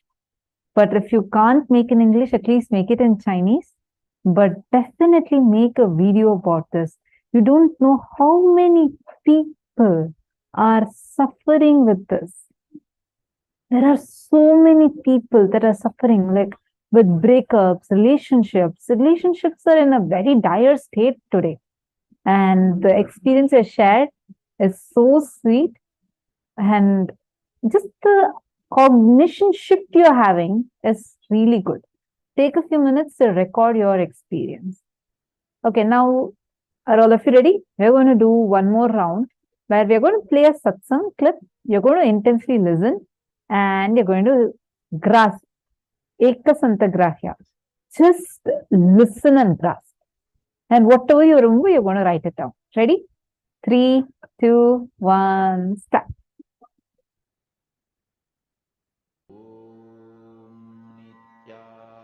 Nithyananda Paramashivoham.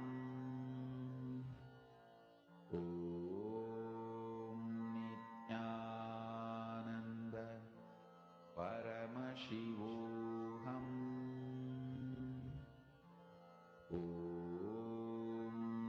Nithyananda Paramashivoham. Nithyananda Paramashivoham. Nithyananda Paramashivoham. Nithyananda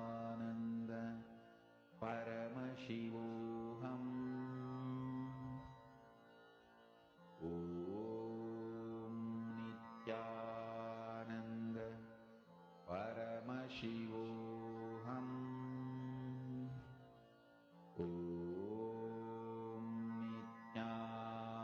Nithyananda Paramashivoham.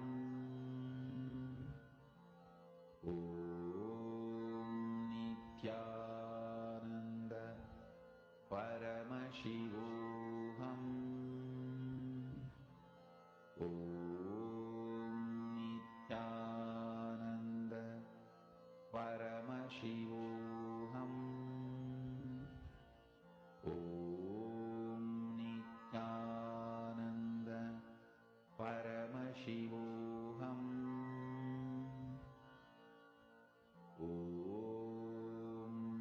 Nithyananda Paramashivoham.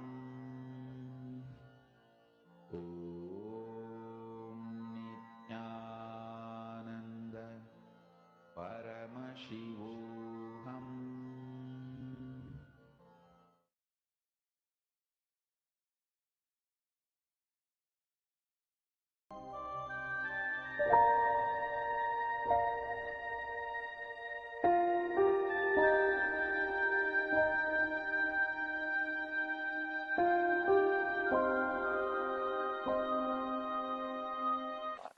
And I saw the size of the food. Oh God.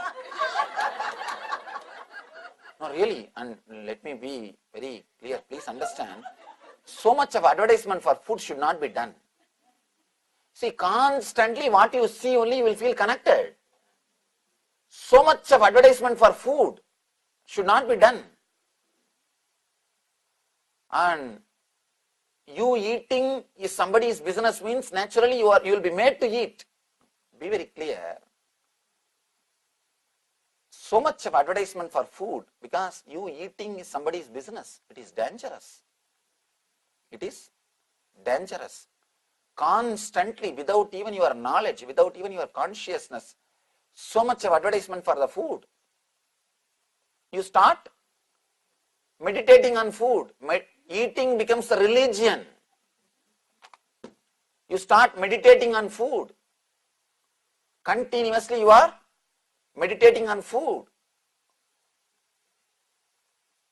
And the quantity served also. Naturally, when you buy it, what will you do? How can you waste it?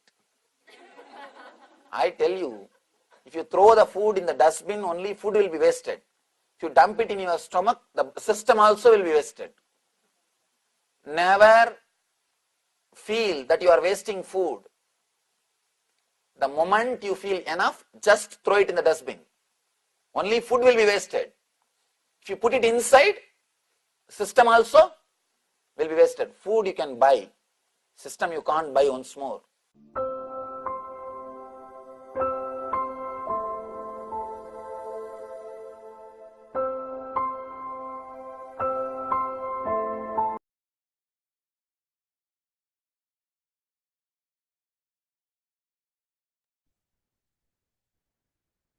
Yes. Write on whatever you listen to. Please take a moment and kindly write it down.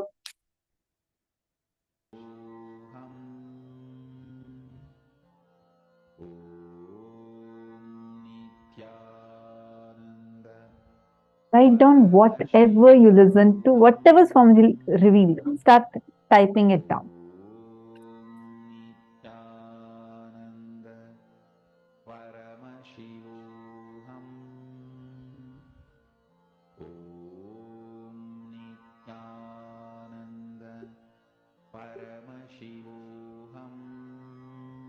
Sorry, Sanjay Oreya, you were not able to hear what Swamiji said? I'm just seeing your message.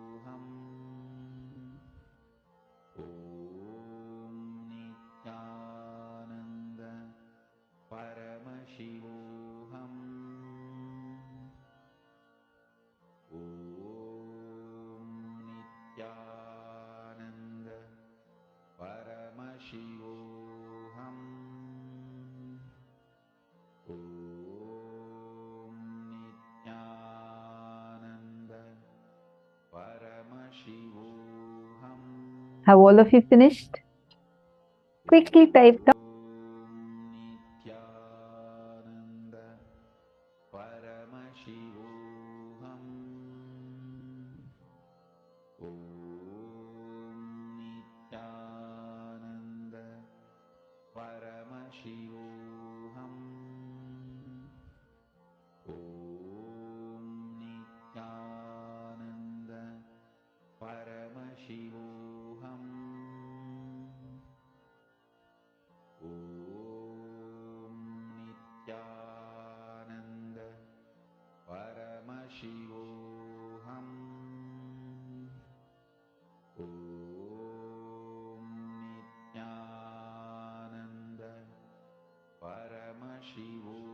All right, so let's now see what the answer is.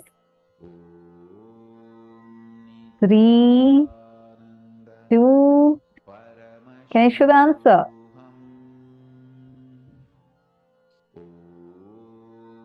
3, 2, 1. Here comes the answer. I request all of you to know, I'm not going to read it out because it's exactly like we heard it directly from Swamiji. I request all of you to take a few minutes, read this and compare it with your answers and post how much percentage of it matches. Come on.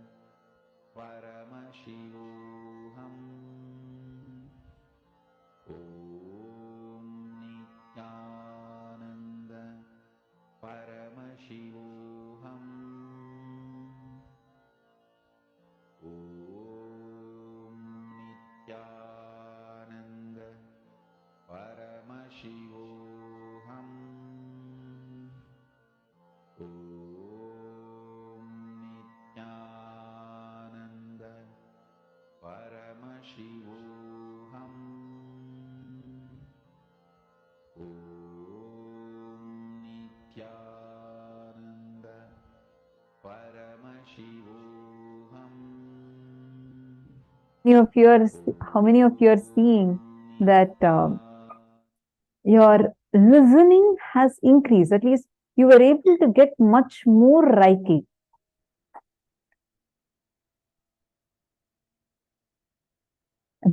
Still, there is a lot of things that is coming on. Actually, intensely listen, do the completion processes. It will help you to become better and better in your listening and become ekasantagrahi.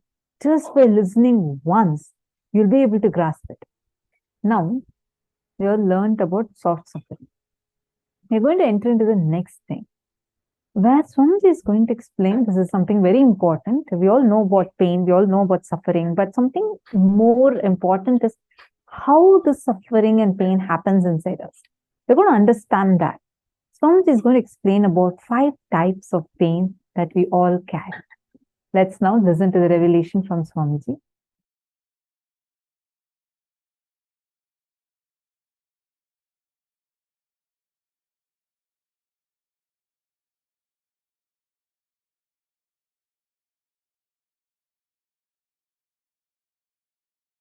Reason for patterns that are passed through generations. What is the best way to get out of this? First thing,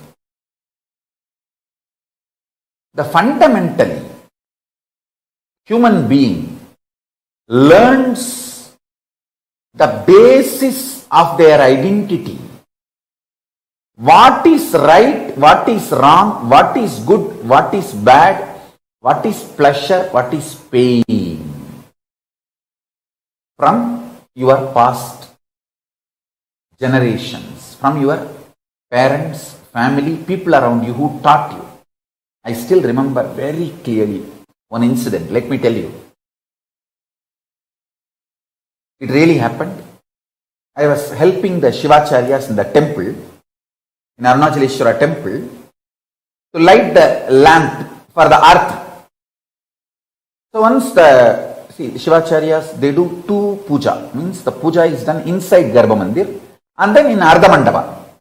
Till the level of Ardha Mandapa, anybody can go and help them and light diyas and give them during the puja, arati. In those days, temple did not have so many staff. And even the staff who were there, not only understaffed, they will have to run around to all the different sannidhis, shrines. So we are small kids who volunteer. We also go and help here and there, and it's a big blessing and it's such a joy to volunteer and do puja to Arunachaleshwara. After the puja, they will give the vibhuti first to us, so that's a big pride. Of course, never to forget a very good share of Naivedyam, Prasadam, food, graced by Paramashiva himself. So, we always run and do volunteering. And once when I was volunteering, the camphor fell on my finger mixed with oil, burning, fell on my finger and got burnt. And anyhow, immediately the other people who were there, they helped me and they put my hand in the water and the burning sensation started settling. Then I ran to Arunagiri Yogeshwara. Those days I used to be having darshan of Arunagiri Yogeshwara regularly, physically. I ran to him and said, like this it happened.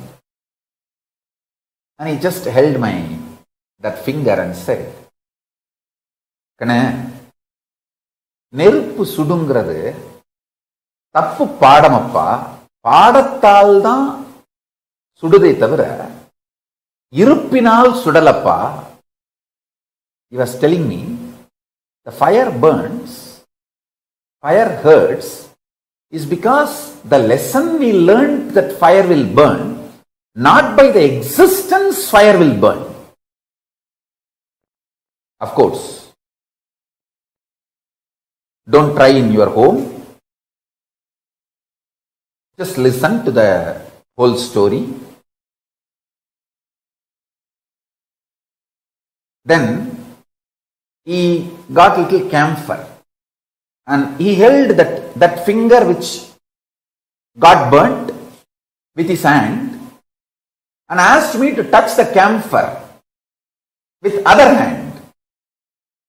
And he held my hand continuously. Slowly I could see from my stomach the fire spreading all over my body. The heat was increasing.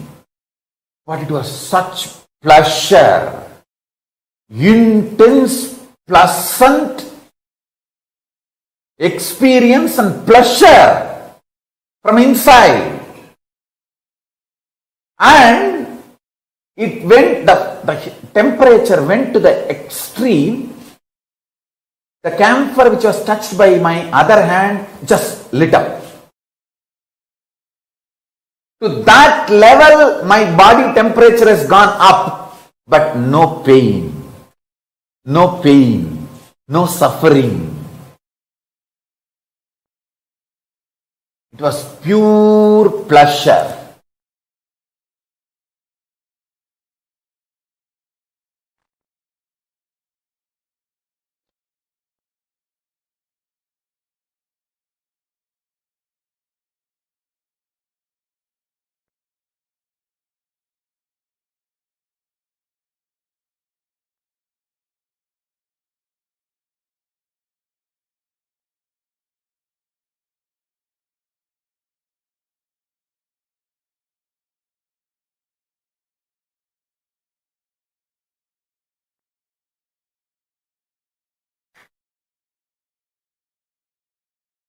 I still remember how he raised the whole, not just temperature, my cognition about fire. That's it.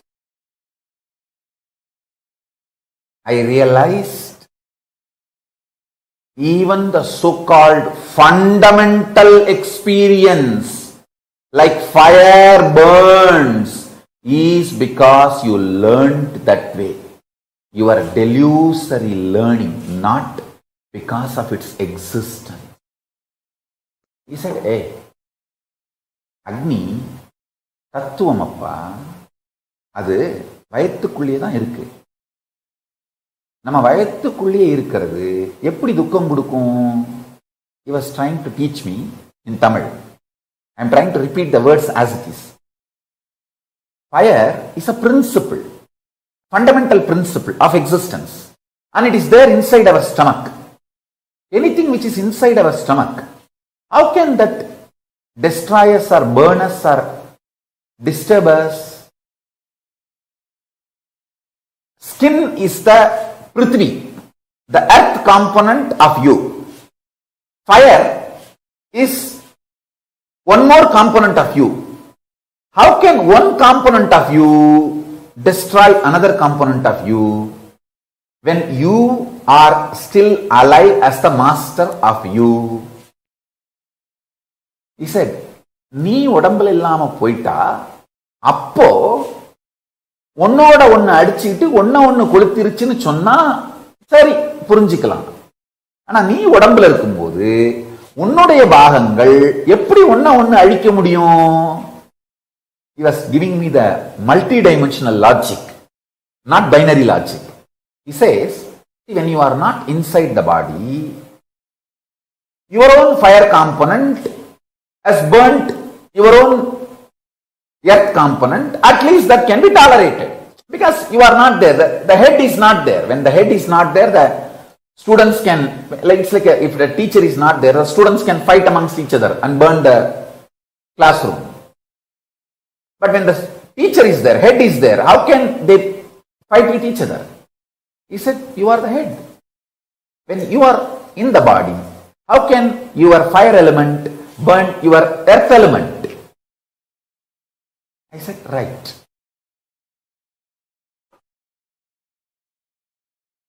Correct, Swami.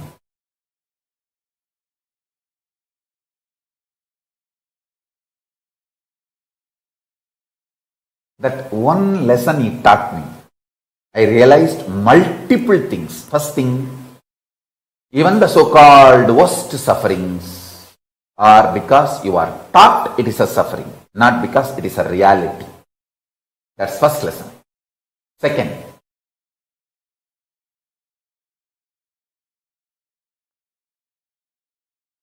the hydrophobic material which keeps your DNA together,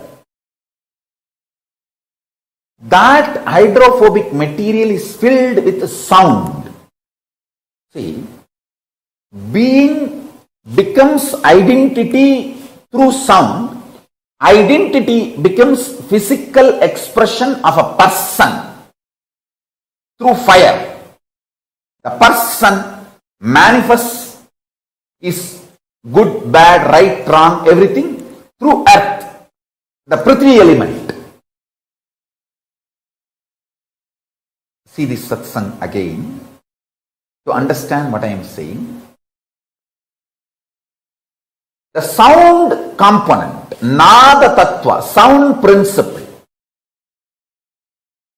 keeps consciousness and matter together, means that is the first intervention into the hydrophobic component which keeps DNAs together, DNA's spare parts together. Guru, by giving the right sound, vibrations, cosmic principles in the form of Anagata Dvani, he gives new birth and breaks all the patterns passed through the generations inside you.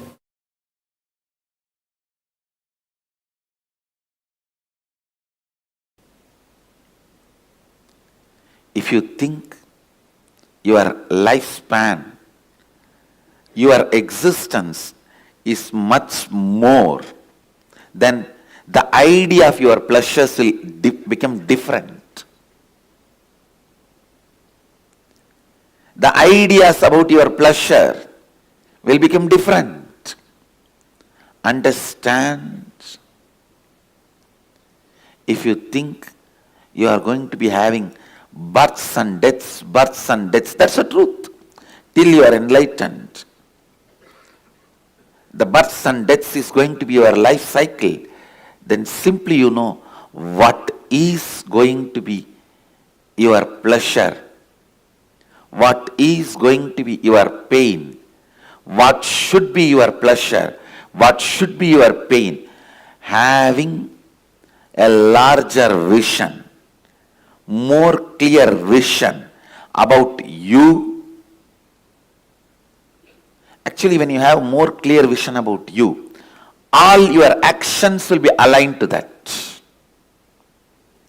Your pleasure, what do you consider as pain, what do you consider as pleasure, what do you consider as good, what do you consider as bad, everything will become different if what you consider as you changes. What do you consider as you, if that changes,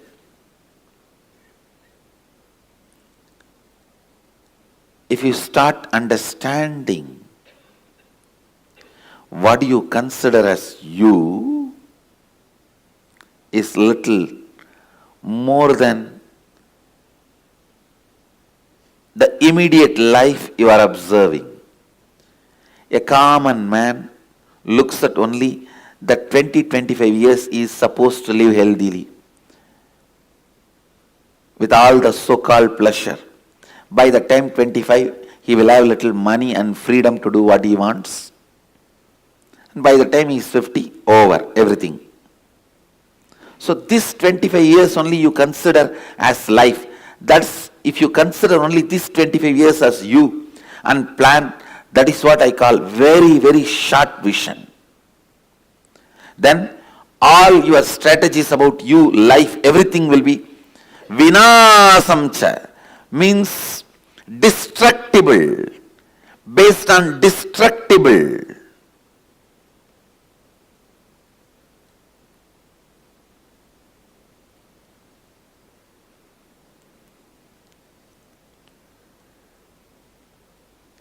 If your strategies are based on something destructible, do not enjoy, do not expect long-term peace or bliss, because your strategy itself is not for that.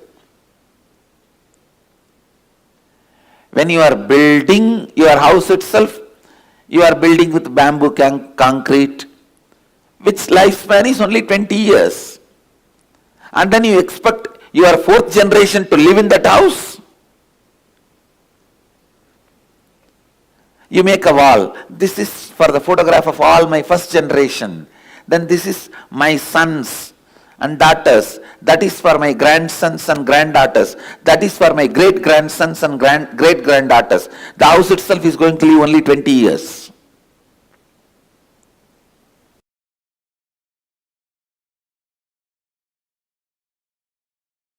See, before even the individual delusion, Maya, manifesting in me and going after my personal ideas about good, bad, what society teaches us as pleasure, pain, greed, lust, sex, pleasure or comfort, luxury, whatever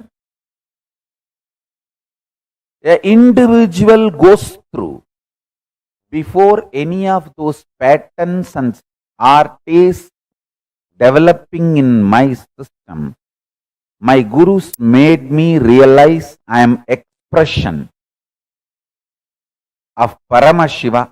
I am manifestation of the principle, not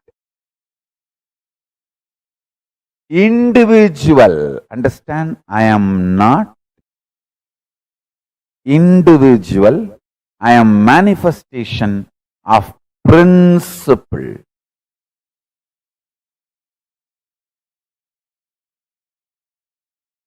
You need to understand. I am a manifestation of principle. Tattva, not an individual. Before even any identity or desires, fears of individual developing in my system, my gurus made me realize I am a principle, tattva.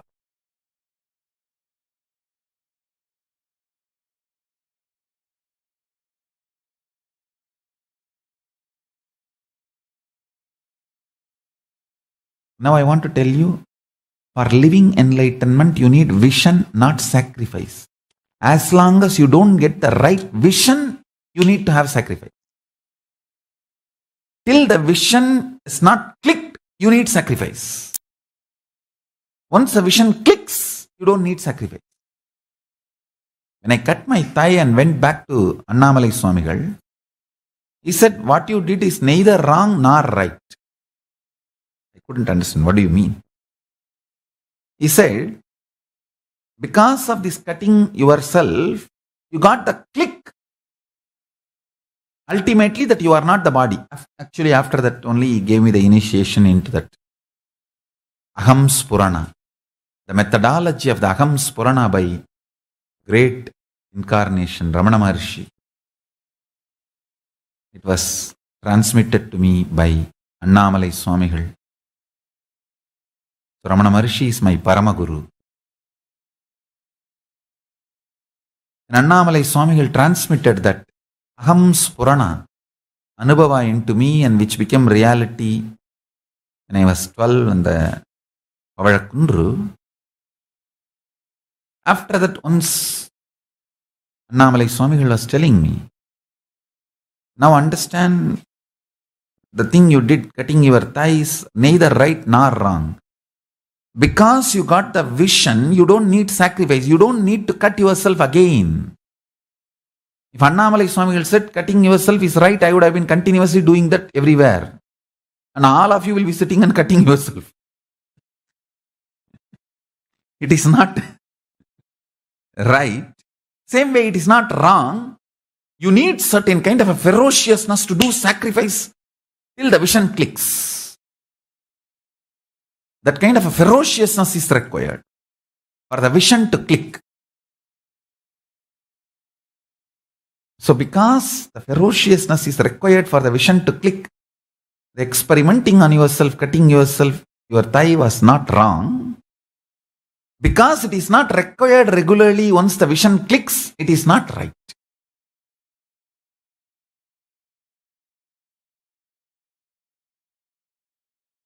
Understand it properly.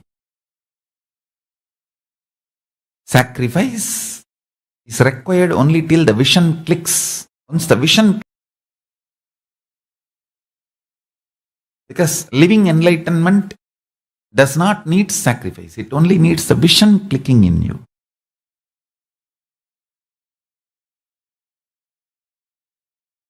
But till the vision clicks, you need to have the passions and perseverance, will, persistence. For that you need sacrifice.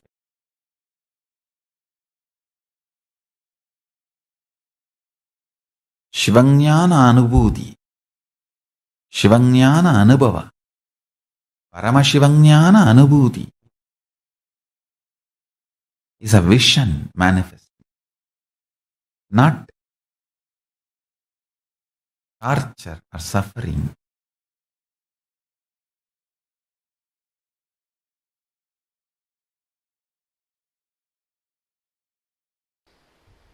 The sacred truth of the source of seeking, please understand. Your very biomemory vibrates.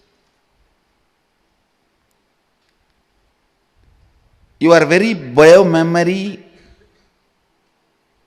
actively functions only with some of the basic questions about life.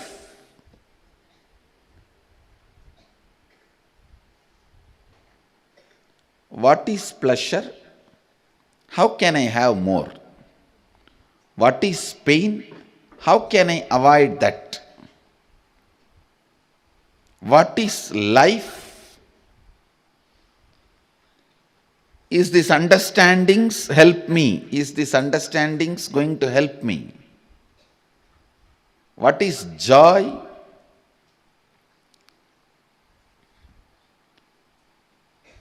All these basic truths, basic understandings,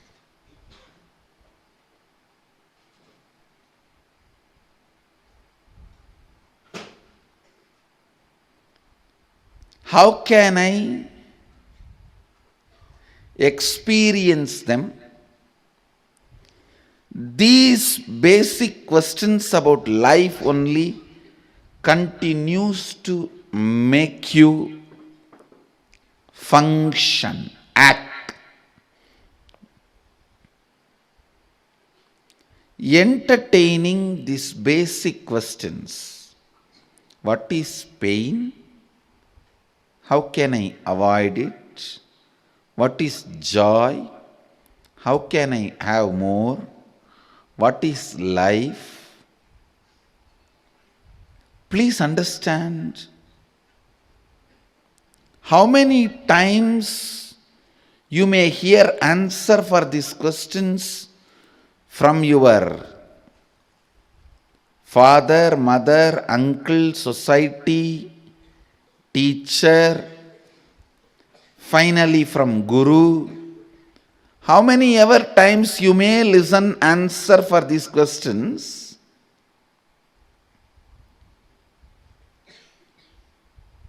Listening to better and better answers for these questions and clicking with them is maturity. Listening your own answer and experiencing once for all is enlightenment. Understand? It's nothing but basic questions. What is life? What is death? Why suffering? Why pain? What is bliss? What is joy? How can I have more joy? How can I have less pain? What is it that is living inside me? What is it that changes inside me? What is it that does not change inside me? What is it that is making me move? What is it that is making me tired? What makes me exciting? What makes me feel bored? For these basic questions, if you have better and better answer and click with the better answers, that is called maturity. Naturally, the answer your friend gives when you are 5-year-old will be different. Your mother gives when you are 6-year-old will be different. When your father gives when you are 14 will be different. Finally, when you reach your Guru, the answer he gives will be different. So, clicking with better and better answers is maturity. Ultimately, clicking with your own answer, experience, and the question disappearing once for all is enlightenment. That is enlightenment.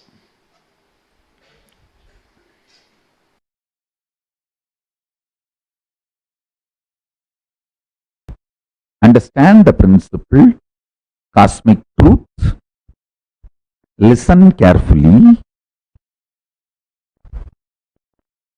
Swadhisthana, fear-centric chakra.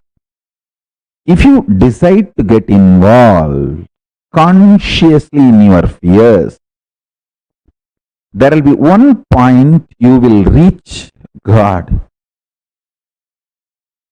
Nothing more worst can happen to my existence externally or internally. There can't be any more pain. Possible collapse for my external existence or internal existence, you will reach that and drop. That is the moment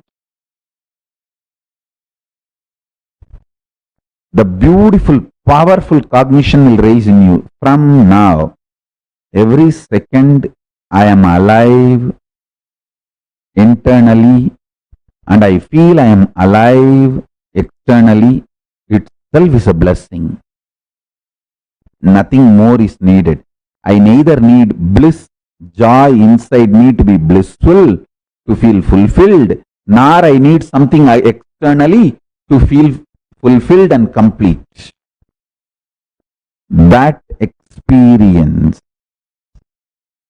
will happen in you if you consciously involve with all your fears, fear fantasies, the patterns, the way the fear manifests in you.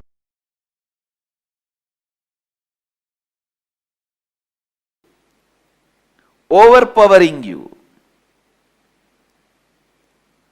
This layer, the mental layer, Manomaya Kosha, strong thought currents overpowering you, is the biggest incompletion stored in Manomaya Kosha, the mental layer. Please listen. In the mental layer, the powerful, strongest incompletion recorded, strongest incompletion stored is thought currents overpowering you, making you powerless.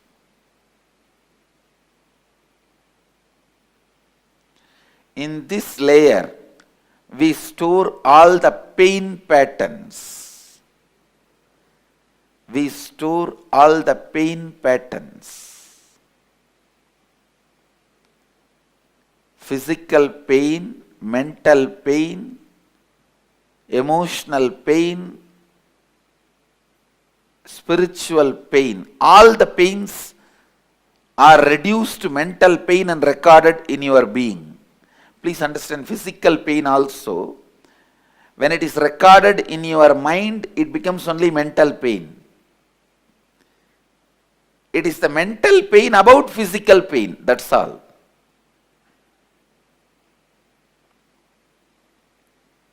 Physical pain, all of you know. If somebody hits you, what happens? It's the physical pain. Mental pain is, if you are not respected somewhere the way you expect to be respected.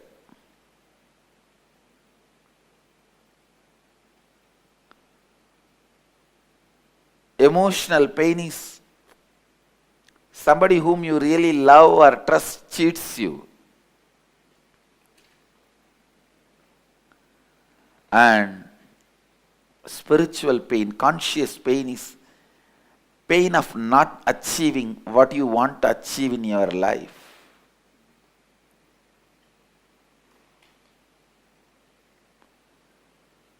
Listen, these four major pains get stored in your pain body, in your mental layer. Mental layer is pain body. That is where all the pains are stored.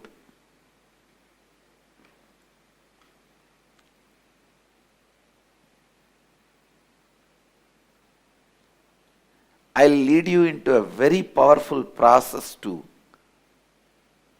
get you out of this mess you created for yourself. Each thought current overpowering you and torturing you, even though you don't want them. Now I tell you, sit, recall each and every incident, relive them in your inner space. Write them down. I commit with you today with this Samskara Dahana Kriya, I'll complete all your pain patterns because they are not worthy of carrying. You have a stupid U-Haul service. Constantly your pain being transferred wherever you go. This U-Haul service does its job even if you don't call them. That's the problem.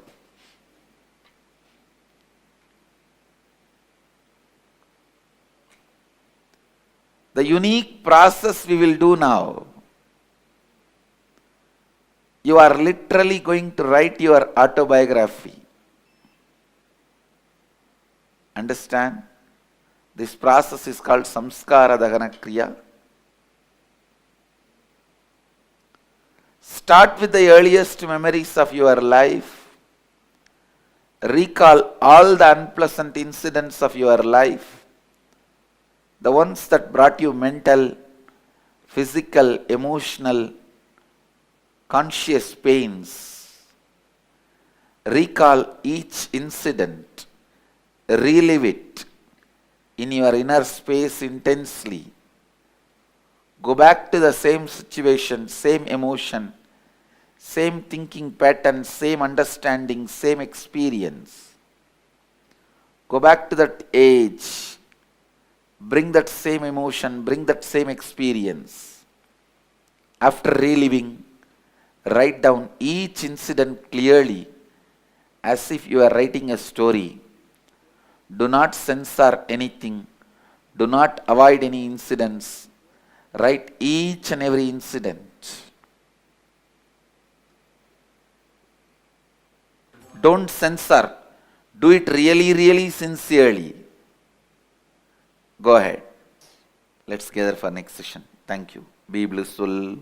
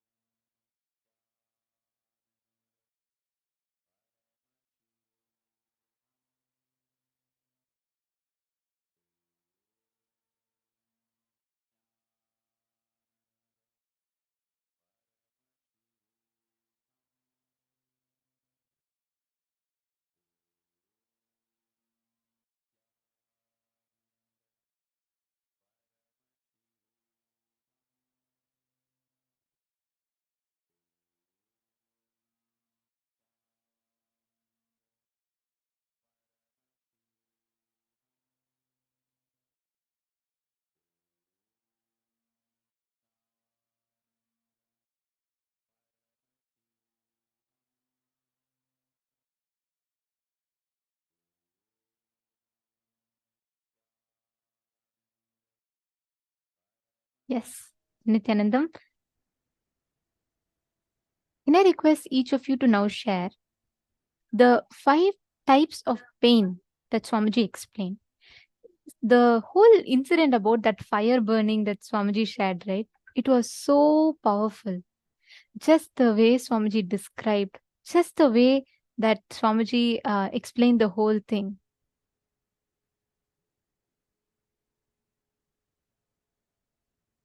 See, each one of us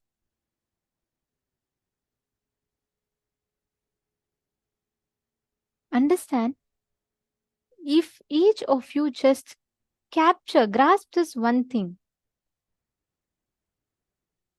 the moment you understand the 5 types of pain, the moment you understand what this pain is, like Swamiji said, pain is a teaching given to the body, psychological. It is not physical. It is purely psychological, 100% psychological. It's an experience that you teach yourself. See, when a child is born, right, you will understand. If you just see the child, you'll understand that the child has absolutely no sense of suffering, no sense of incompletion. The child has absolutely no sense of any of this. When even a child smiles, its whole being smiles, isn't it? The way the whole being just enjoys, the whole being is totally into it. Like if we look at nature, we'll just probably be like, we look at it and we look away. It's not much. But when a child looks at it, its whole being will enjoy it. The difference here is the child is not taught the social conditionings of what is good, bad, right, wrong. You're supposed to get angry for this. You're supposed to get sad for this. You're supposed to get upset about something. Actually, this whole thing that Swamiji is explained, this is what Swamiji revealed just now. It's an amazing boon for us to understand. If we grasp these types of pain, the way we experience the reality will be so different, completely different. Pain. How this pain happens inside of us? It's a conditioning. Now, let's say when you are young, your mom tells you, don't go out in the rain and play. Don't go out in the rain and play. You'll catch cold. Because you keep hearing that, it becomes a cognition for you. So the next time you actually go and play, you catch cold. Same way, all the so-called worst sufferings in life is because you are taught it is a suffering, not because it's a reality. Understand, it's not an random statement. It's a very powerful truth if you look at it. The same thing, you can look at it as a push for you to expand to a higher reality. When you see it that way, the experience will be different. But normally, we are just taught to look at life as a load. We are taught to look at it as a suffering. That suffering that we carry, our understanding of good, bad, right, wrong, all these sufferings or all these so-called sufferings are something that is trained to you. You are taught from a young age, you are told this is suffering. This is what this is what the pain will do to you. This is what the suffering will do to you. You are taught about each of this as suffering. That is the reason why we all are suffering. Not because there's actually some suffering happening. Most of the times, please listen and catch it very carefully. Most of the times, we are all stuck in what we believe is suffering.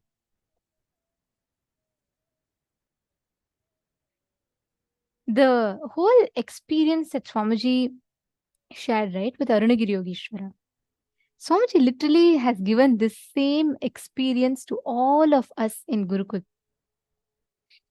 Just by having the right question, starting to ask the right question to ourselves. We are not taught suffering. We are not taught in Gurukul. Even pain we are taught is a lie. We are not conditioned to believe the right and wrong that society has imposed. That's the best thing to learn. But to understand this further, we must first know what are the pain that we are cherishing inside. What are actually the pains, different types of pain we are cherishing. Complete all the pain patterns because they are not worth carrying. Listen, I'll explain it, and I request all of you listen to it very carefully. For you to first understand it is a delusion, you need to first know what are all the pains that you're carrying. Let us pick any 5 incidents. Write down. Recall the unpleasant incidents of your life, whichever caused you mental, physical, emotional, conscious pains. Write down all of that. Just 5 incidents. In each of these types of pain, write down one incident. Let's start with that. I request every one of you to take a few minutes and pen down.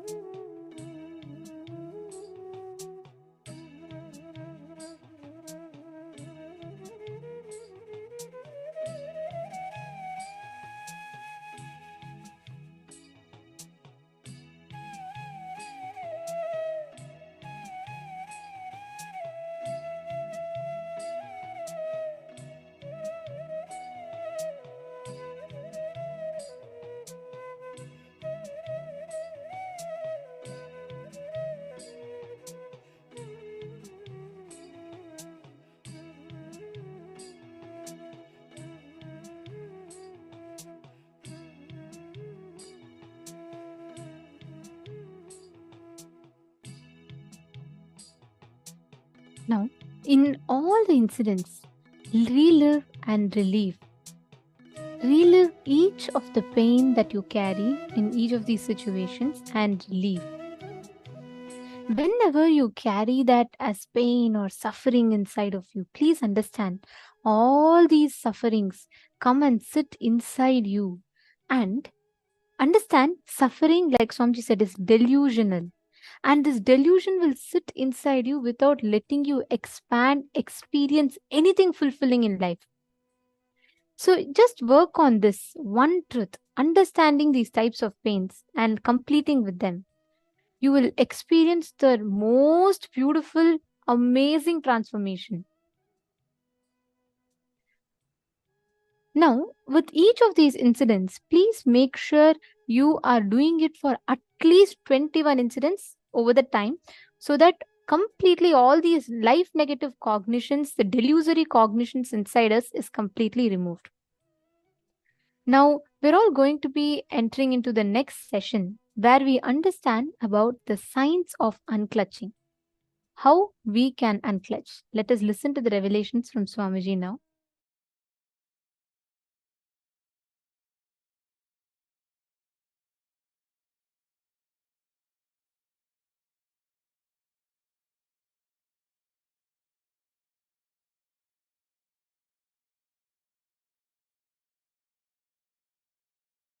I tell you, each of my gurus, they poured their life on me.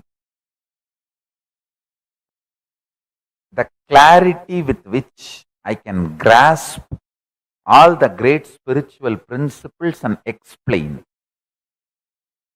That is because of my ability to unclutch, which is the pure gift from Annamalai Swamigal. It is just a simple gift from him.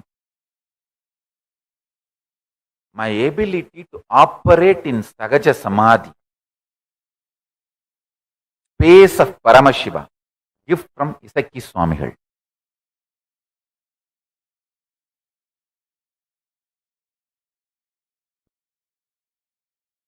All my Guru's glory is only my life. My ability to be in Ajapa Japa state. I can actually keep the Japamala whole night. Even if you think I am sleeping, the mala will be rolling in my hand continuously. That is the gift given to me by Yogi Ram Surat Kumar. He is the Ajapa Japa Purusha. He is actually the embodiment of Ajapa Japa. He gave me the gift of Ajapa Japa.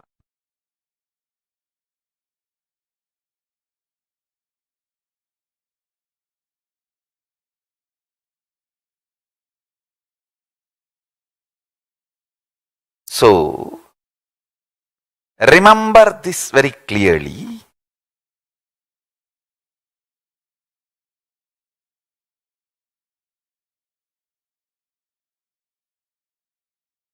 Peace alters the very DNA structure, genetic structure, the core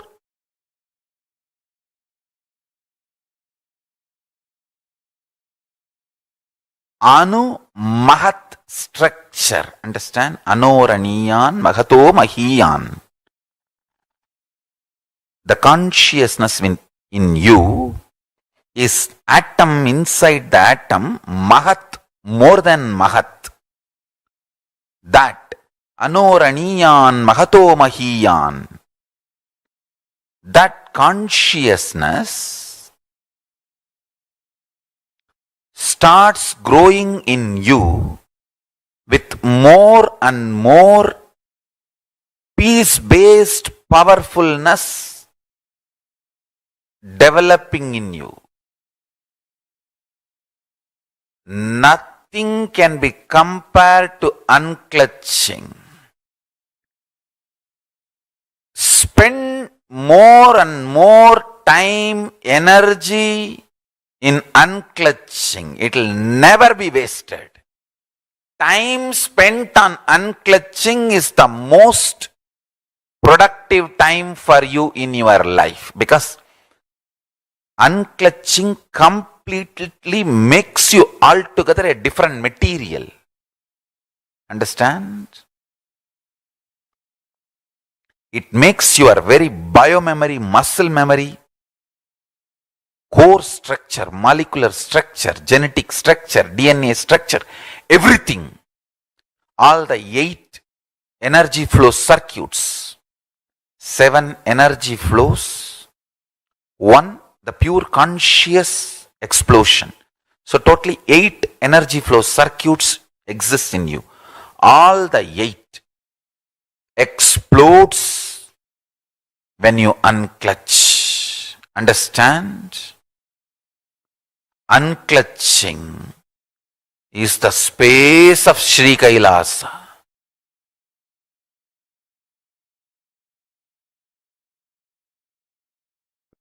Listen carefully.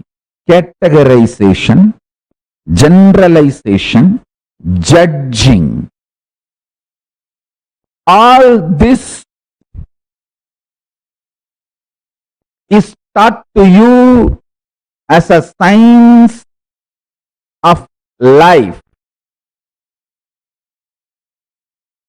But all this leads more and more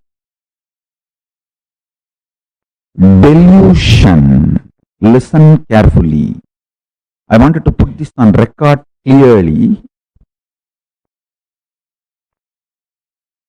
Generalizing,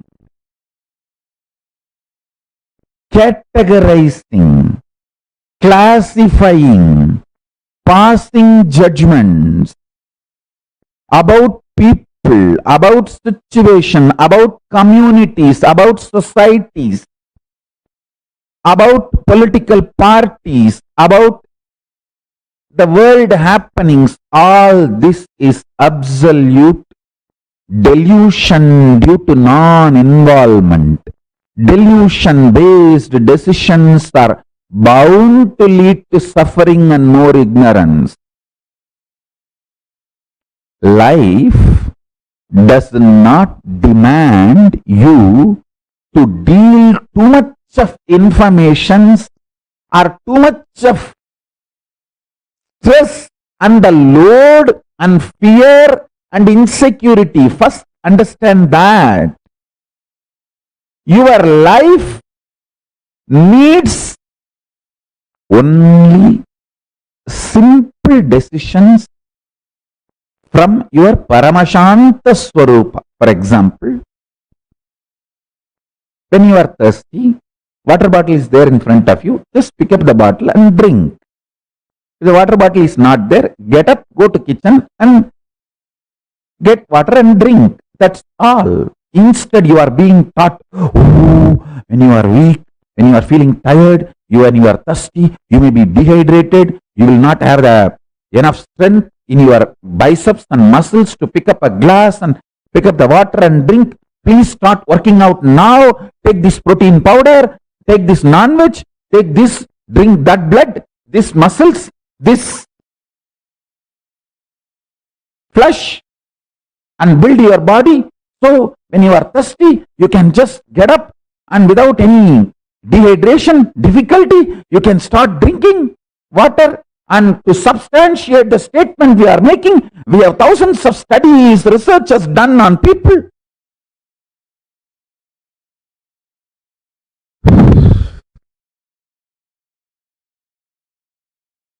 Listen. Practice this simple Paramashanta Swarupa for few days. Taste this ultimate silence for few days. Like these kids, when they are addicted to toffee, they will keep the toffee in the mouth all the time.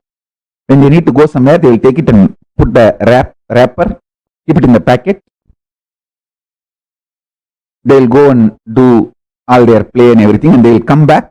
When they are free, again they will take it and put it in the mouth and start tasting it.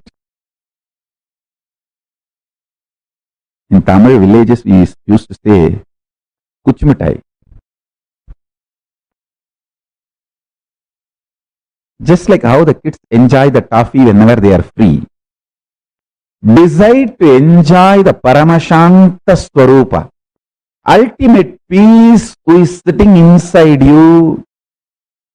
Whenever you have time, just sit all that time happily in Paramashiva's face. Paramashanta. This whole cosmos is happening. Big bangs happening, black holes happening, universes manifesting, playing, merging, time zones happening, playing, merging. You are there in that Paramashanta Swarupa as Paramashiva, witnessing this whole drama.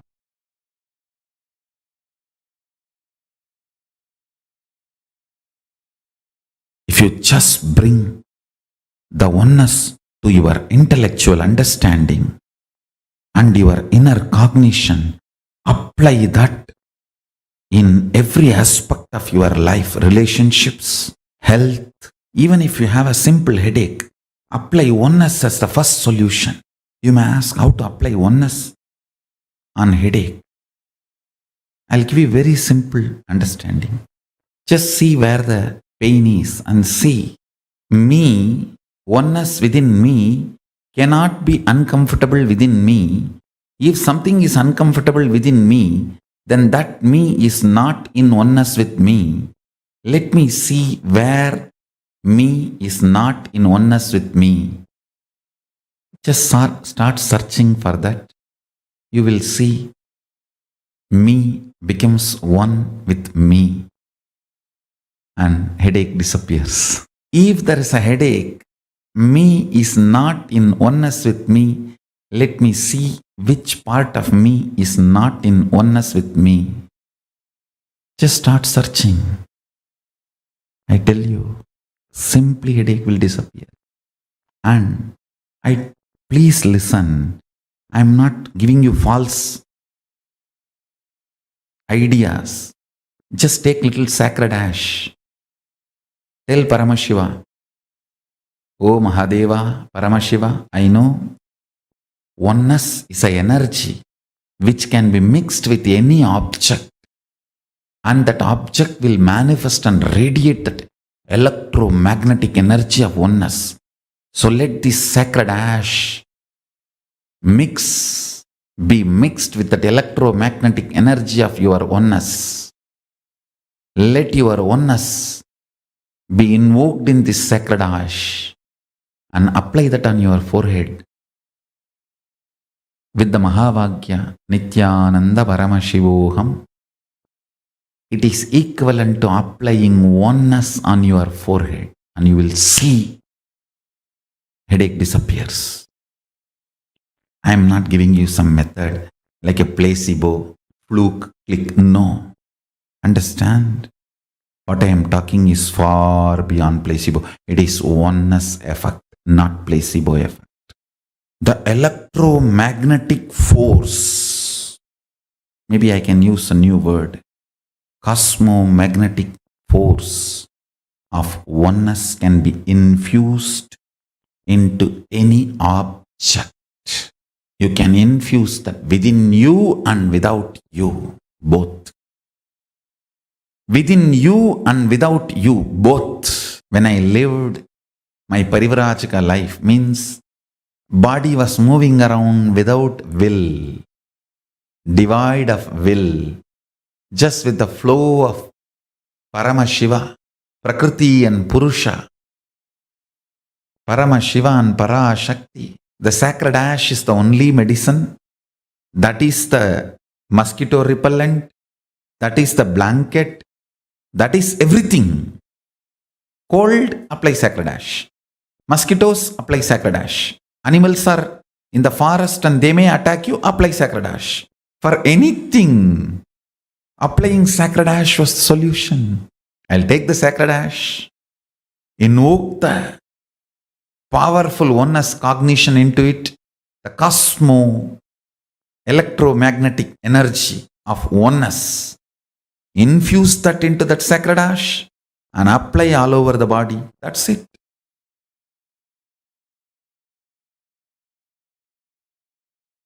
I tell you,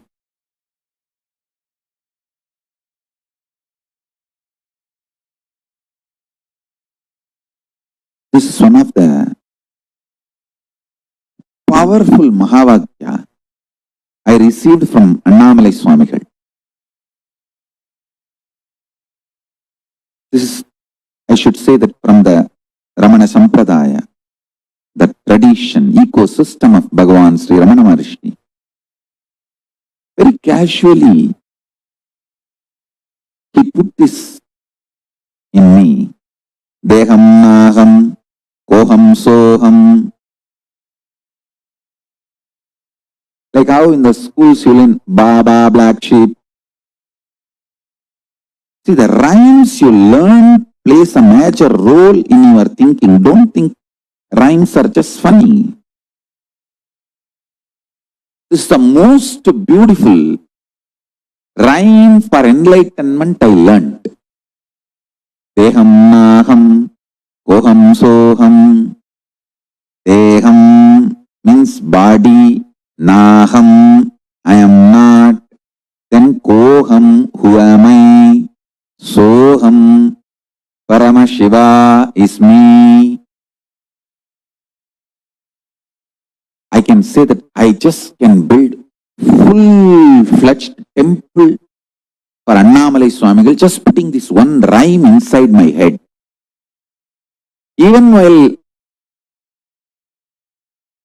I walk to the restroom, the schools, they will give an interval break. 10 minutes, you have to run to the restroom and come back. Even while running to the restroom, I will sing this only. Deham naham koham soham.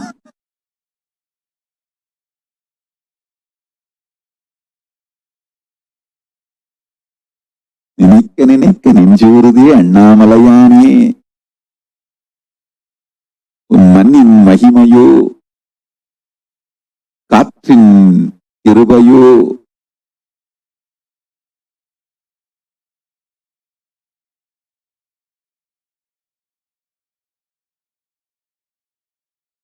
Listen, the rhymes you cherish inside you matters.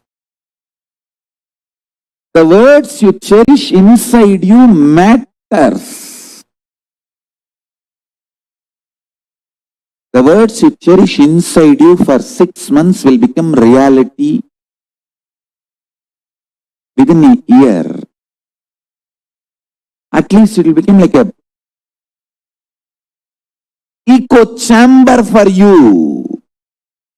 ECHO. Echo chamber for you, around you.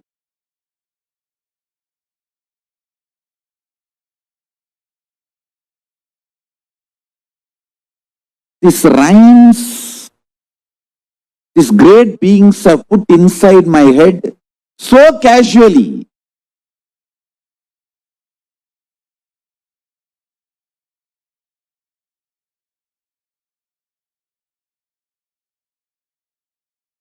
I started going to Annamalai Swamigal because he will give that candy and all that for the kids.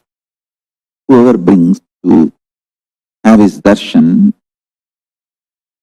candy and other sweet, he will give it to all those kids.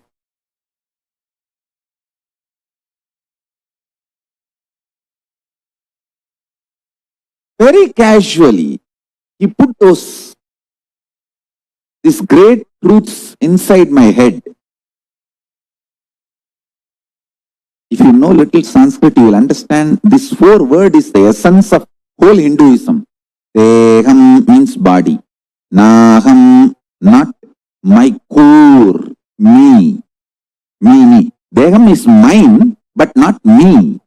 Naham, koham, then who am I? Soham, Paramashiva. Even when I am running to the washroom, from the class to the washroom, I will try to run. Deham naham koham soham, deham naham koham soham, deham naham koham soham.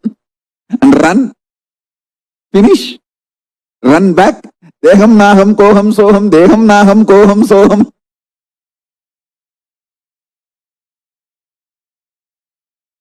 This constantly going on with this created a kind of an echo chamber around me.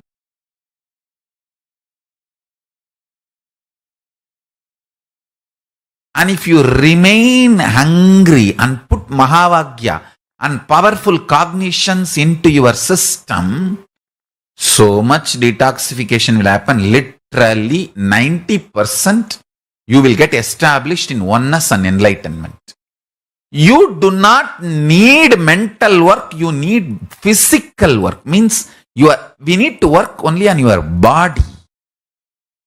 I have given you too much initiation, too much of powerful cognitions, and from here itself I can give enlightenment to you left and right, just like that. It's not at all a big job. In English, what you say, piece of cake. You use any word. Just, I need your body to be detoxified, so when I pour me in you, you can hold. It is literally cosmic union. I can make the cosmic union happen with any one of you at any time now, especially with this whole vibration of that love. That is why I insist on you moving to liquid diet, at least next for 21 days. Liquid diet, chanting of Mahavagya. Vibrate yourself with the Mahavagya, Om Nithyananda Paramashivoham, and spend as much time as possible with oneness capsules and satsangs, these powerful cognitions. And I tell you, these powerful cognitions will get rooted in your biomemory. When you don't give the job of grinding food to your intestine, see, you have 3 things 24 hours happening in you. Blood circulation, breathing, digestion. You cannot stop blood circulation. You cannot stop breathing. But if you just reduce the load of digestion, both get impacted. The breathing becomes very deep and the whole blood circulation becomes so pure. Consciousness, the pure Paramashiva starts reflecting in your system more powerfully in a higher frequency. I am giving you all the real secrets of Raja Vidya. I am giving you all the original secrets revealed by Paramashiva to Devi, Devi to Vishnu, Vishnu to Brahma, Brahma to Surya, Surya to that whole Surya Vamsa. And what Krishna says in Bhagavad Gita, that he gave the signs to Surya, and from Surya to Ikshvaku, Ikshvaku to Manu, and the whole Sampradaya, Surya Vamsa, Sarvanya Pita. That whole parampara, whatever secret was stored with that kings, that Raja Vidya I am giving you. Work on body. Only middle class people work on mind. Kings, elite people work on body. Work on body, I am telling you.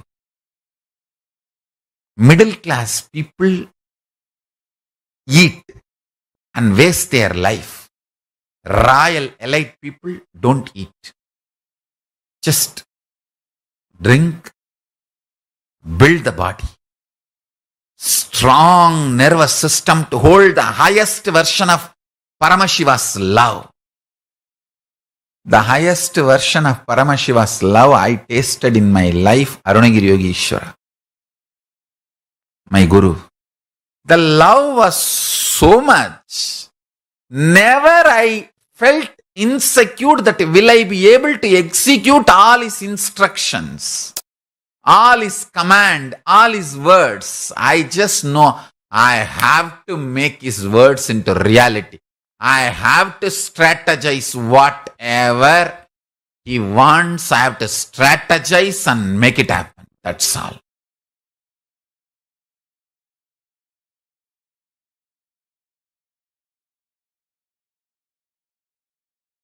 Understand?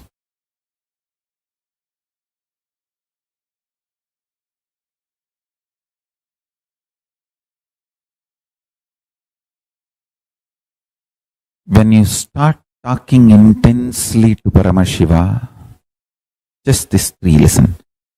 Forget about everything else. Paramashiva is real. And you start talking to him. You can be complaining, you can be crying, you can be talking, you can be enjoying, you can say, thank you for what you have given me, or you can be angry, saying that what have you done to me? Why is Australia fire is not getting put off? Why the animals are dying in Australia? You can talk anything you want. He's as older than sun and fresher than your breath. Is new to you than your own breath. Is old to you than the sun. Older than the sun, newer than the fresh breath you are taking inside. So you can talk anything you want.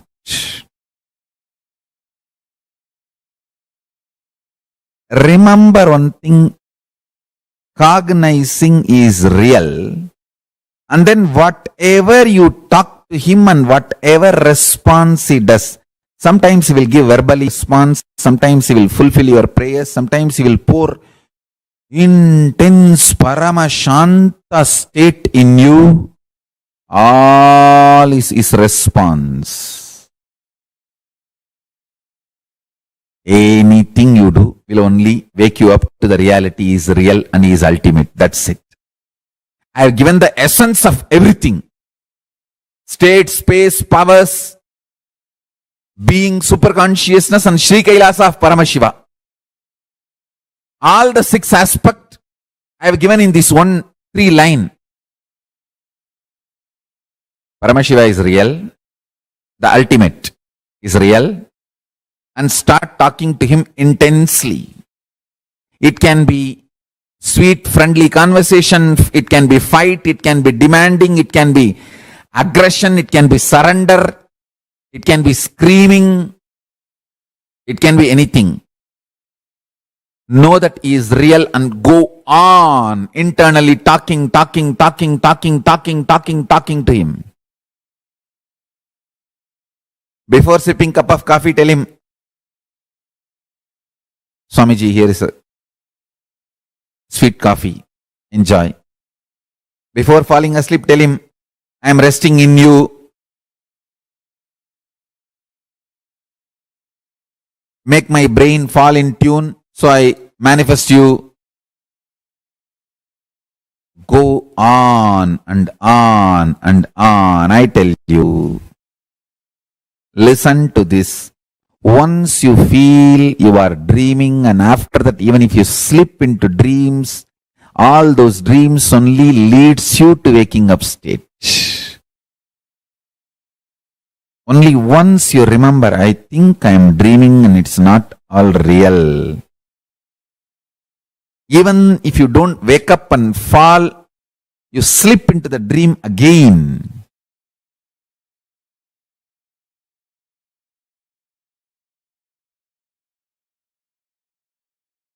After that, every dream you go through,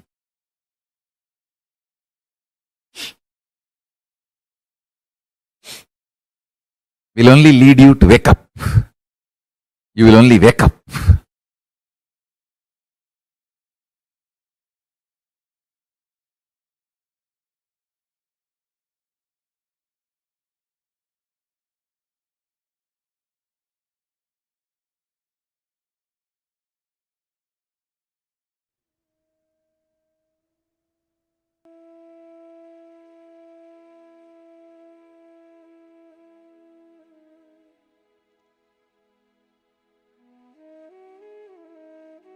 The science of unclutching. I hope all of us understood, because so beautifully, multiple levels actually, Swamiji had explained to us about what is unclutching and why unclutching, and how to do this unclutching, and how this unclutching can help you in various levels.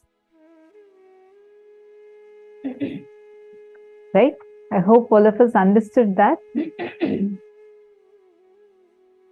Time spent on unclutching is the most productive time for you in your life.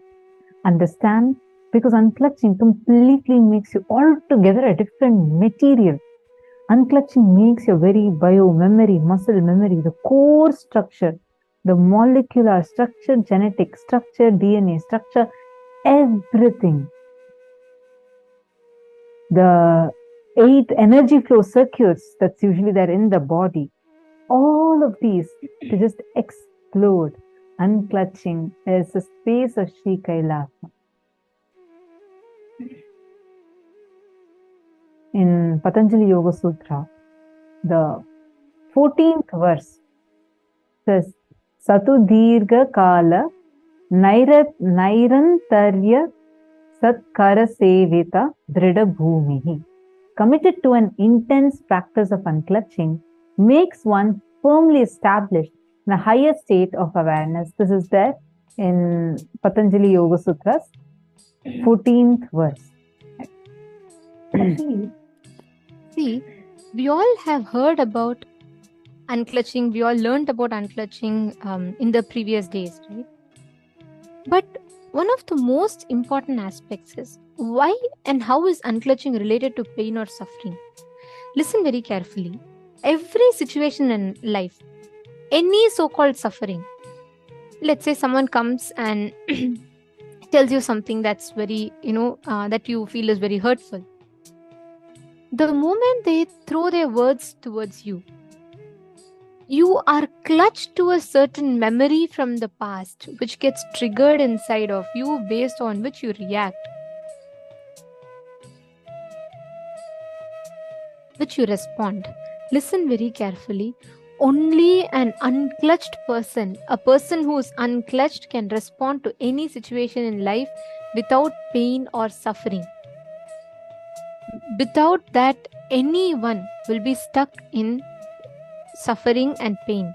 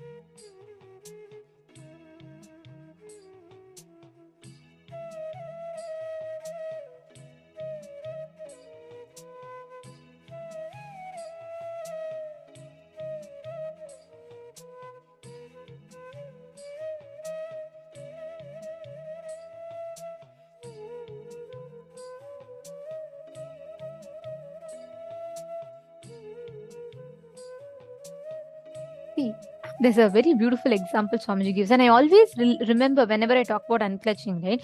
I always remember this example. Let's say there's a painting, beautiful painting. An artist is standing next to it to sell it. A buyer is buying it. For the artist who's selling the painting, he will look at the painting as what is the maximum value that he can get. Right? Like how much money can he sell this for? Like what are the features of this painting? What are the different qualities of this painting through which he can make money?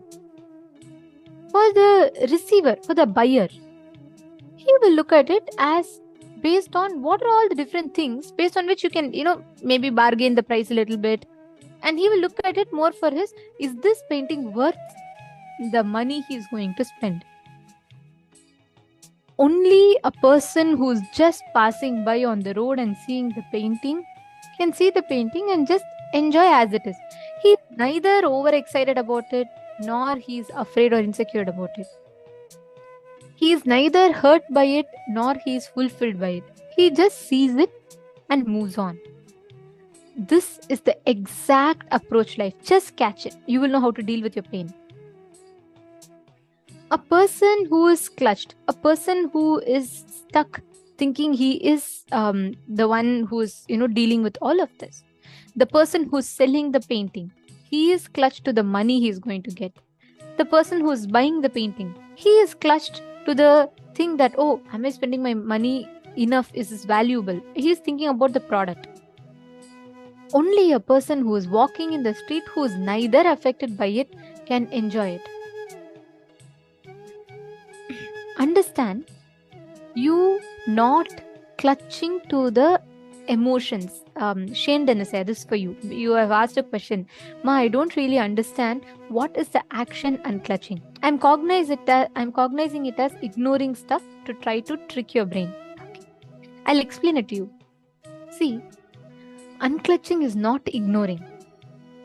Unclutching is not engaged. See, whether you are fighting with it, whether you are ignoring it, whether you are accepting it, in all three different responses, you are still remembering or holding on to that effect.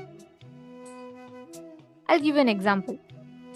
There's a movie screen, okay? The projector. Whether you show a horror movie in the TV screen, theater screen, or you show a romantic movie, or you show a comedy movie, or you show a crime thriller, any type of movie you show, is that going to affect the projector screen? No, it's just as is, right? When you play a horror movie, it will reflect horror movie. You play a sad movie, it will reflect sad movie. Same way, inside you, the core consciousness of you is like the projector. That is you. The core component of you is you, the real consciousness in you. That is just the stage on which all the physiological, psychological, neurological ups and downs happen. So listen very carefully. Most of the times, what all of us do, we all clutch to any situation that happens. We get affected by it. We constantly engage with it. Unclutching is not ignoring it. Unclutching is not engaging with it. Unclutching is just witnessing it. Because even when you're ignoring it, you are acknowledging something's existence as suffering. Only then you're ignoring. See, for example, if you're having a fight with your co-worker, okay? You are trying to ignore saying, oh, let me just trick my brain, let me move on, let me just act as if it is not there. That means inside yourself, you are telling that there is a fight and let me act as if that fight did not happen. No, even that way you're still engaging with that fight. Or it is not about, okay, let me just go and accept, let me go and say sorry, let me just go and accept this is what it is. Or let me think every day I'm going to fight and let me just move on with it. No, that is also wrong. The only thing you need to do, very simple, is just unclutch. Do not engage with it. Don't acknowledge. See, don't even entertain the thought current. Don't create a thought. Just witness it. Okay, that fight has happened. Leave it.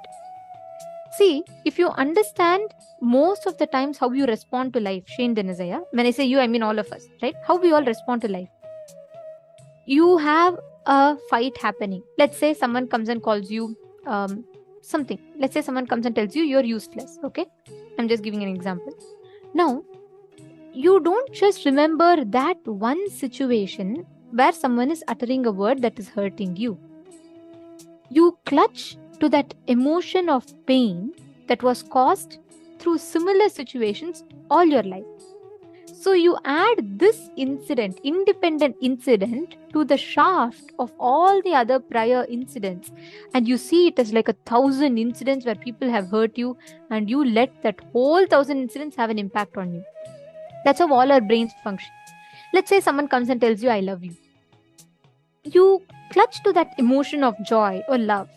You remember all the 100 incidents where some emotion has been triggered like this into you. Your brain immediately takes this and puts it along with that 100 love emotions shaft. and you see that, so you feel happy. So your life becomes an oscillation between associated powerfulness, associated powerlessness. Your mind keeps dilly-dallying. One moment you feel like extremely happy, one moment you feel like extremely sad. You keep hopping in and out of this. The only thing unclutching here is letting go of that.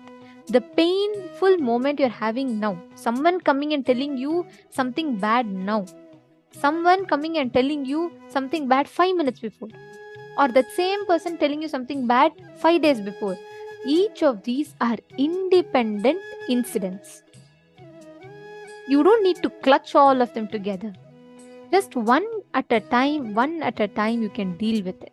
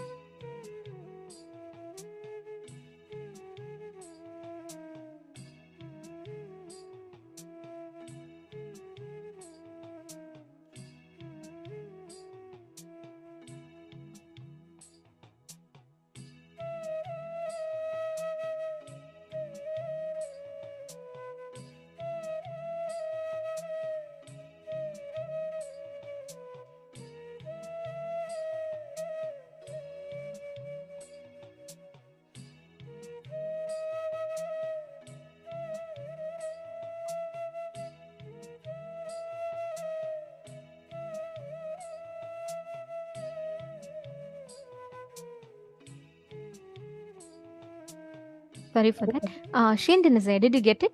Is this making sense to you? Are you understanding? Now, unclutching is not about you struggling to accept something or you struggling to reject something. It is just you're witnessing it. You are just watching it. Okay, this is happening, this is happening. Watching your inner space like that. 5 minutes, try to look in. Always, all our thinking, there is some emotion constantly every thought triggers in you. You suddenly remember a moment of joy. Suddenly you remember a moment of pain.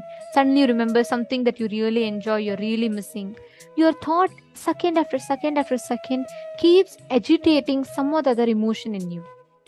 It is like constantly someone or the other keeps nagging you, coming and asking you. Suddenly one person will ask you to give some money, someone will ask your time, someone will ask some choices from you, someone will ask some advice from you.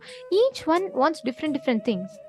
Right? Constantly every thought is like that. One thought wants your anger, one thought wants your joy, one thought wants your pain, one thought wants your memory, one thought wants to just put you in the nostalgia. Like this, each one wants to give you something. Unclutching is just disengaging from that reactions. Thoughts will still happen, but you will not engage with them.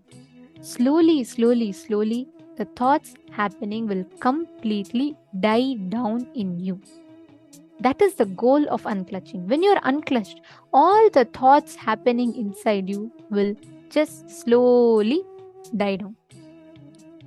And at the end of it, you will be completely, absolutely liberated from any agitation or suffering. Okay, so Mashante Fields posted. Okay, I think I'm getting this. Thank you so much. I'm a neutral projector. When I engage in situation, create what the experiences like my mind and emotions. When I engage over and over, like I do, I am clutching. When I let go and return to neutral, I am unclutching. Yes, unclutching is a neutral space. And you have to witness it. See, when you start becoming a witness, you will not get involved into it. The understanding, you should unclutch means how you sit, watch the clouds passing. I don't know about now, but just even few years back, before the social media became a very big thing, This was also many people used to do. Just sit and look at the sky, the clouds passing. How you would look at it, right? You'd be uncluttered. The clouds passing by will not create a reaction or anything in you. You're just watching it. But how you look at a rose, you're just watching it. So like that, it's just passing.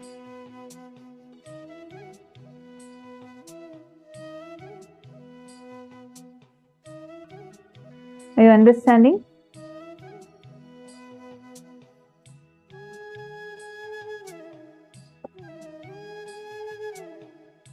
Now, I request every one of you sit now with this understanding. Just sit and unclutch. Just sit and try now. See, with the right understanding when you do, the experience will be different. Just sit now, spend 5 to 10 minutes, unclutch. I request every one of you, do not create a thought. Do not make sure one thing. Simple oneness means just don't clutch to anything. Witness the whole thing. Any thought comes and raises in your inner space, decide you're not going to support that thought. If something is saying, hey, come on, such a happy moment, remember, enjoy, just watch it. If something is coming and saying, such a suffering moment, remember this, just watch it. No reaction to anything. Shall we all try this? If you all understood unclutching, can you all put yes in the chat? It is not an action. It is a decision to just witness. It is just your understanding to just witness the thoughts that are happening in you. If you all understood, can I request everyone to put yes in the chat? Ma Jennifer Poirier. Okay, Ma Kalyani is putting yes. Ma Alizu is putting yes. Ma Donna is putting yes. Come on, all the other rooms.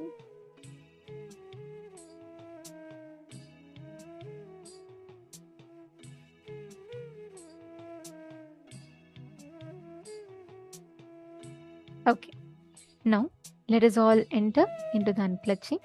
Sit straight. Just sit. You will feel so relaxed after this. Just sit now and witness.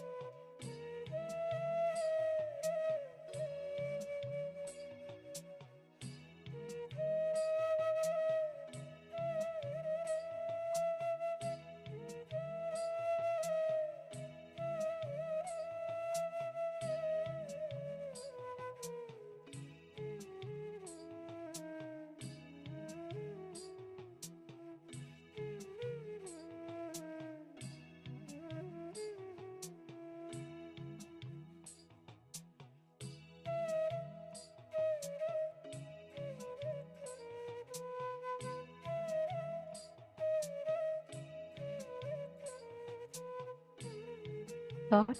Do not sustain a thought. Do not destroy a thought or do not rejuvenate a thought. Just sit as a witness to every single thought as it raises in and out in your inner space.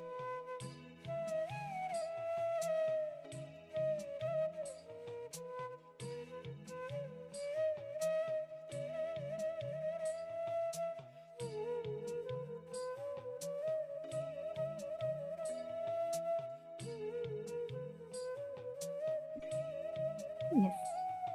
Now, whenever you are completely unclutched, right? Whenever you are having that absolute thoughtless space inside of you, you will have listening to life much, much more.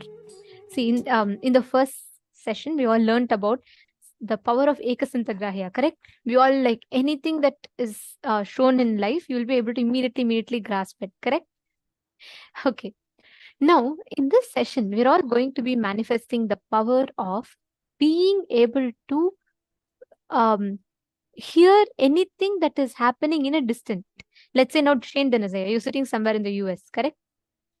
Let's say your friend is sitting somewhere in Australia. Without you even calling or listening to that place, you will be able to exactly identify what the other person is telling. And listen very carefully.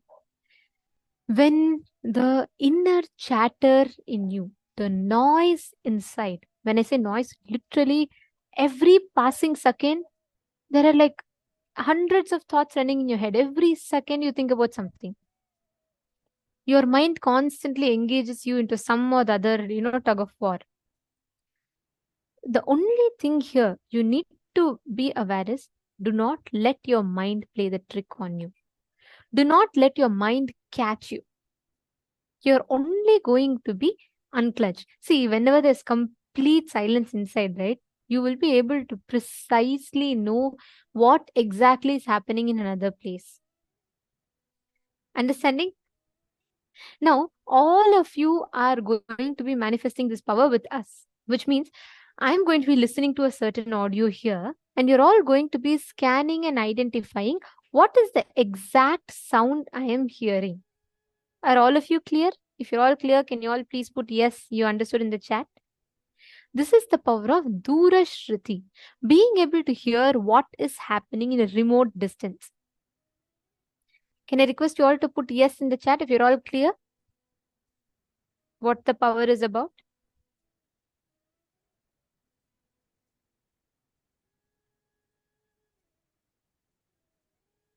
Yes, okay. Thank you, Everardo Alfaroya.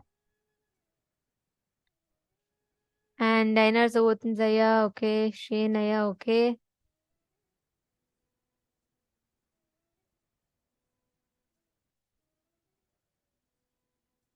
Einar Zawotanzaya, okay. Keegzin Wong, great. All right. Now, listen very carefully.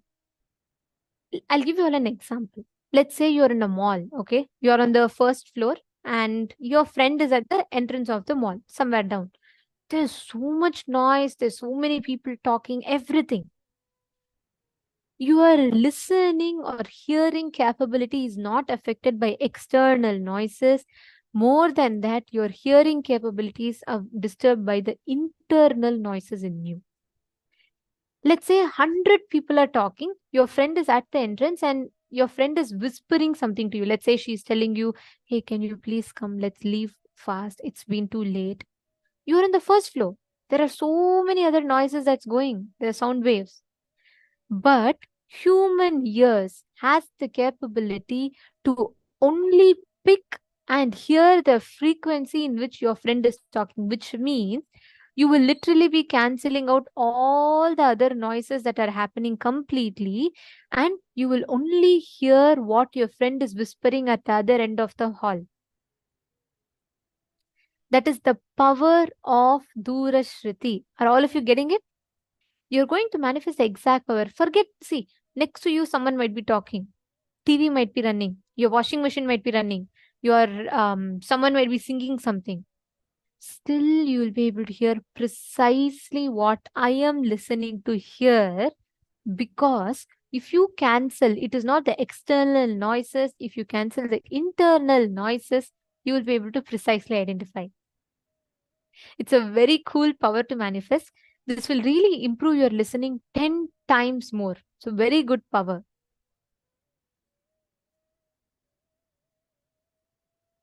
Getting it?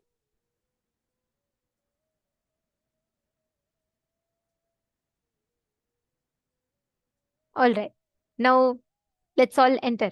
Okay. I'm going to be listening to an audio now.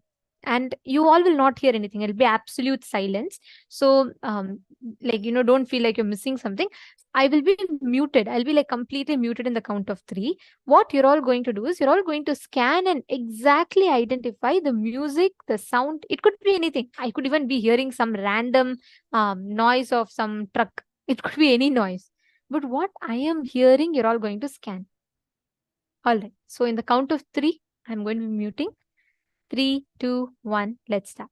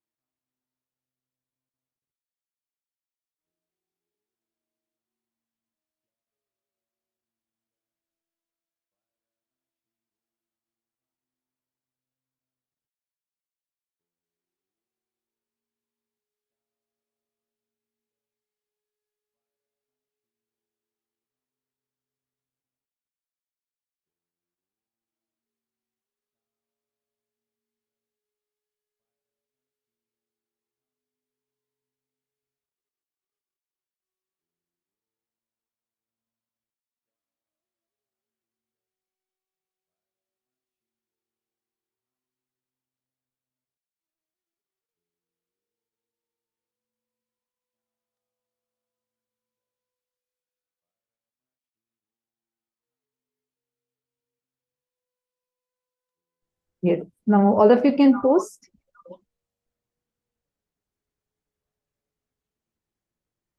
What did each of you hear? What is the audio, exact audio that each of you heard?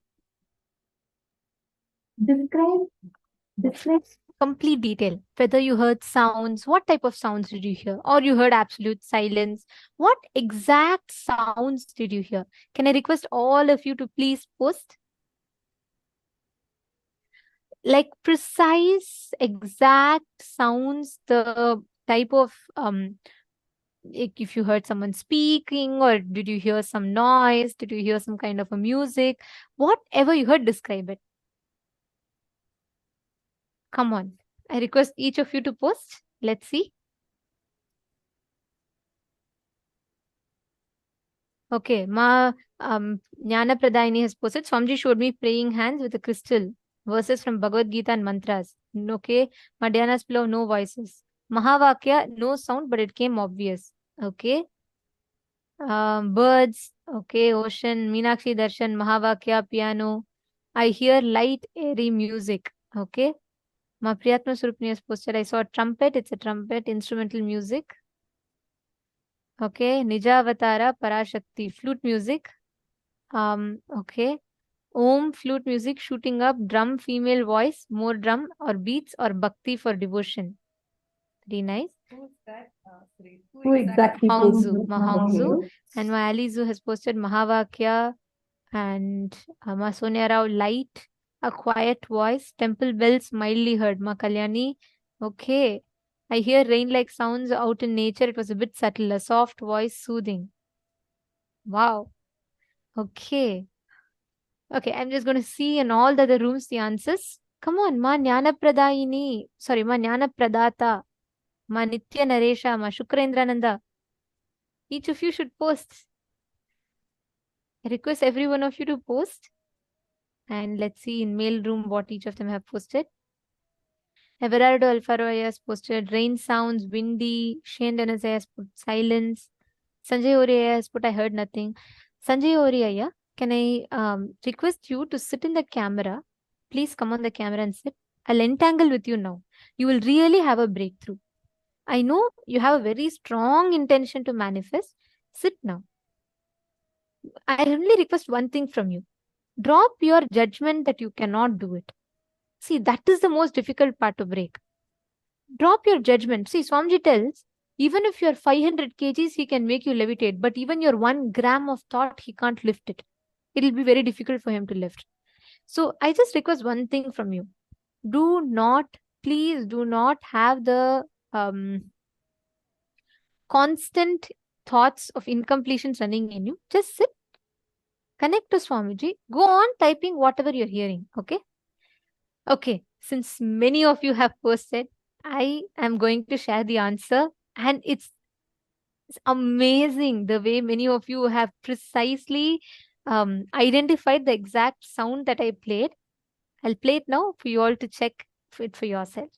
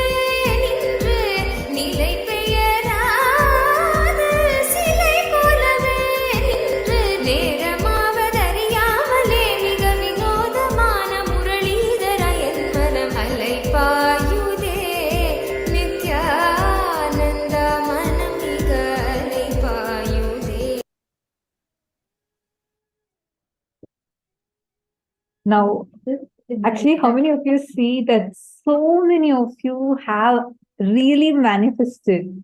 Oh my God, it's so amazing.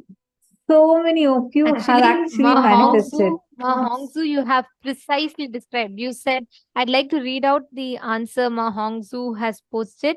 So, Ma Hongzu had posted about a female voice. She said it was a female voice. And Om flute. She said it's a flute music, shooting up, drum, female voice, more drums and beats, and for bhakti and devotion. Precise description, Ma. Exactly you have described. And Ma Maheshwari Kumara Vinayagam has also posted sound of air, morning breeze. And Ma Hongli Wong has posted flute music. Wow. Ma Mihri has posted birds. She also heard birds. You all can see everyone who posted nature sound. Even Ma Kalyani, I think, had posted nature sound. How many of you feel that, yes, I have really manifested it? Clap. Give nice round of applause for yourselves. very nice. So nice to see like how each of you are manifesting. It's really, really amazing. So it was a mix of all these things. Yes, Ma Sonia Rao, it was. And so many of you have really manifested it. So that's really amazing. Jayoriaya, Shane Denizaya, all of you listen very carefully. I'm going to be playing again. We'll do one more round. I request one thing. Sanjay Oriya, now sit. I'll entangle with you intensely. Connect to Swamiji and just see what exactly. Drop your thoughts. With too much of noise inside, you can't hear what is happening on the outside. So I only request one thing. Don't drop your expectation or any of these whole thing. Drop any of the expectations how you wanted. Don't have anything. Relax. Just sit. Connect to Swamiji intensely. And you will see whatever you're hearing, you keep typing it. Okay, great. You're showing a thumbs up. Thank you. I'm going to be muting now in the count of 3, and I'm going to be playing the next, whatever I need to hear next. I'll be listening to that now. 3, 2, 1, start.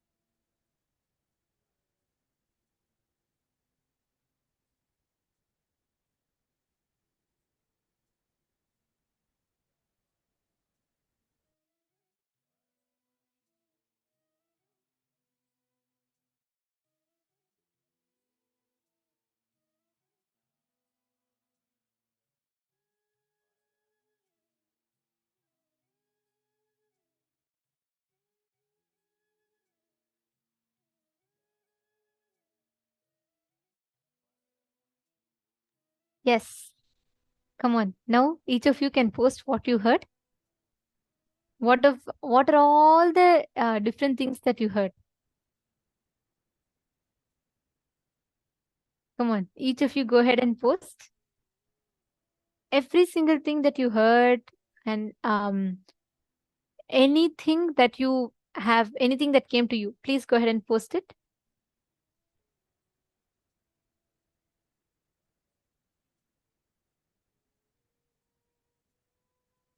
Let's see. I'm very excited to see each of you beautifully manifesting.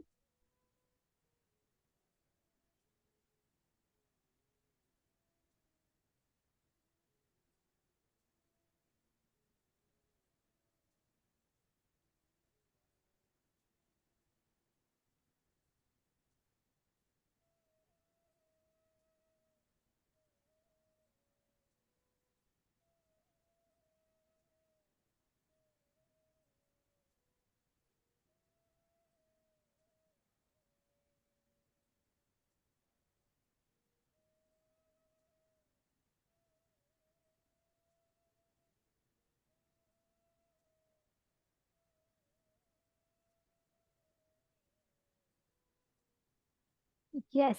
Okay. So I see each of you posting different answers.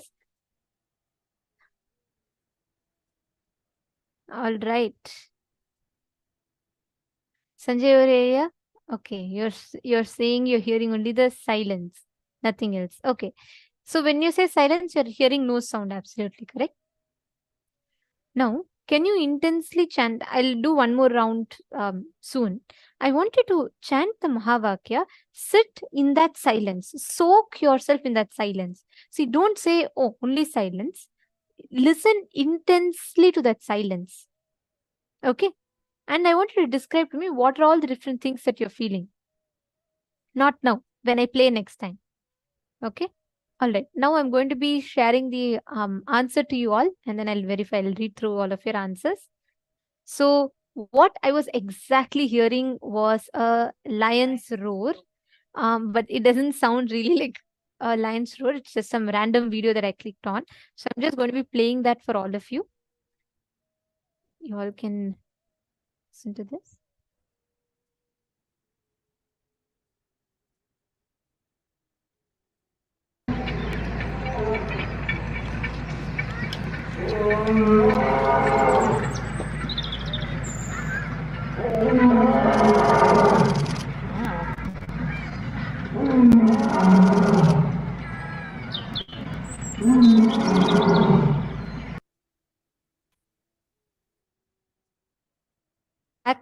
Exact sound that I heard. So it's basically birds chirping. And I'll tell you something, Sanjay Oriya, the first 10 to 15 seconds of this video is only silence.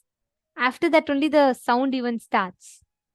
So anyways, but I request you to sit now intensely and manifest it, okay? Even if you're not hearing anything, listen to that silence. See where that silence is leading you to. And who has posted? One of the participants has posted, heard some birds and wind. That's right. Everardo Alfaro, yeah, that's right. There are birds and wind right at the beginning of this. That's nice. And let's see who else has posted. Many of you put, okay, male voice. This was the sound of a lion. Let's do one more round. Almost so many of you have put male voice. Okay, that's very interesting. All right. Now I'm going to be doing one more round of this. Again, sit, scan. I request every one of you intensely, please listen to the, constantly listen to what is exactly being played. All right. So let's start now. 3, 2, 1, sit straight. Sanjay Oriya, this time even to the silence you're going to be listening to, okay? Let's start.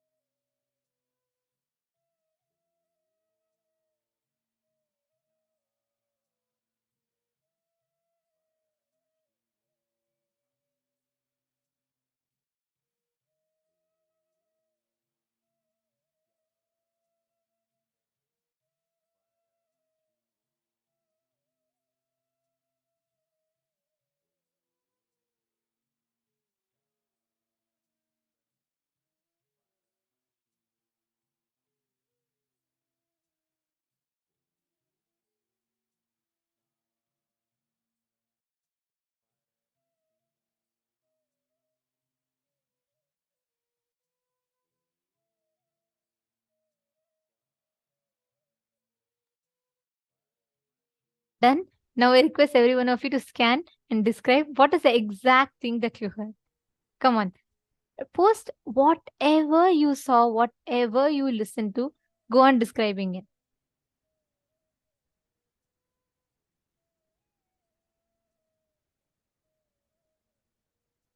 Yes, let's see. I request each of you to go ahead and post.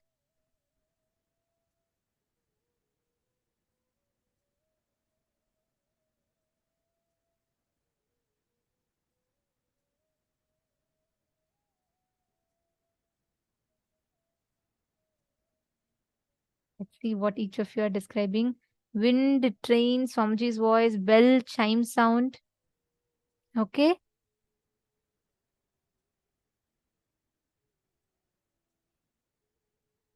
Come on, post whatever you're hearing. Baby first, then female. Babbling sound, babbling of a brook, birds, mantras. Describe whatever you're seeing. Poetic, divine, gentle and soothing. Okay, very nice. Piano, high notes, water running, crispy sound. Very nice. Each of you please post. Ma Maheshwaramaya, no guessing. You have to hear. You have to listen to what you're exactly seeing.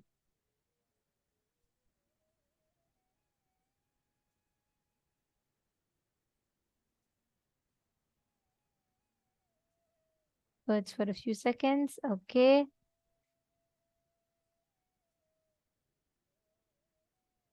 Sprinkle water. Okay. Morse code. Sanjay, Shane Denisaya, describe more detailedly. What else did you hear? No problem. Sanjay Oriaya, I just want you to stop becoming incomplete about it. Don't become incomplete about that silence. Don't resist. Just flow with it. It's okay. It's okay. No problem. Even if you take till end of the day today, if you're only sitting with silence also, it's okay. Sit with that. See, I'll tell you one incident, Sanjay Oriaya. This was a very powerful incident that really changed my perspective about power manifestation. Swamiji initiated us into the power of materialization, okay? And that time I had this thing. I was sitting, I could manifest all the other powers other than materialization. Somehow I could not, nothing, no solid objects would come. So I was sitting. One of the Adinavasis shared her. She was a very first person to manifest, one of the first people to have the breakthrough. She has materialized under the scanner, CT scan. She has materialized, and the diamond appearing in her throat has been recorded by the CT scanner. So just through Swamiji's initiation, she manifested. She was telling how she did. One day, Swamiji initiated everyone in the satsang. Okay. And Swamiji said, whoever is having feeling connection with me, all of you will receive my prasadam. And Swamiji said, you all will materialize now. There were about like hundreds of places, thousands of people watching. Swamiji conducted a meditation. Amongst all of them, in a particular Kailasa around the globe, this Ma was also sitting and she was also folding her hands. Swamiji said, just close your hands. I will give you the prasada. I will materialize something on you. And everyone were waiting. Everyone sat to the process. Then Swamiji concluded the satsang. Some people manifested. But she could not manifest.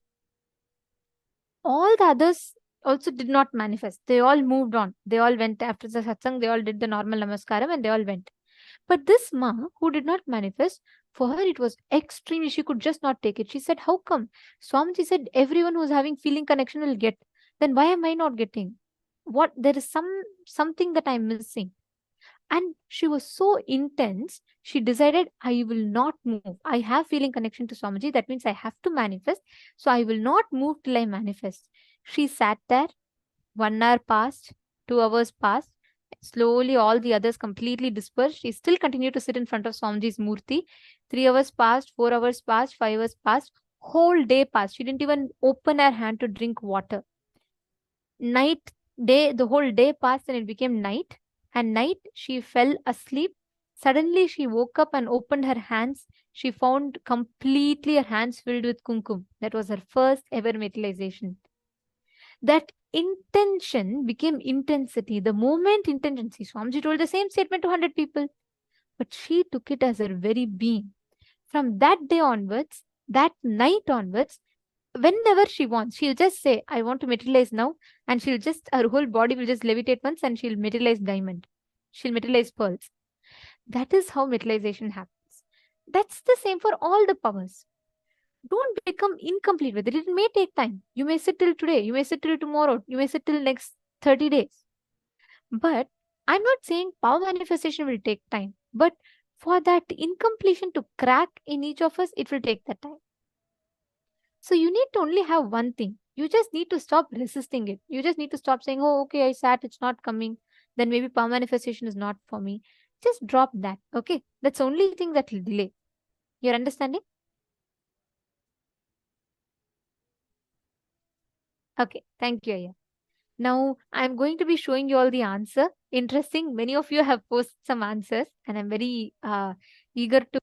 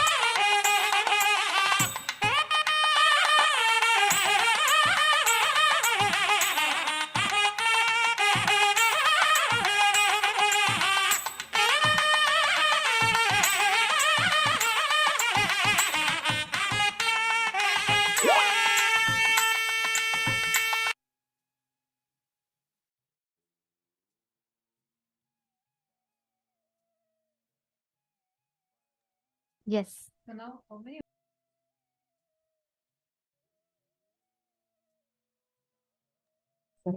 So now, how many of you see that you're manifested? How many of you are able to feel like, yes, I have manifested this time? This was the sound of Nadaswaram. This was a sound of the traditional music. It's actually Tamil it's Nadu called as music. Melam, where you have the Nadaswaram, Tawil, Tabla, all of these things played. So how was it for all of you? Ma Priyatma Swarupini. Should say you manifested, because the first thing you described is you said, I hear some chimes and I heard, yes, correct. It's You called have a talam. manifested. You're asking what is it? It's called a talam, and yes, that's a chime song. So Yes, very nice. Ma Fatima Rehestani. Just sit with your sweet feeling connection with Swamiji. You have a very beautiful feeling connection with Swamiji. Just sit with that, okay? And connect to Swamiji, you'll be able to easily manifest it. And so it's so nice to see you sincerely sitting. Sit today for every session. I know it'll be very late for you also, but through all the sessions, sit. You would see how the power manifestation will just become amazing for you. Ma Sonia Rao, You said you heard some tapping noises. That's right. You have manifested it correctly, because it's the tabal. The whole tabal is that, where they tap continuously, and in the first part it was majorly just the tapping sound. So it's correct. Very nice. Okay, I see different people posting. See, so many of you are manifesting. Understand, if you just connect, if you manifest it some more time intensely, you will catch the whole hang of, you'll get the whole hang of it. So now all of us are going to be entering into the next session where Swamiji is going to be explaining to us about how you are beyond pain, beyond suffering. So now let's listen to that intensely.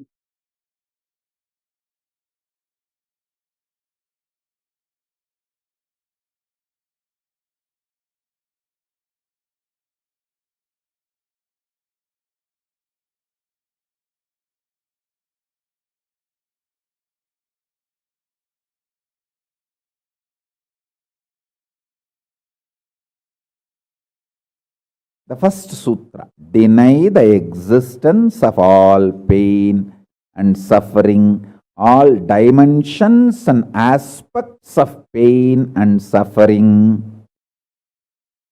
Even if you are getting drowned in the ocean, just tell yourself, Swamiji said there is no pain or suffering. Come what may, let's see. But there is no pain or suffering. Be very clear. You won't have death. Death is not end.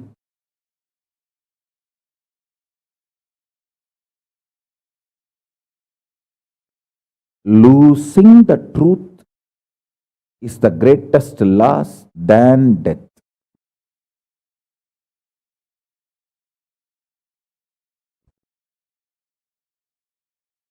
Society has brainwashed you too much.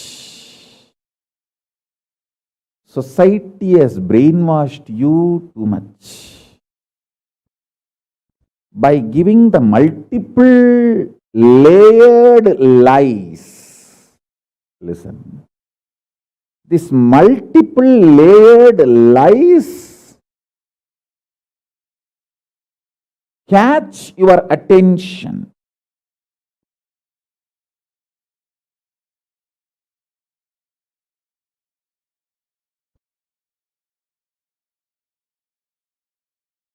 Even if you are convinced about the one lie, gone. You have put your leg on the slippery rock and you will land in the end delusion. Don't. Don't. Don't.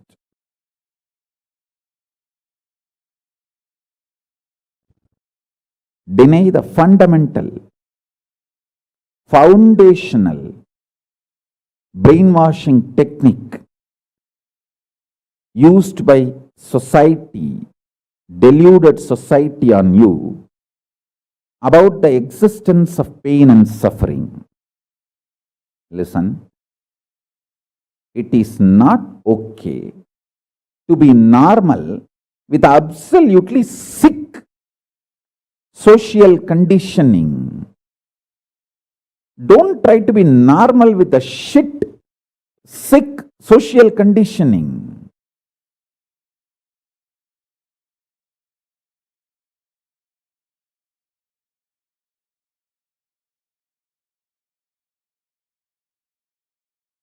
Meditate, contemplate,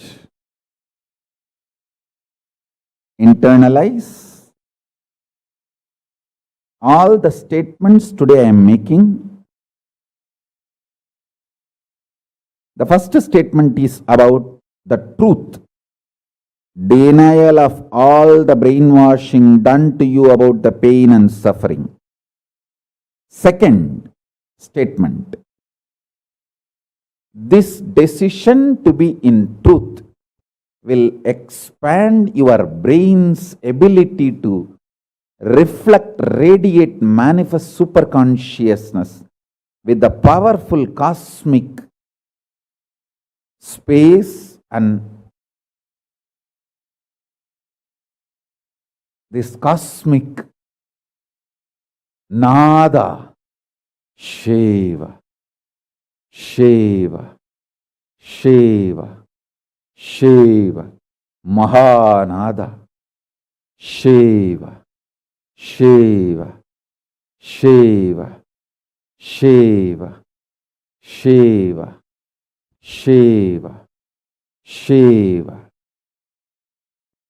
When your brain develops the capacity to reflect and radiate the cosmos in the pure conscious form, your mind can never take possession of your brain and brainwash you to believe into anything called pain and suffering. This is the greatest liberation. This is the greatest liberation. Now, third statement. Listen to this third statement.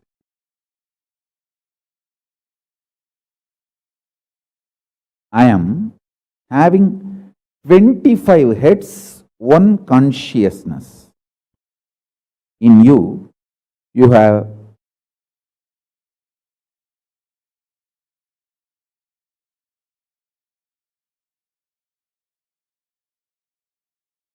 broken yourself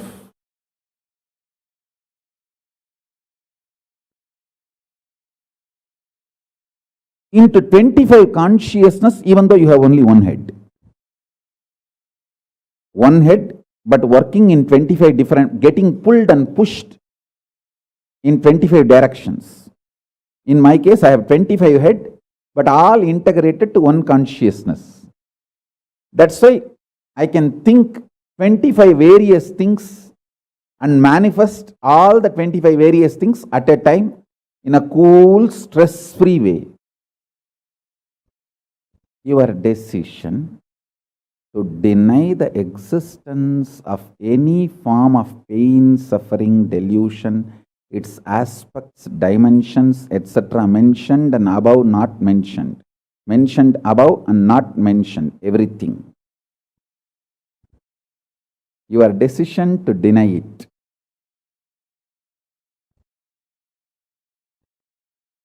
makes such beautiful space in you. Simply start manifesting powers and play with the powers. That will give you tremendous confidence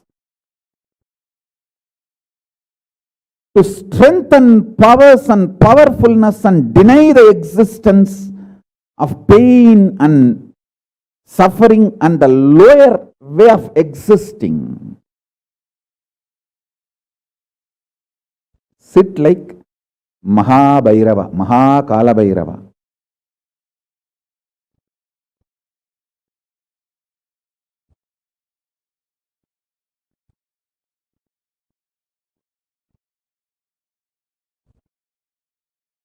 I am telling you the truth. You are Mahakala Bhairava. I am not brainwashing you.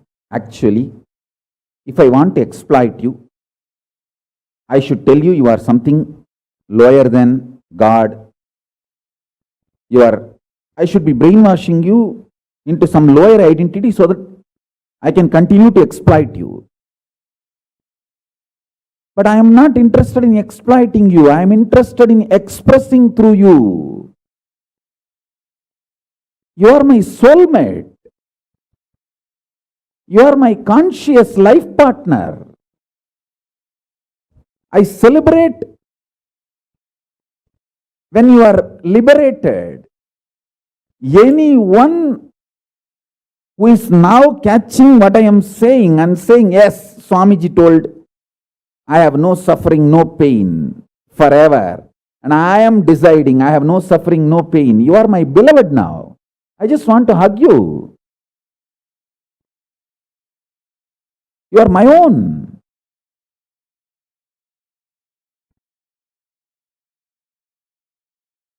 I have only one reason to tell the truth, because truth makes you fulfilled and makes me fulfilled. You are Kala Bhairava. Sit like Kala Bhairava and tell very clearly to your past, present, future. Hey, I am Kala Bhairava.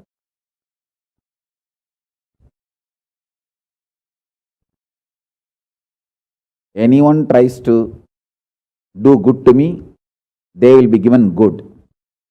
Anyone tries to do bad, they will be given bad. But I am not initiator of any karma.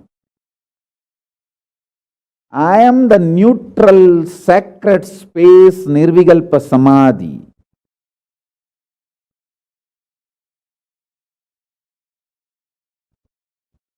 If you throw laddu on me, you will get the laddu back.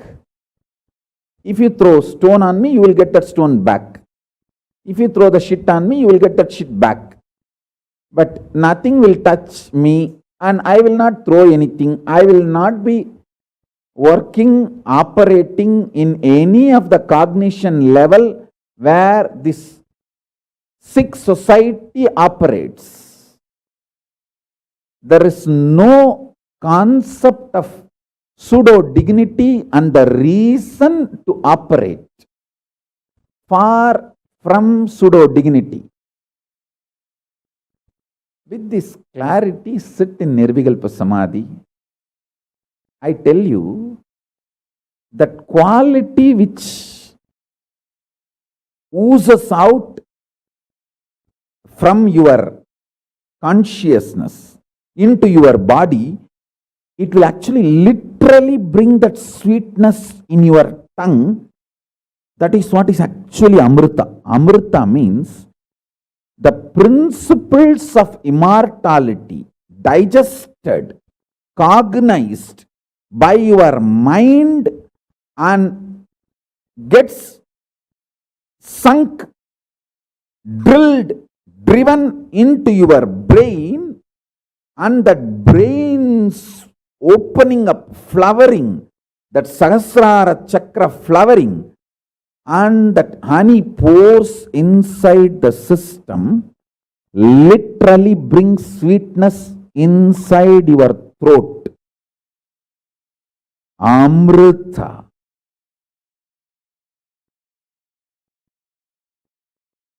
Principles of immortality. Truths of immortality.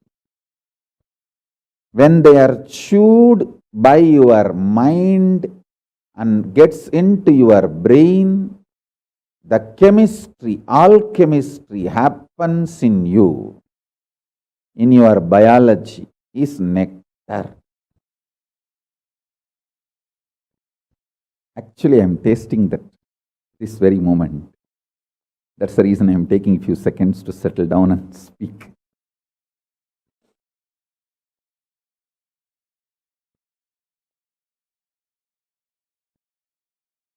Now the fifth statement.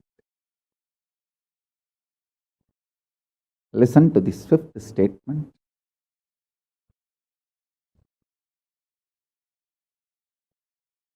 When you start actively practicing this truth, express it in your inner image with yourself, through your outer image with others, all the conflict will become irrelevant.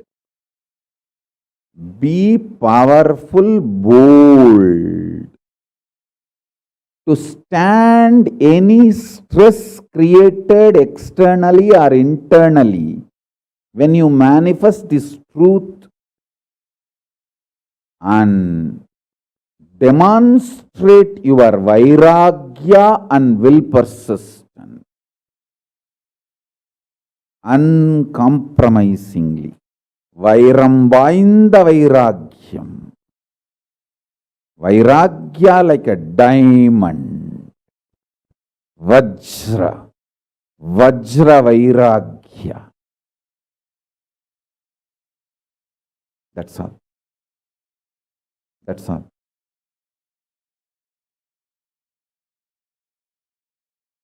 Listen, listen, listen, listen, listen to this truth and internalize, manifest.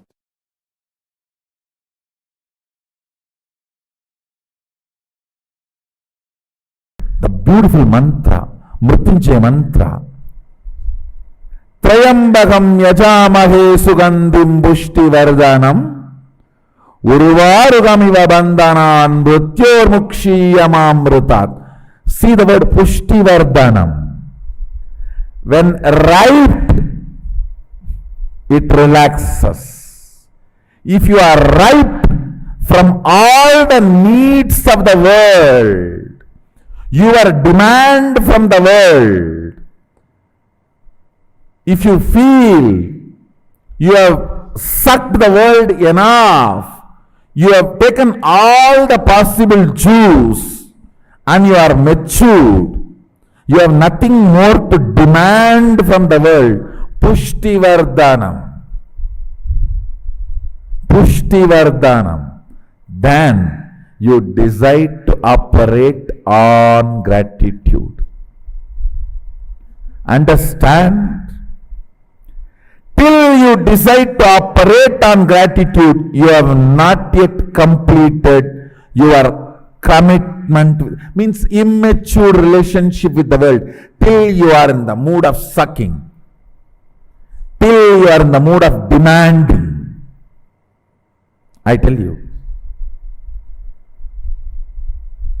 as long as you are in the mood of demanding, sucking, you are a child, minor.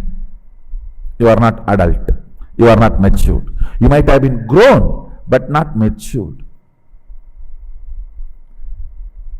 When the gratitude becomes your fundamental cognition to operate with you, with life, with humanity, and with the universe,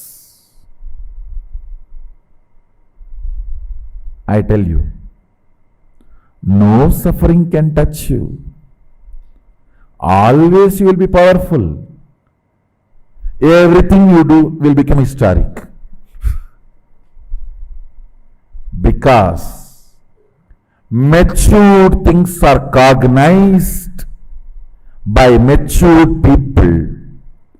Fundamental quality of maturity is your cognition for operating will be gratitude.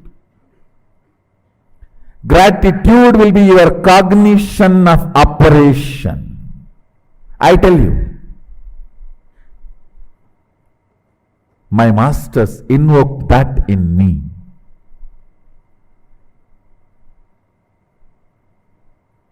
The intensity with which they invoked that in me brought such tremendous maturity.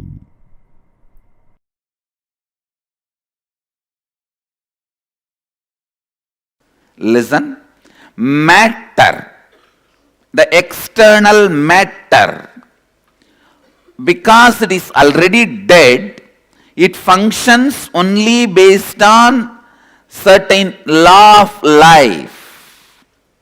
It does not have flow of life. Listen. It has a dharma, it does not have yama. Listen. Yama means flow of life.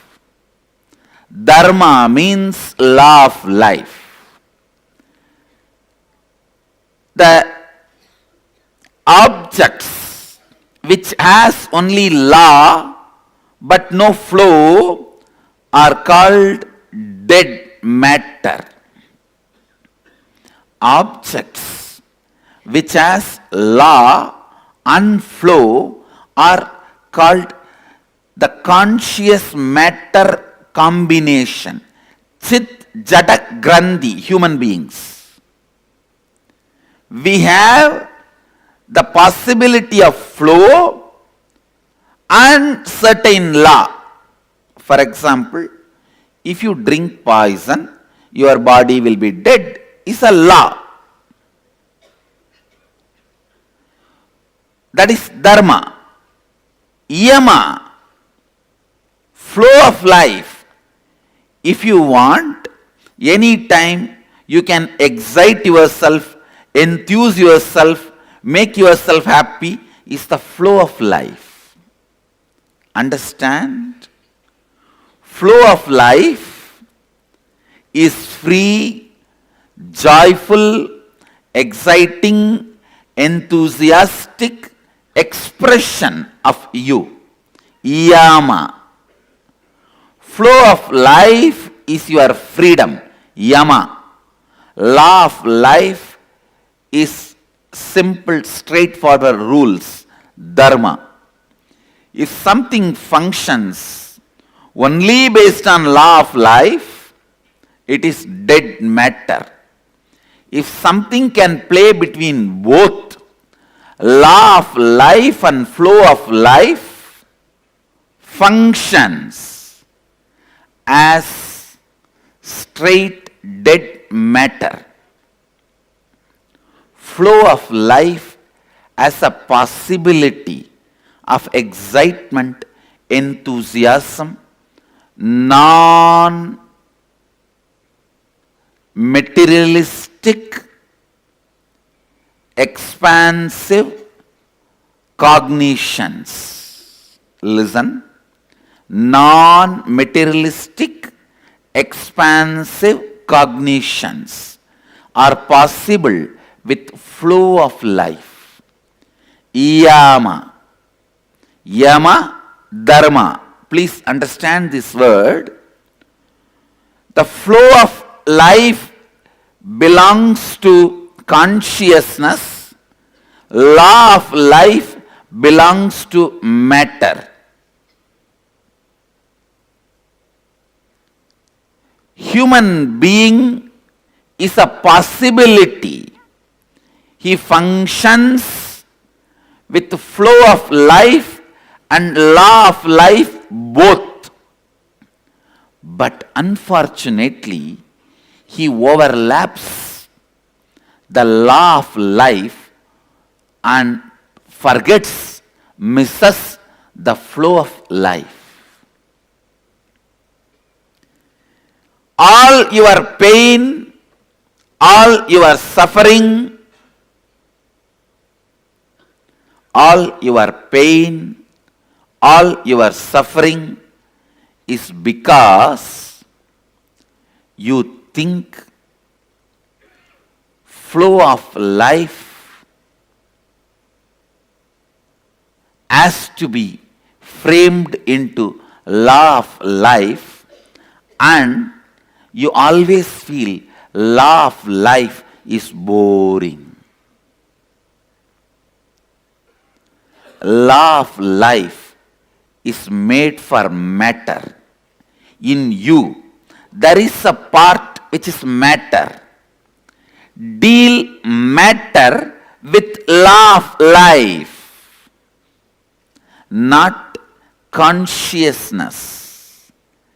Consciousness need to be cognized constantly with flow of life. I'll give you more examples. Listen. For example, everyday satsang. If you deal it as a law of life, it is boring. Oh God, every day I have to come and sit. Today I have a great attendance in satsang.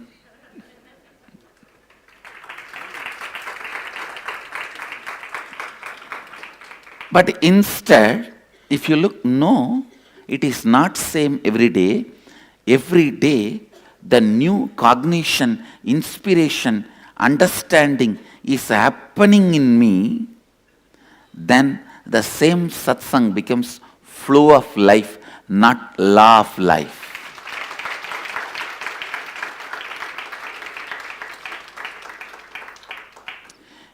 Even food can become boring if you cognize from the angle of law of life. Please understand. So many youth who are born with silver spoon are committing suicide by middle age because they feel everything is boring. They have seen enough of food. Just for food, they fly hours together from country to country. They have seen enough of liquor, enough of drugs, enough of women, enough of everything. They feel bored. What to do? Let's do something new. Commit suicide. No, really it is happening. Some places where you are not courageous enough to commit suicide, just fall into depression. Law of life, good, as far as you deal the matter. But if you project that on the consciousness, it makes life bored. No work, no working day is same. But you go on believing. You are constantly made to believe. Monday to Friday, it is all same. All the system which makes you a number. Listen, all the system which makes you a number tries to put you just into the law of life, dharma.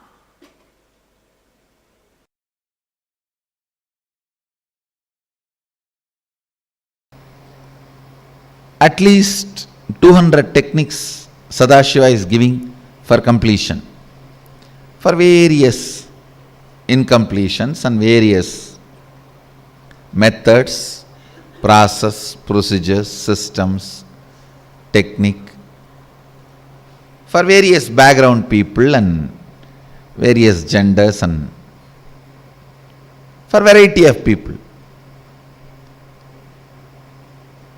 But let me put it on record. The most powerful completion technique is declaring with your will. I tell you, if you learn that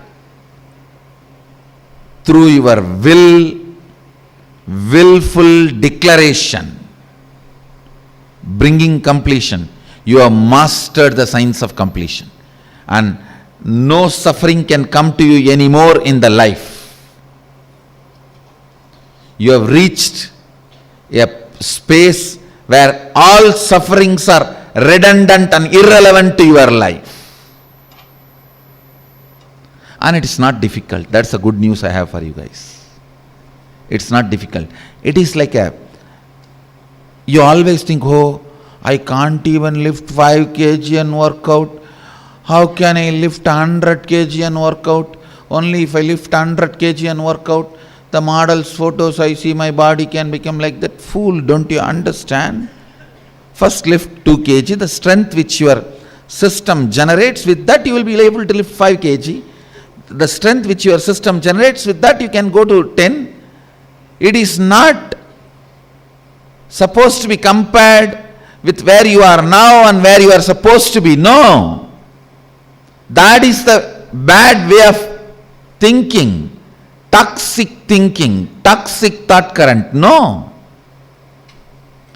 Declare now with all your will. One victory will add more willpower in you, strength in you. Then that will take you to the next level of willful declaration, powerful declaration. That will lead you to the next level. I have always seen people taking a very convenient but cunning route. Oh, we can never reach where you are. Where is you? Where am I? This is the most cunning pattern you can develop. And never allow me to influence your life. I have seen people do that. How can we compare ourselves with you? Listen. Listen. The other day, somebody was asking me a question about this will. One of my team members asked,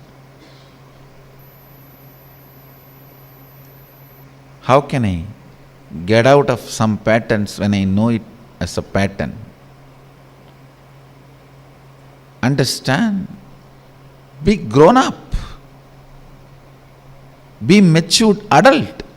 When you know it as a pattern, just break it. Decide to drop it. I tell you,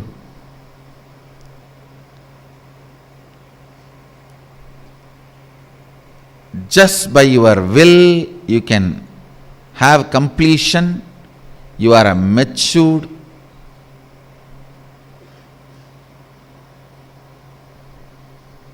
grown up adult.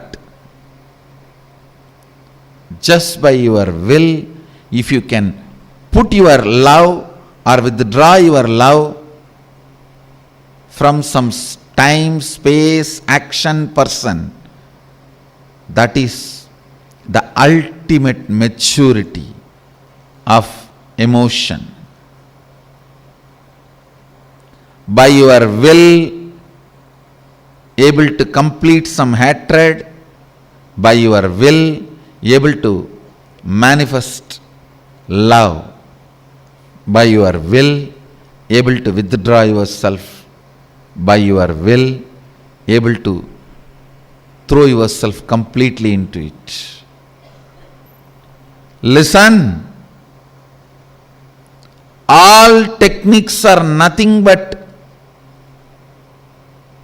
trying to make your will catch this truth. Trying to make your will catch this truth. Your will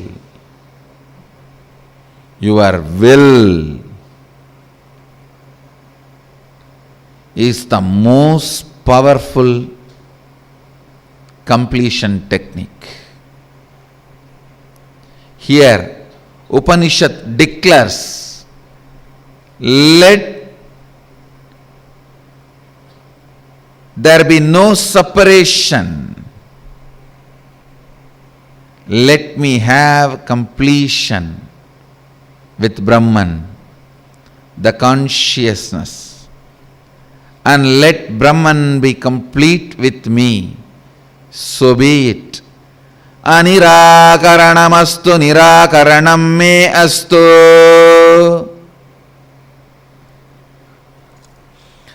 Anirakaranamastu nirakaranam me astu. It is just declaration.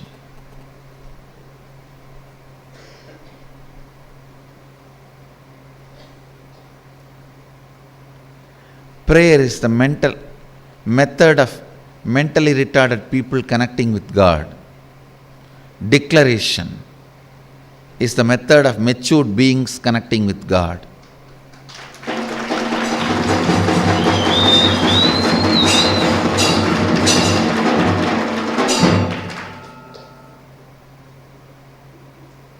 Even to connect with God, don't be mentally retarded. Declaration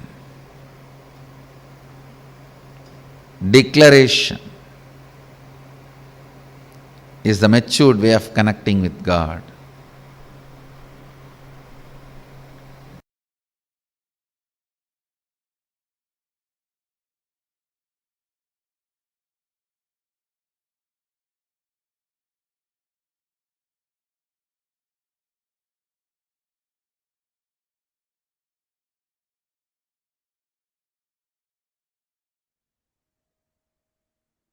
So beautifully, Swamiji explained to all of us how to deny the very existence of pain and suffering, and how don't ever even cherish that idea of pain, idea of suffering inside you. So beautifully, Swamiji explained this to all of us.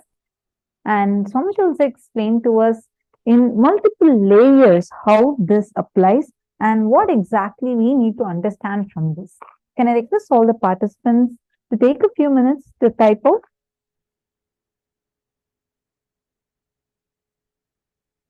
Please post. What are the understandings that each of you had? Take a few minutes and please post it. What did you click with? What are the clicks and understandings that each of you had? The first and foremost thing is, first, just decide. Swamiji told, I have no suffering, no pain forever. I am deciding I have no suffering, no pain. Make that as a declaration. Understand, like, actually these statements that Swamiji told are extremely powerful. Just that one declaration is so powerful. It can immediately remove the pain, remove the suffering from you. Okay, see, many of you. First, I request all of you, take a few minutes and post it. What are the clicks you had? Come on. Nithyananda has posted. Ha ha ha. Even to connect with God, don't be mentally retarded.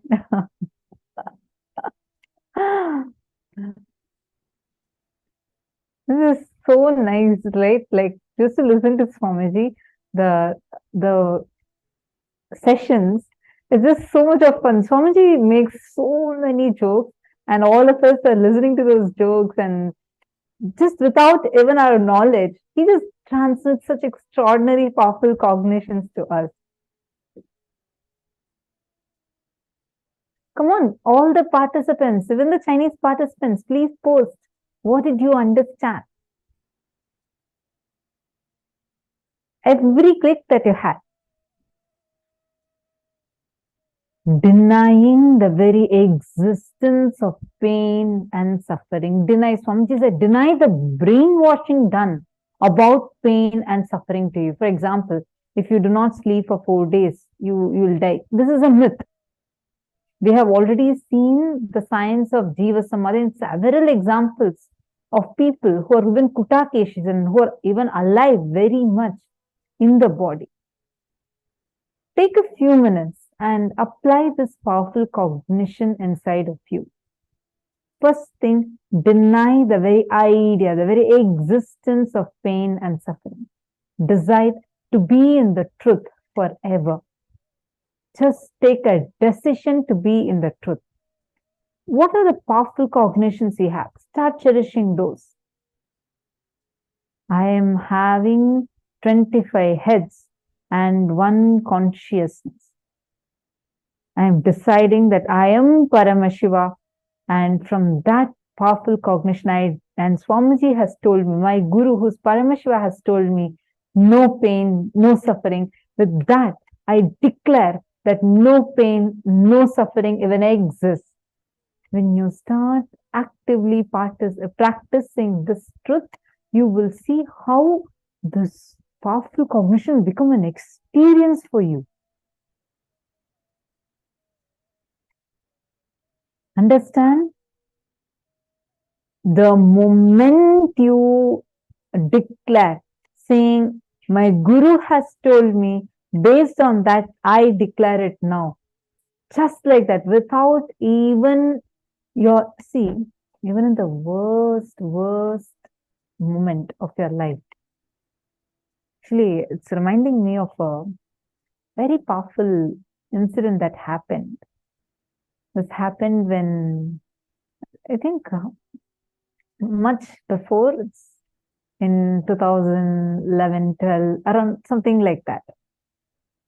So, Swamiji was in Kodaikanal Inner Awakening. Anyone here who had attended that IA? It was in Kodaikanal in India, South India.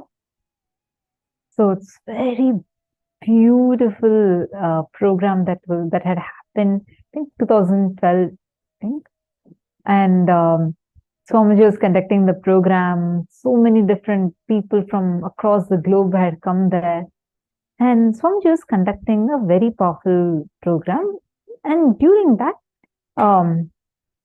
there was one day, Swamiji was giving Kala Bhairava Darshan. And in Kala Bhairava Darshan, like, when you're experiencing the physical darshan, it's something else altogether. It's completely different.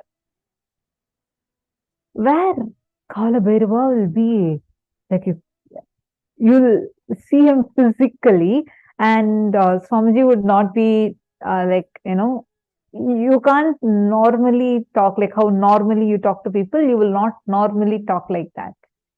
Even Adinavasis, no one will talk to Swamiji that time, because Swamiji will be in the Kala Bhairava Bhava and revealing Akashic reading. So suddenly, one of the main coordinators, she gets a call.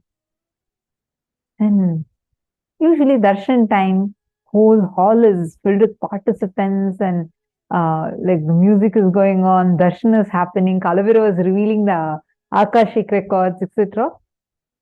So people like, you don't pick up the calls during darshan time. She didn't answer the call. The phone kept ringing 3-4 times. So she thought must be some emergency and picked up the call. And on the call, on the other end, there's a person, like, she was very in a frantic voice. She was saying, Ma, this particular Adinavasi has gotten into a very bad accident and he's about to die. And his situation is very, very critical. It needs to be informed to Swamiji immediately, and Swamiji's blessings are needed urgently. She is shocked. It's a huge thing. It's a life or death situation. She looks up. Kalavira is sitting there, and darshan is going on. She wasn't sure whether she should go interrupt and tell anything, but Kalavira was conducting the whole thing, and it was a very powerful darshan happening. And she was like thinking whether I had to go and tell or not, Within that itself, by then, darshan itself got over. And the curtains are closing. So immediately she got up and she rushed to the stage to tell Swamiji.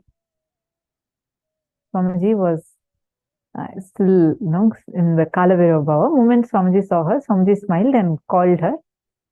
And she rushed to Swamiji. And when she was about to go to Swamiji, she got a call again. And then Swamiji told her to pick up the call. She picked up the call, and the person on the other side said, Ma, please inform Swamiji that the Adinavasi has died in the accident. We admitted, but he's clinically dead. This coordinator was shaken. She's like, wait, what? See, it's not just, where clearly, if you could have just told Swamiji, immediately Swamiji would have said, her delay in telling, she thought, God, what has happened? Then Swamiji asked her, what happened? Then she told Swamiji, like, this person was an accident, and darshan was going on, I couldn't come and tell, and now I got the call that he's dead. Swamiji just closed his eyes, and he just did like this and did that. And then Swamiji blessed, and then Swamiji smiled. And Swamiji told, now he'll come back to life. Don't worry, I'll take care. And the moment Swamiji told that, in a matter of few seconds, she was like, she felt relieved and she felt like, oh my God. And then she was typing a message to send to that person. But by the time she could even start typing, she got the call again. Swamiji told again, pick up. And she picked up the phone.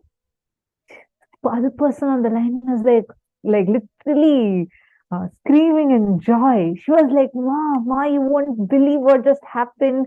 Clinically, he was dead. We are in the hospital, but suddenly life came back.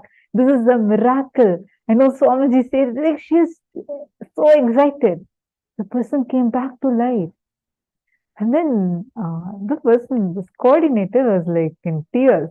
She looked at Swamiji and with a question like, what did Swamiji just do? Swamiji smiled and told that actually his soul had left the body, and Swamiji literally took the soul and put it back into his body because the body was not much damaged and the soul had the possibility to return back. And so he put the soul back into the body. The coordinator was saying, like, for Swamiji, this is more like just take it out and put it back in. And for her, literally, the life came back because it was not a joke. The person who got back to life, he said how even at she was in the worst situation. But even at that worst situation, he was at the worst situation.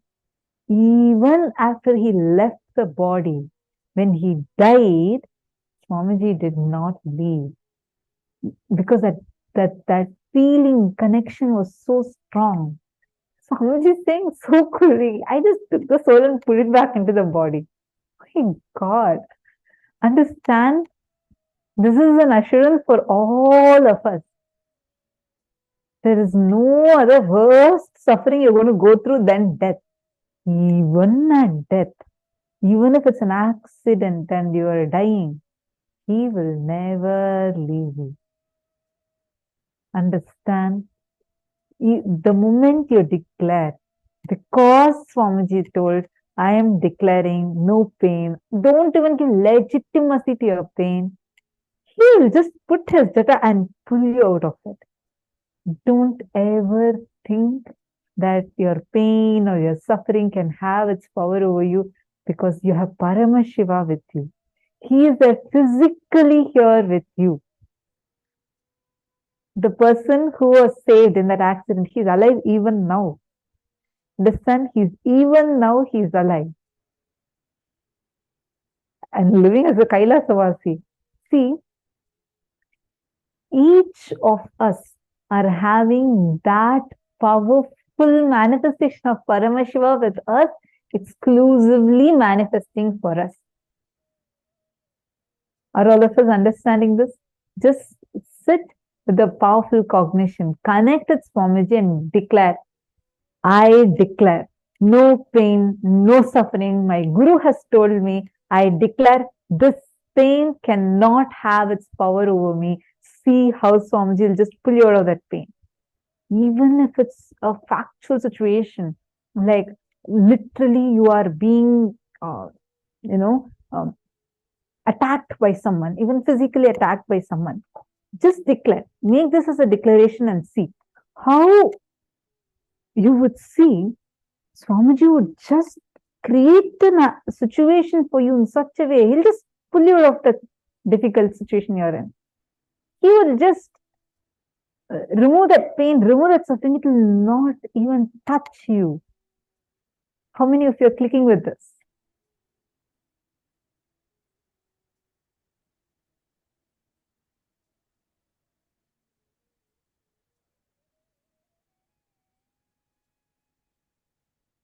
This denying of pain and suffering is based on Guruvak. It is the truth.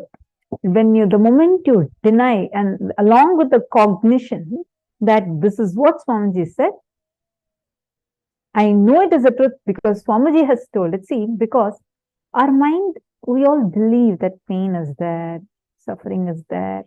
We'll believe it so strongly. In Gurukul, like the cognition Swamiji gives us is pain is a lie. I don't know how many of you know the story of a young Gurukul Balasan. When he was about 6 years old, he fell down and broke his arm. And he was playing, but because he was in Gurukul from a very young age, he listens to Swamiji's satsang, and Swamiji teaches about how pain does not exist. Pain is a lie. So, because at such an young age, you understand, when a child is living with the master from a very young age, his very bio-memory starts listening to the master.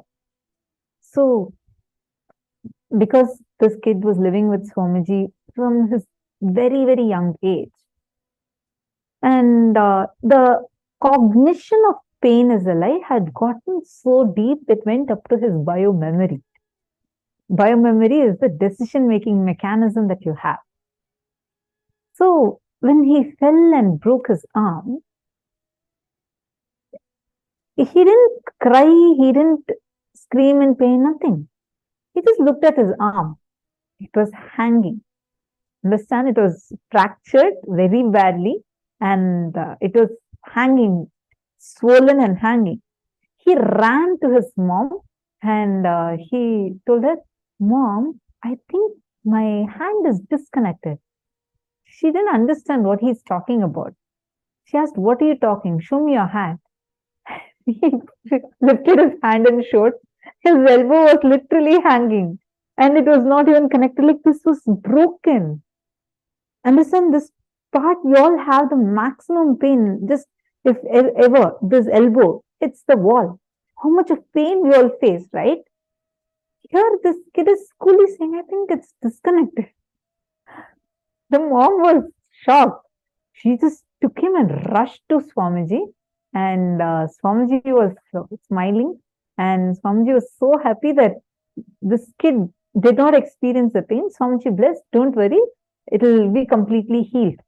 And she wanted to take him to the hospital also to get it checked. And so she went to the hospital.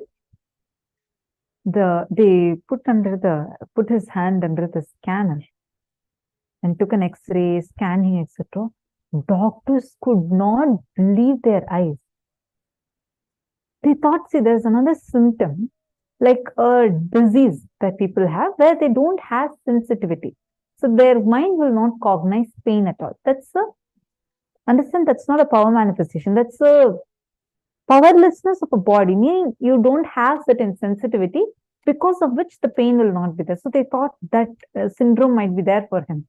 So they checked every other place. He was having perfect sensitivity. His brain was showing proper sensitivity, everything. But the hand, he's saying, there's no pain at all. Why? Because pain is a lie. It does not even exist. The doctors could not believe what they're seeing, what they're hearing. A young 6-year-old boy sitting in their bed, in the hospital bed, with hands, what he calls as disconnected and broken, fractured so badly. They were like not even able to believe it. Then they put the band-aid and whatever thing they wanted to put, the plaster, etc. They put it for his elbow and they treated it, and he came back. In 1 week, it got completely healed, and he was taken for darshan. His state of unclutching was so high, he was so unclutched from it. Like after they removed the plaster and everything, again Swamiji, they took him to Swamiji for darshan. And Swamiji asked, hey, which hand you got the fracture? He got so confused and told the wrong hand. I think this hand, Swamiji. That was the level of unclutching. That was the level at which he experienced that no pain and no suffering exists. How many of you feel like, wow, really, this is just so amazing? This can become even your experience. No pain, no suffering. No question of pain, no question of suffering. Take a few minutes. All of you make this as a declaration. Come on.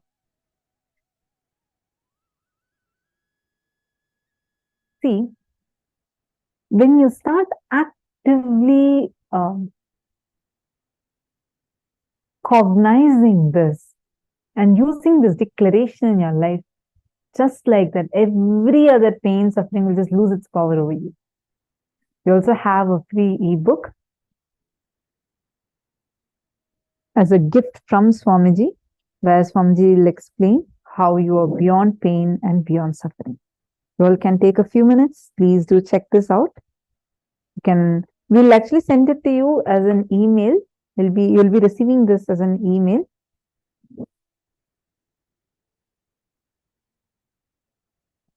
Yes. Now, are all of you ready? Shall we all enter into the power manifestation?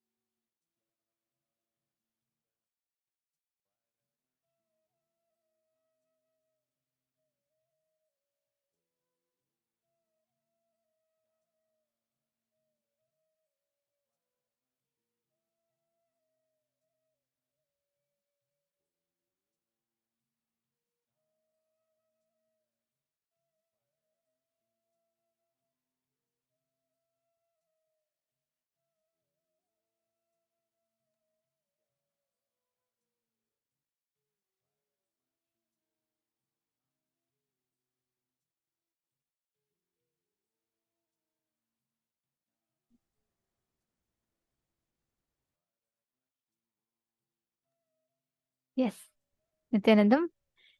Now, once, actually, these powerful experiences, these powerful incidents are all literally experience, a source of lifeline for us. See, every time you hear an experience, if you feel like, oh God, it's so powerful, understand that means you are resonating, your whole biology is clicking with that experience. So it's a very, very powerful one. And now, we're all going to be continuing to manifest the power of Durashruti. All right, are we all ready? Okay, now let us do in this round as well. Let us do this power where each of you are going to this time connect to a partner and manifest. Okay, declare, see, if you choose to suffer because of not manifesting, you will never have the experience that the power is intended to give you. Declare no pain, no suffering. Sit ferociously to experience that Paramashivoham, that ultimate bliss of being Paramashiva. Sit with that decision. You will see how you will be able to consciously manifest this entire experience. Okay. Now, I request each of you to please connect to a partner. Here, within the Zoom itself, you all can connect to a partner.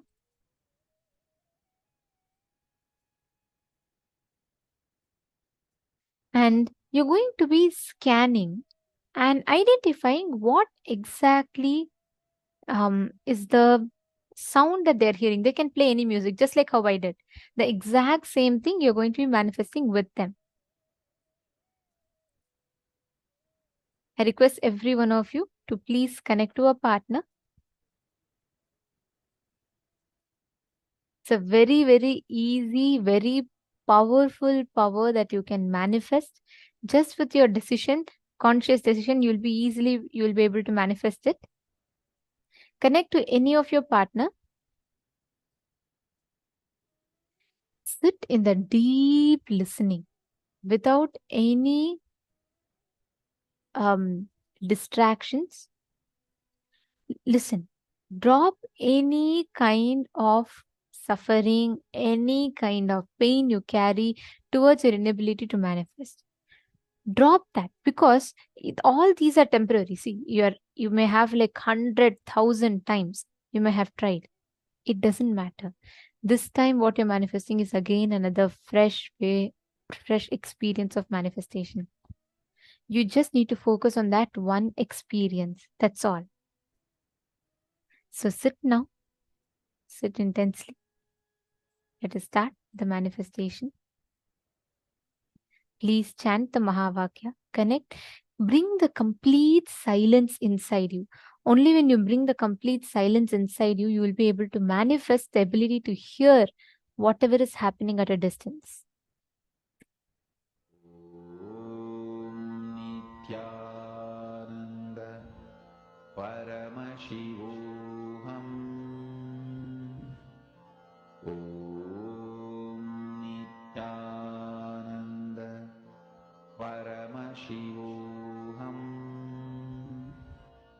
Om Nithyananda Paramashivoham.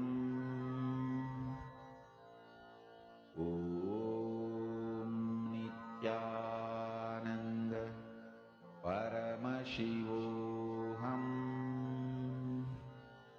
Om Nithyananda Paramashivoham. Om Nithyananda Paramashivoham. Om Nithyananda Paramashivoham.